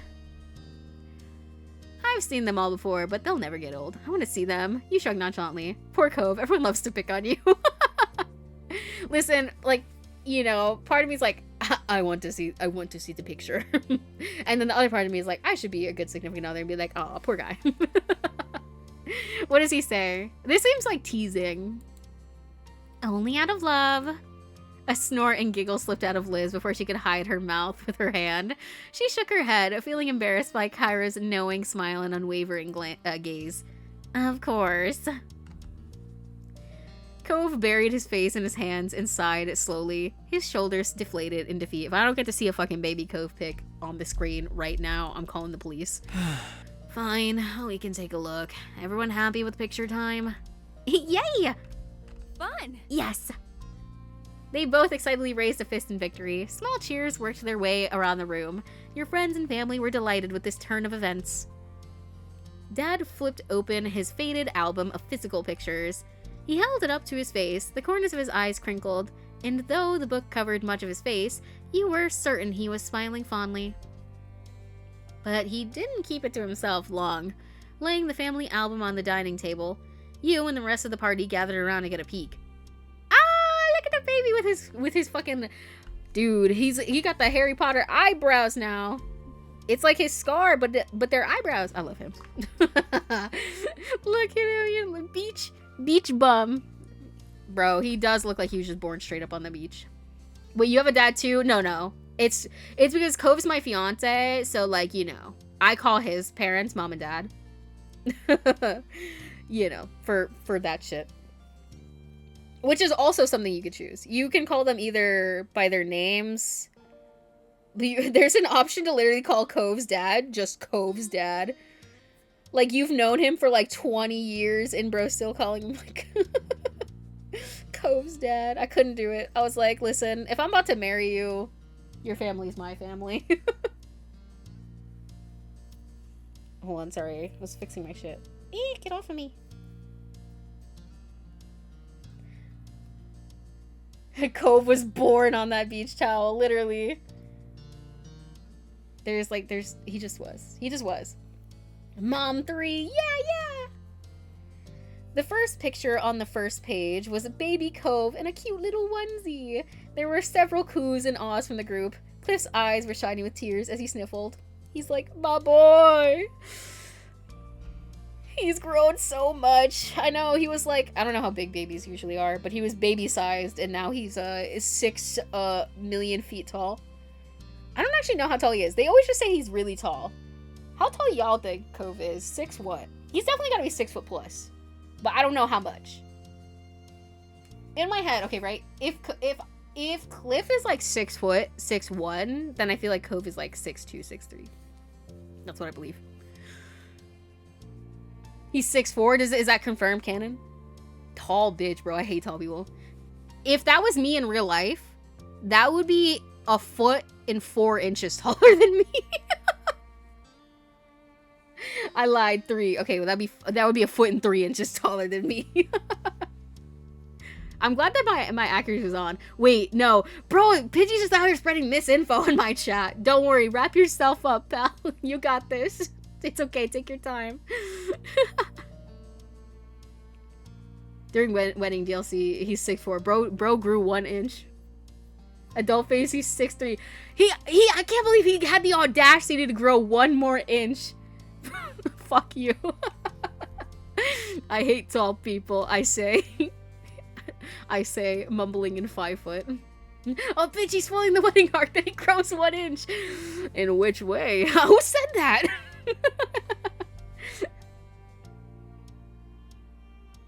No, wait, fuck. Pidgey really just out here spreading misinformation. I hate this place. He's grown up so much. Nice onesie, Cove. Even as a baby, you looked unimpressed. Cove was such a cute kid. You're darn right he was. And he still is. You caught Cliff wiping a tear away from his cheek. With a quick swipe of the back of his hand, he nodded, reaffirming Kyra's parental pride. Your gaze slid over to Cove next. Step 1, 4'1". Step 2, 5'4". Bro, I wish I was 5'4" or 13. Also 4'1". What's the normal height of an 8-year-old? I don't actually know. That sounds about right? I don't know. I've never actually seen an 8-year-old. Well, that's not true. I've seen an 8-year-old in real life, but I was also short, so I'm like, I don't know. I can't tell. Step 1, 4'1". Step 2, 5'4". Step 3, 6 foot. Step 4, 6'4". Okay. Period. Finally, some good info. Not the baby photo. Listen, he looks so cute. He's a beach bum. He grew 4. I can't believe this. Fuck the 8-year-old. For an 8-year-old, a normal height range is typically between 47 to 54 inches, or approximately 3 feet 11 inches to 4 feet 6. Okay. According to Google. Okay. So he's like in that range. I was in the Google trenches. Golfer, what are you saying? Despite his objections minutes ago, there was a gentle smile planted on his face. He seemed much more relaxed, pointing at different pictures and sharing related stories to the willing ears near him. Yo, speaking of baby photos, as the second born child, my sister fuck my sister because she had way more baby photos taken of her just because she was born first and it was more exciting back then. And then I was born and they had one album. Meanwhile, my sister had like 2 or 3. Fuck you. Someone needs to put me down. I feel that way all the time. A Google Gopher digging deep into the interwebs. Yeah. After breakfast in the photo showcase, everyone decided to stick around. Bro, second child syndrome is real. I'm experiencing it. I bring it up every single time. I'm like, wow, it'd be really cool if I had more baby pictures, but I guess you guys hated me. I think it's the second one, PH. Gopher. Hanging around Mr. Holden's house turned into taking a walk around the neighborhood. Then, for lunch, she switched over to your mom's condo. It was a really good time, enjoying each other's company, but eventually the sun began to set, and there was nothing else to delay your friends and family from going home. Inside your mom's house, the home you had been raised in, the group was taking their time saying their goodbyes. It was tough for you, your family, and your friends. You knew what was weighing on the mood. It might be some time before you'd see one another again. It was a pleasure having you all here, and you're welcome to come around and again, anytime. Ma wrapped an arm around Mom with a light chuckle. Mom leaned her head gently into her wife, and they both beamed. I appreciate it. Absolutely. I know we're all adults with our own hectic lives, but we appreciate the time taken to visit. Snorting, Liz crossed her arms. She leaned one hip out to the side while her lips curled teasingly. You make it sound like this was such a struggle. Some of these people still live here, and it was a vacation for everyone else. Even so, it was very thoughtful, and I hope everyone has a safe trip home. Kyra clapped a hand on Cliff's shoulder. He was puzzled as she leaned so he could hear her. That means you too. It's dangerous crossing the street. Remember to look both ways. Hey now. Yeah, good luck with all the important grown-up things I'm sure you'll have to do when you're out there. When you're all out of here. Definitely. I'll give some updates next time something exciting happens. Or something lame so I can vent about it. How nice. I'm glad Lee won't be forgetting the little people. And never ever. I'll keep in touch too. Very nice. You better. Ah, my friends. Well, me and Randy aren't going far, so we can keep an eye on the town for the rest of ya. Nothing will get past us. Right. We'll make sure everything is okay. No need to worry at all. Thanks. That's kind of you. Miranda and Terry gave each other pleased smiles, already committing to their self-appointed task. Derek scratched the back of his head, wearing a pensive look. It's always sad when I have to leave this town. It happens too often. But at least there will be people looking out for Sunset Bird. That makes me feel better about it. Oh, this guy, Derek, he is one of the DLC dating options that you can have. So if you're interested in Derek, you could give him a kiss. You could give him a kiss if you wanted. Oh, Pidgey, you're making me suffer. Okay. Set a timer for 1 minute. Y'all get ready for the uwu voice. Nah, Siri. set a timer for 1 minute. 1 minute. Counting down. Okay. After a pause, Mr. Holden gave the younger folks a thumbs up. If you've never heard the Ulu voice, I'm so Great. sorry. The people want it. That's all great. You've got a lot to be proud of, and a lot to be looking forward to. Well said, Cliff.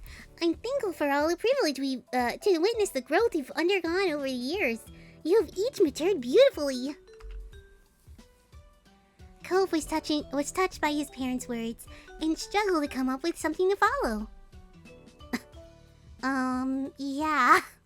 It's been good to see everyone. No one has taken a step yet, and you couldn't put this off any longer. It was time to say goodbye. No, I misspoke. Shut up, Iggy. Derek is the perfect best friend character. Ow! But it's good that they added love options. True. Okay, sorry, I wanted to finish that sentence. I'm free. Bod did this earlier for 10 minutes, so double today. Let's keep things upbeat, okay? I'll see you again. And soon. Lee put her hands on her hips, and Miranda and everyone else gave you similar confident looks. Yeah. Exactly. There's gotta be a free weekend somewhere. I know it won't be everyone, but some are better than none. A calming wave of tingles washed over you after seeing their reactions. You knew that it wouldn't have to be too long before someone made the trek out for a short visit. I would have done 110 minutes. 110? But I'm broke due to crab times. I'm assuming you just went 10 minutes. If I had a 110 minute, I'd die. I think I would die. You would have to pay me 1 million channel points. Listen, you're good, Pidgey, it's okay. I would have done 10 minutes, but I'm broke due to crab times. Well, you know, you gotta sacrifice the things for those that you love, i.e. crabs. After there was more sniffling and hugs, a lot of hugs, then people started trailing out into the street, seeing others off.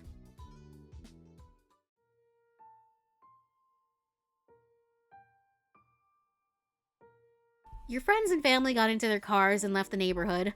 By the time things had finally settled, you realized that the sun had set.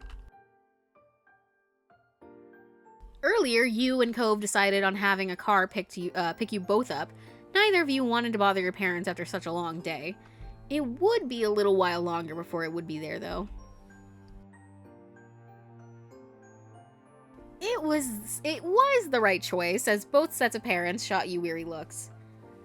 The four seemed ready to call it a night. It didn't take either you or Cove very long to assure them that it was okay to head home and go to bed. With one more round of goodnights and goodbyes, your family returned to the condos.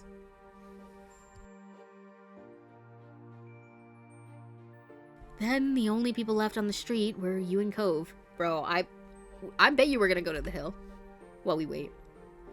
Cove closed his eyes, humming happily. While he waited for it to pass, he stared up at the sky. Cove's hands were in his pocket, and his shoulders were relaxed when he caught your attention with a tilt of his head. So... Can you guess what I'm thinking? We're going to the hill. Well, at that moment, you were in the neighborhood you grew up in together, with some time to spare. You rolled your shoulders back and pretended to crack a few of your knuckles. An amused look fidgeted on Cove's face while he observed you silently. Could you perhaps be thinking that the fireflies are out now? Right. Right. Do you want to go to the Poppy Hill before we leave? Always. There was an eager bounce in your steps as you and Cove cross over the hill behind your house, towards the hill behind your mom's house. Side by side, you stared out at the view in awe. Once again, the fireflies are on crack.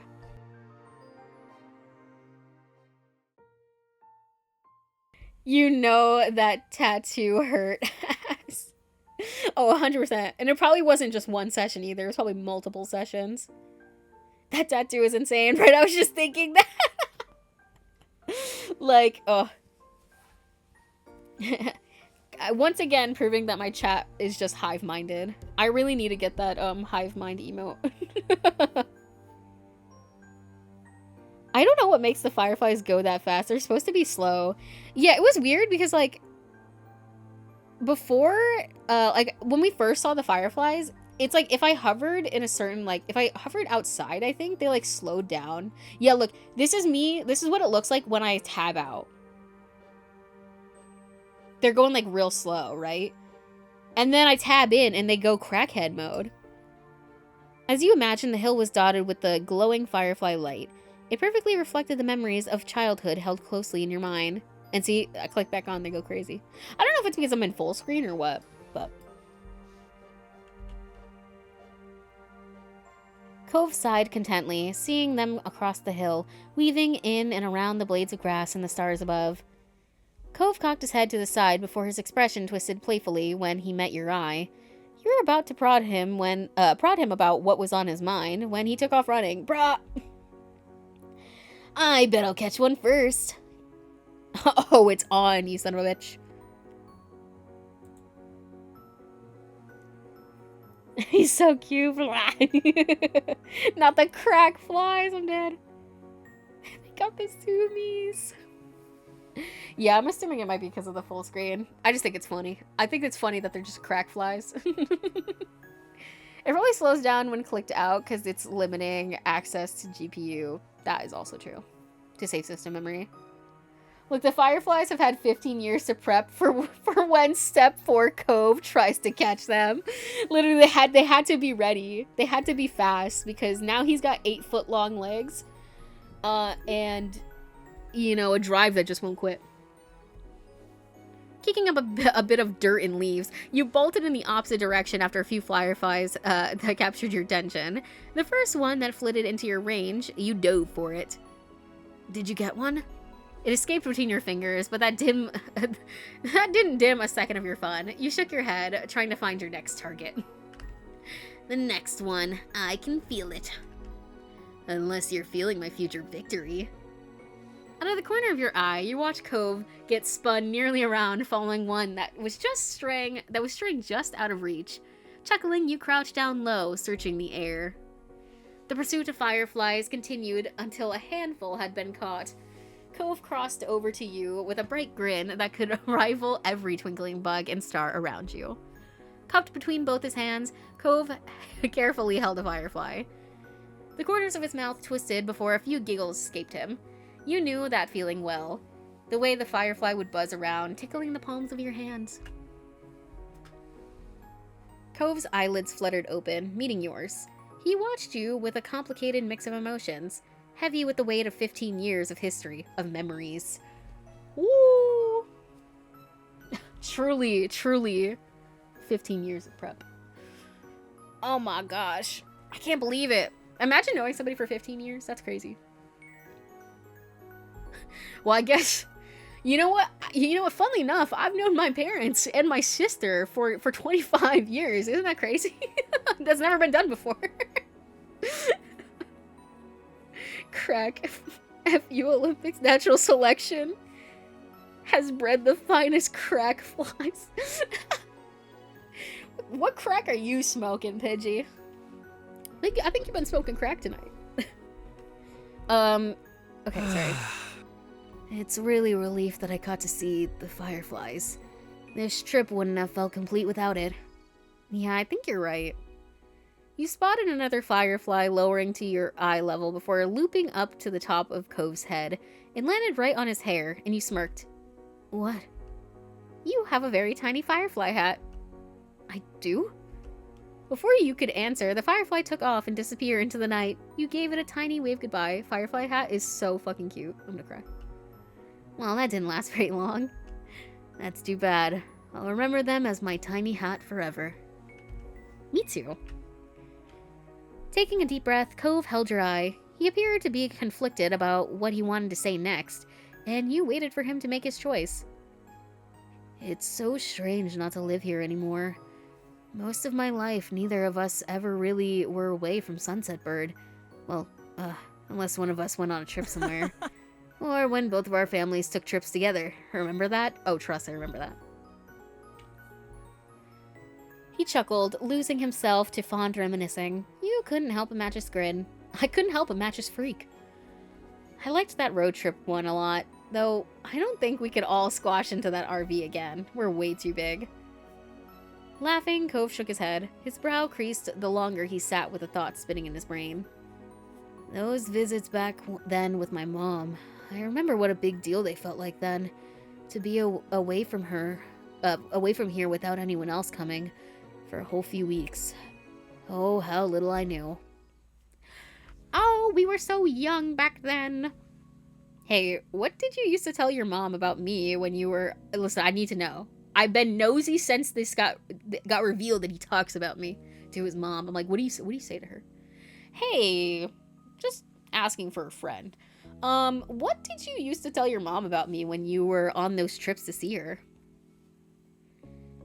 Thrown a little off kilter. Cove hadn't expected that question at all. Both of his eyebrows raised, and a part of you wondered if you had somehow spoken gibberish instead. Honestly, I've been wondering about it since I was 13. Kyra always kept the details to herself, and you never said a word either. Well... Well... Cove couldn't meet your stare for a second longer. Bashfully, he turned away, and his voice grew smaller. Mostly, I'd just tell her about the times we'd hang out, but I know I was pretty enthusiastic when I was, because you are someone really special to me. And I admitted that much to my mom. Not sure if I used the word crush exactly, but she knew that you were the highlight of my young life. And look at that, you still are. He delivered that final thought earnestly enough that you stopped breathing altogether. Cove beamed at you, pleased with his confession. Thank you. You're welcome. And thank you for being my favorite story. I'm gonna start clawing at the walls. Dies.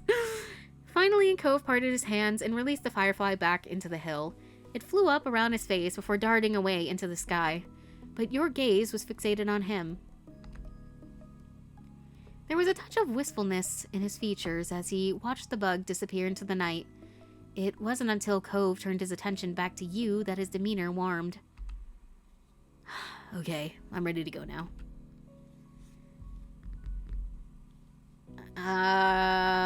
Yeah, I think I'm ready to. I'm not. Do we have to go? You asked Cove with pleading eyes. The smile on his face fell while he rubbed at his arm. I mean, our parents would probably be thrilled if we stuck around, but we really shouldn't. You're right. I know you're right, but still. It's hard. I'm just not ready yet. The corner of Cove's mouth pulled into a frown. He watched her shoulders slump with a sympathetic look. Don't worry about it.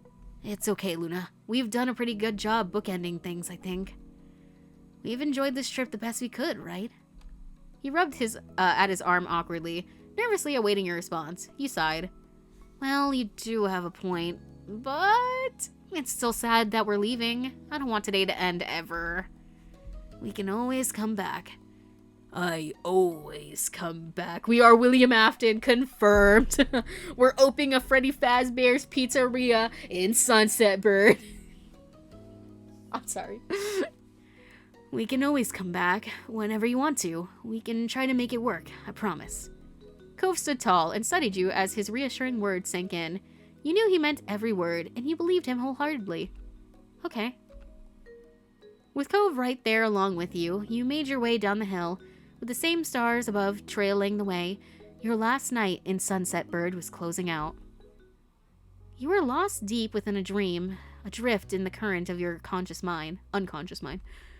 Cove was with you even there, his presence strong as your mind flitted from scene to scene, the logic of the conscious world melting around you. Something jolted you from your slumber, the visions you'd constructed slipping away even as you scrambled to catch them. It had been a good dream. You opened your eyes to a unit? Oh my god, sorry. To an unlit familiar ceiling. The darkness permeated the room so thoroughly that you were sure it was still the middle of the night.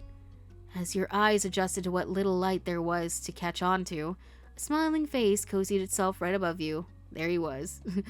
Bro, why is he watching me? The demons took over. Real. Luna! Oh, good morning. Girl, it looks pitch black out here. I mean, great that we don't have the curtains open, but like, it's dark. What do you mean morning? A good morning. The grin was bright enough to make it seem like the sun had risen after all. Wow, it's my dream come true, you said sarcastically. Oh, it's my dream come true, you cooed. What have you got up your sleeve today? Please stop being a morning person. And you groaned as grumpily as you could manage. A blessing to have the voice name. Listen, I just got privilege, bro. I got privilege of having a basic name. And then also literally choosing for myself that basic name. Dang. Sometimes I think, like, if I did, listen, y'all don't know this. I don't remember if I said this, but the name Luna stems from an old OC I used to have.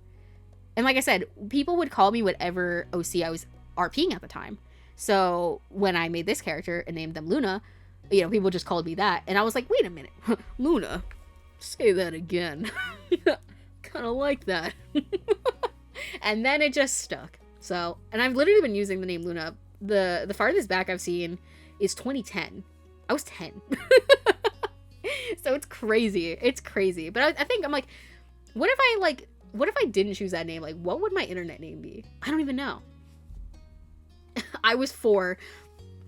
Who asked? You're like, actually, you were dollar sign. Oh, it's my dream come true. I listen. I think it's funny. Ha, whoops. Naturally, you weren't surprised to see him, but that didn't stop you from enjoying it every time. His expression softened at your voice, the tender affection in his gaze obvious despite the dim space. Listen, I know what I said about the morning breath, but like, you know, it's different this time. It's different this time, because I said so. Propping yourself up on your elbows, you leaned in towards him. Cove read the intent in your movement and bent down, meeting you halfway in a kiss.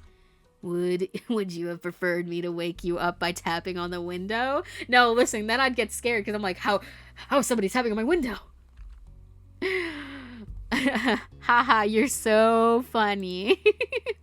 Cove simply smirked, amused by his own wit. I mean, you really should have expected this was gonna happen.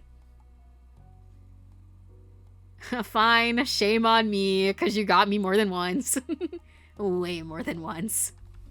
Oh, this is his version of waking me up in the middle of the night by tapping on my window. Tap, tap, tapping on the glass, waving through a window. And it was me on the other side. I'm guessing you woke me up for some reason. Are you ever gonna let me know? Well, this is our last day here. Everyone might still be asleep, but if we get up now, we can at least see the neighborhood. Do you want to? With you? Definitely. All right. Great. Then he held out one of those hands to help you get up too. Pick me up. Cove complied, crouching down to scoop you up before gently setting you down again. Before you could head out, you and Cove both needed to get dressed. You did so quietly. The strangeness of the hour... What time is it, first of all? Is it like 4 in the morning? Google, show me this man's balls. The amount of times that I quote that and people don't know what I'm talking about is concerning. Oh, did you decide you were already engaged? Yes, I did. Because, like, the way I was playing my character, it just made more sense for us to be engaged than for us to be waiting. Because, like, my character was all the time, like, impatient, like, I want to be with my man. And so it made no sense for, like, continuity-wise for me to be like, no. Even though we didn't get to see the proposal, which is sad, but... We are planning on doing a second playthrough, so we might be able to switch things up. Oh, but if you chose the other option, you can experience a wedding proposal. Aw, dang it. That's okay. That's okay. We have a second chance. Like I said, I'm planning on playing a round 2 of this game to do the DLC stuff. So we're gonna get our chance at a proposal. It's weird that like you get off-screen proposal if you choose that option. But yeah, it makes sense. I mean, you make choices, you gotta live with the consequences, baby. Either from you or from Cove. Cute. Honestly, I feel like I'd be too afraid to propose to anybody. I'd be like, what if they said no? And I know you should always, y'all, if this is a tip that I've heard. If you're gonna propose to somebody, you should have already discussed marriage and whatnot beforehand. Like, you should be like, your partner should know that at some point you are gonna get down on one knee and propose, because you know, all those proposal rejections and stuff like that, and awkward proposals, like, could have been avoided if they had just, like, asked their partner and been like, hey, do you want to get married? Can I do this? I'm not gonna tell you when I'm gonna do it, but, like, am I allowed to do this? You know what I'm saying?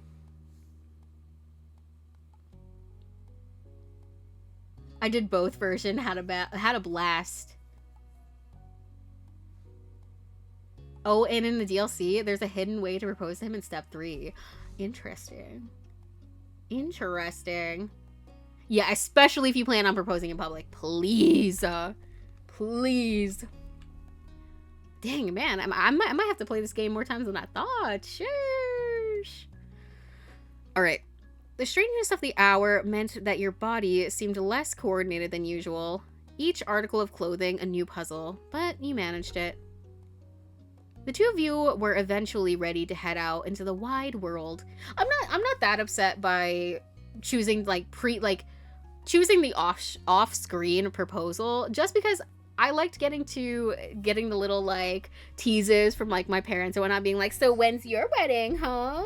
I did like that. I thought it was cute. So I'm not mad about it. And like I said, I'm playing it again.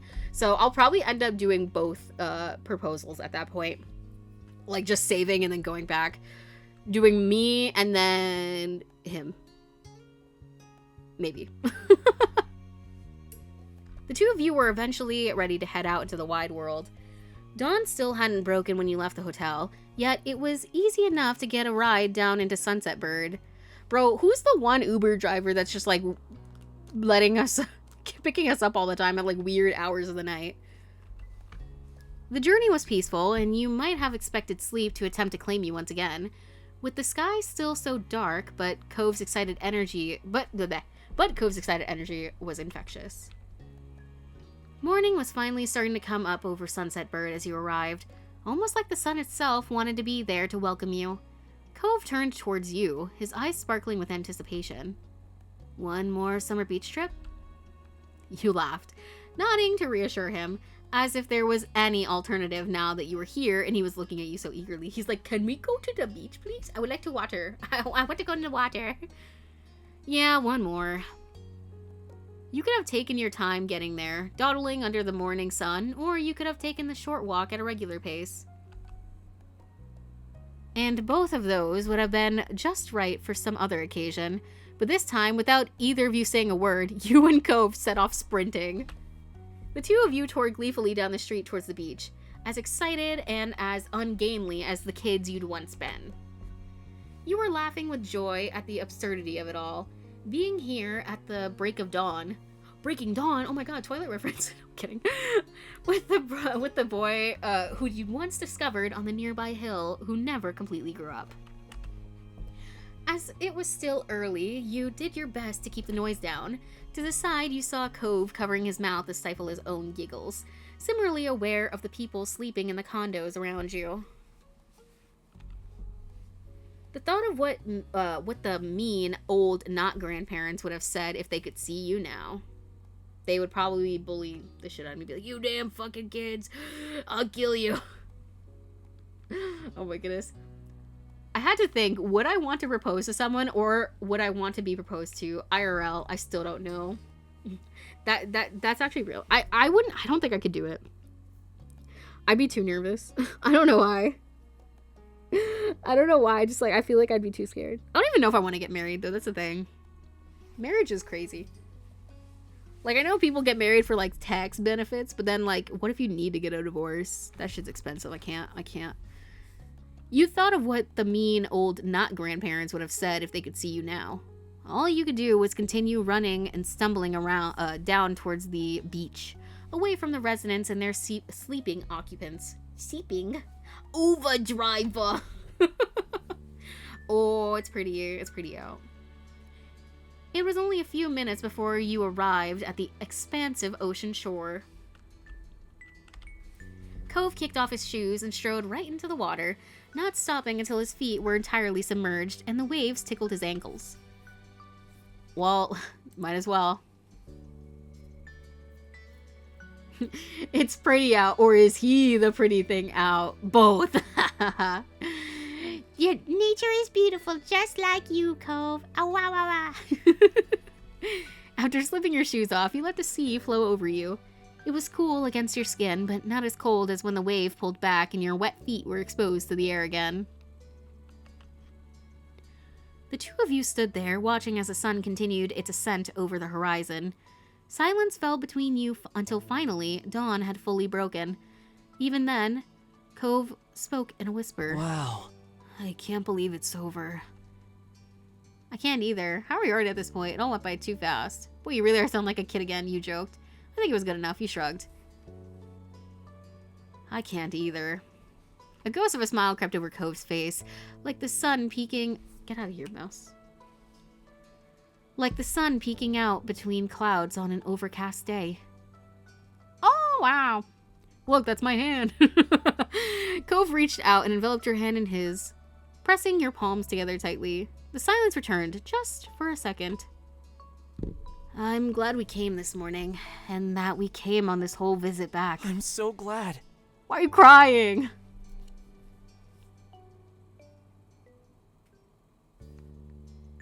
Does he have a lip piercing? No, he doesn't. I think your screen is dirty. He does. Or wait, does he? I thought Luna picked that option. I don't think he had a lip piercing option. If he did, I would have had that shit on. Trust. Trust I would have had that shit on. But more than anything, I'm glad for ending up in this town in the first place, where I got to grow up with a really nice neighbor. A really nice neighbor. Oh, it's just me. I wouldn't have wanted any other life. I'm most grateful for meeting you two. I feel the same way, Space Cadet. Thank you. Thanks for being here. You smiled. I feel the same way, Space Cadet. This is a joke that they keep bringing up, and I don't remember what's the origin of this, but it keeps being an option, and I still think it's funny, regardless, because, you know, I like space, so it fits me. Cove looked over at you out of the corner of his eye, not turning his face away from the sea. His expression was full of affection, from the gentle curve of his smile to his clear, contented brow. It was a stark contrast to the tears rolling down his cheeks. I love you. Oh my god. I love you. You counted yourself lucky. Even though you were leaving now, this place has gifted you with so much that you'd carry with you wherever your life might take you. The memories you'd made, the lessons you'd learned, the people you'd built relationships with, you'd keep those pieces of your life in Sunset Bird forever. You stood with Cove, silently watching as bright rays swept away the last of the night's shadows until day truly arrived. Your spirits were high as the sun rose ever higher in the sky. The two of you had found yourselves meandering back to the neighborhood street on sandy feet, strolling down the path just as you'd done thousands of times before. This was where it all started. You were compelled to look at the exact spot you'd first encountered Mr. Holden, sitting dejected on the curb, and offering me $20. He wasn't like that anymore. Still, you couldn't forget the day it began, just as you couldn't believe what an adventure it led to. Things had never been the same since that moment, and you couldn't be happier for it. Your mental lingering on that meeting had turned physical, causing you to stop in your tracks. It was only when you heard Cove's voice calling your name, that you remembered when you were and realized what you'd done. It was only when you'd heard Cove's voice calling your name that you remembered when you were and realized what you'd done. What did I do? And what a present it was. A shining sun, a clear blue sky, and Cove by your side. All the most natural things in the world. So what's the next step? Get it? Because they're called steps. You watched Cove expectantly, waiting for him to guide you forward from here. There was a crinkle around his eyes as he laughed. It's up to you now. Ooh, exciting. You're giving me too much power. I don't know, but I don't want to pick. You should pick. You're giving me too much power here. Aren't you worried about it going to my head? Cove smirked, shaking his head. It's okay. Don't worry about it. I'm listening, so go ahead. His eyes met yours, holding your gaze. I believe in you, Luna. No matter how much time might pass, there were some things that you could count on to be constant. Cove, your family, his family, and all your other loved ones being there for you when you needed it was one of those things. Since the beginning, and for always. Oh my god, title drop. Day one on the hill. It's one of the first things you can say to him. I literally don't remember day one. It's been so long since I played the start of the game. This song doesn't play on step 4 indifferent. We're not indifferent, are we? Knowing they were there, you would never truly be alone. Made the future look all that much brighter.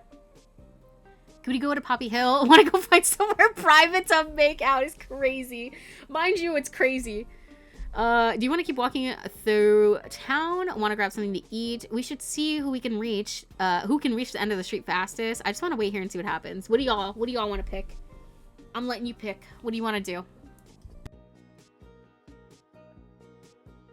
Honestly, I don't know what I want to do, which is why I'm making you guys choose, because I don't even know what I want to do.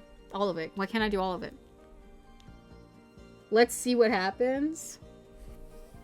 Okay. Here, you know what?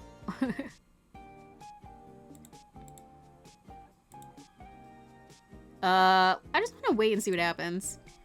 The world was full of possibilities, even in this little town. You never knew what you might stumble across, even in the places you knew best.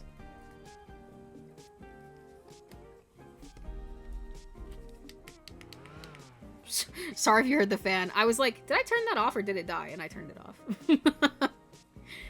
The world is full of possibilities, even in this little town. You never knew what you might stumble across, even in the places you knew best, if you kept your eyes and mind open.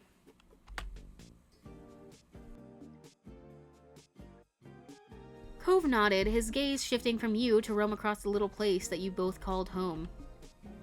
There's a lot that's still out there in this world. A lot of different ways things could go in the future. But for this, I think that'd be the perfect choice. You beamed, his approval of your suggestion lifting your spirits ever higher. Your days growing up in Sunset Bird had been so wonderful. Even the prospect of leaving again made your chest ache.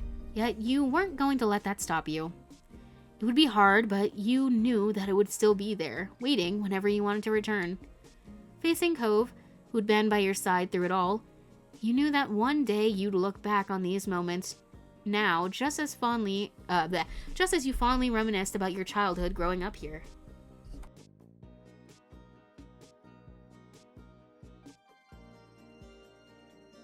Each happy moment you experienced became only a memory of what used to be, but that was what life was, and it was okay. As it was Bro. It's what nearly 5 hours does to a motherfucker. As it was from the beginning, and continuing that way for always, life took another step forward. Woo! Yeah. Yeah. You can always come back again. Always. You can come back again. Always. The end. Woohoo. Okay, listen. This is where we're gonna pause. This is where we're gonna stop for today. You are not getting that damn wedding out of me tonight. I'm sorry, you just aren't. That is where we're going to leave things for today. We have technically, officially finished the game. If you only had the free version, this is what you would get, okay? What do I think? I really like this game. I know I keep joking about it, but I really did start as a hater because, I don't know, there was something in my head about, like, having, like, a free game and then, like, having these, like, DLC things. I was like, is this gonna be a nothing burger game and they're gonna make me feel like I have to buy the DLCs? But no. I did feel like I had to buy the DLCs, but not for the reason you think. I felt like I needed to buy those DLCs because, like, I could not get enough. I needed more Cove after, like, I knew I was gonna be a shell of a human after the game was done. I was like, I need more. I'm gonna need more, and I know I'm gonna need more. And I knew damn well I wanted to see the wedding. So I was like, I need these. I need them more than I need air. But yeah, I really enjoyed this game, and I'm looking forward to my wedding, and I'm also looking forward to the DLC expansions for steps 1 through 3, and I'm curious what we'll see happen. So I'm excited. We still got a wedding to go, so we've got a lot of time. Well, the wedding DLC is about 5 hours. Really? That's longer than I thought. I'll probably split it in half, do 2 hours, 3 hours. But I'm excited for the wedding. So yeah. What did you guys think? I don't know if there's anybody who saw like the game beginning to end, but no matter what you saw, what did you think? I hope you liked it. Let me get this shit out of my way. Ah! Go over there. Snowflake. Literal snowflake, by the way. Well, not literal snowflake. It's a crocheted snowflake. But, you know, snowflake nonetheless. I didn't want it to sound like I was calling somebody a snowflake. If anybody's a snowflake, it's me. No, I'm kidding. Let me switch you guys over to the ending soon screen. Oh, I forgot to... Actually, while I'm here, let me grab his picture. Hold on, I gotta... Wait. Actually, let me go back really fast. Oop, wrong screen. This picture... I nearly died when I saw this. When I saw this, I was dead. Sorry. I just had to show that one to you guys. I need to get my thumbnail shots. I'm not sure if I'm doing this picture or the picture with my mom's and my cousin and my sister. I haven't decided yet. I haven't decided yet, so I'm just taking a screenshot of them both so I don't have to open the game later when I'm making thumbnails. Ugh. All about you. Faux show, faux show. Okay. Get me out of here. Get me out of here. Let me close the game, please. Yahoo! Alright, let me give you some actual lo-fi beats, you guys. Who should we raid? Who? Does anybody have people they want me to raid, or shall I pick from my followings? Let me see. I love the game. I might give it a play myself one day. Listen, I definitely recommend. I would say, like, you know, you saw my choices, but there's so many other ways that this could end up. So definitely try. I'm thirsty, lol. For real. Love the game. Too addicted. It's so good, bro. I thought about stopping multiple points. Like, I could have easily split this into 2 streams, but I couldn't stop, bro. I was like, no, I know I'm gonna get to the end soon. I just gotta stick it out. Oh, you got somebody? Stiv.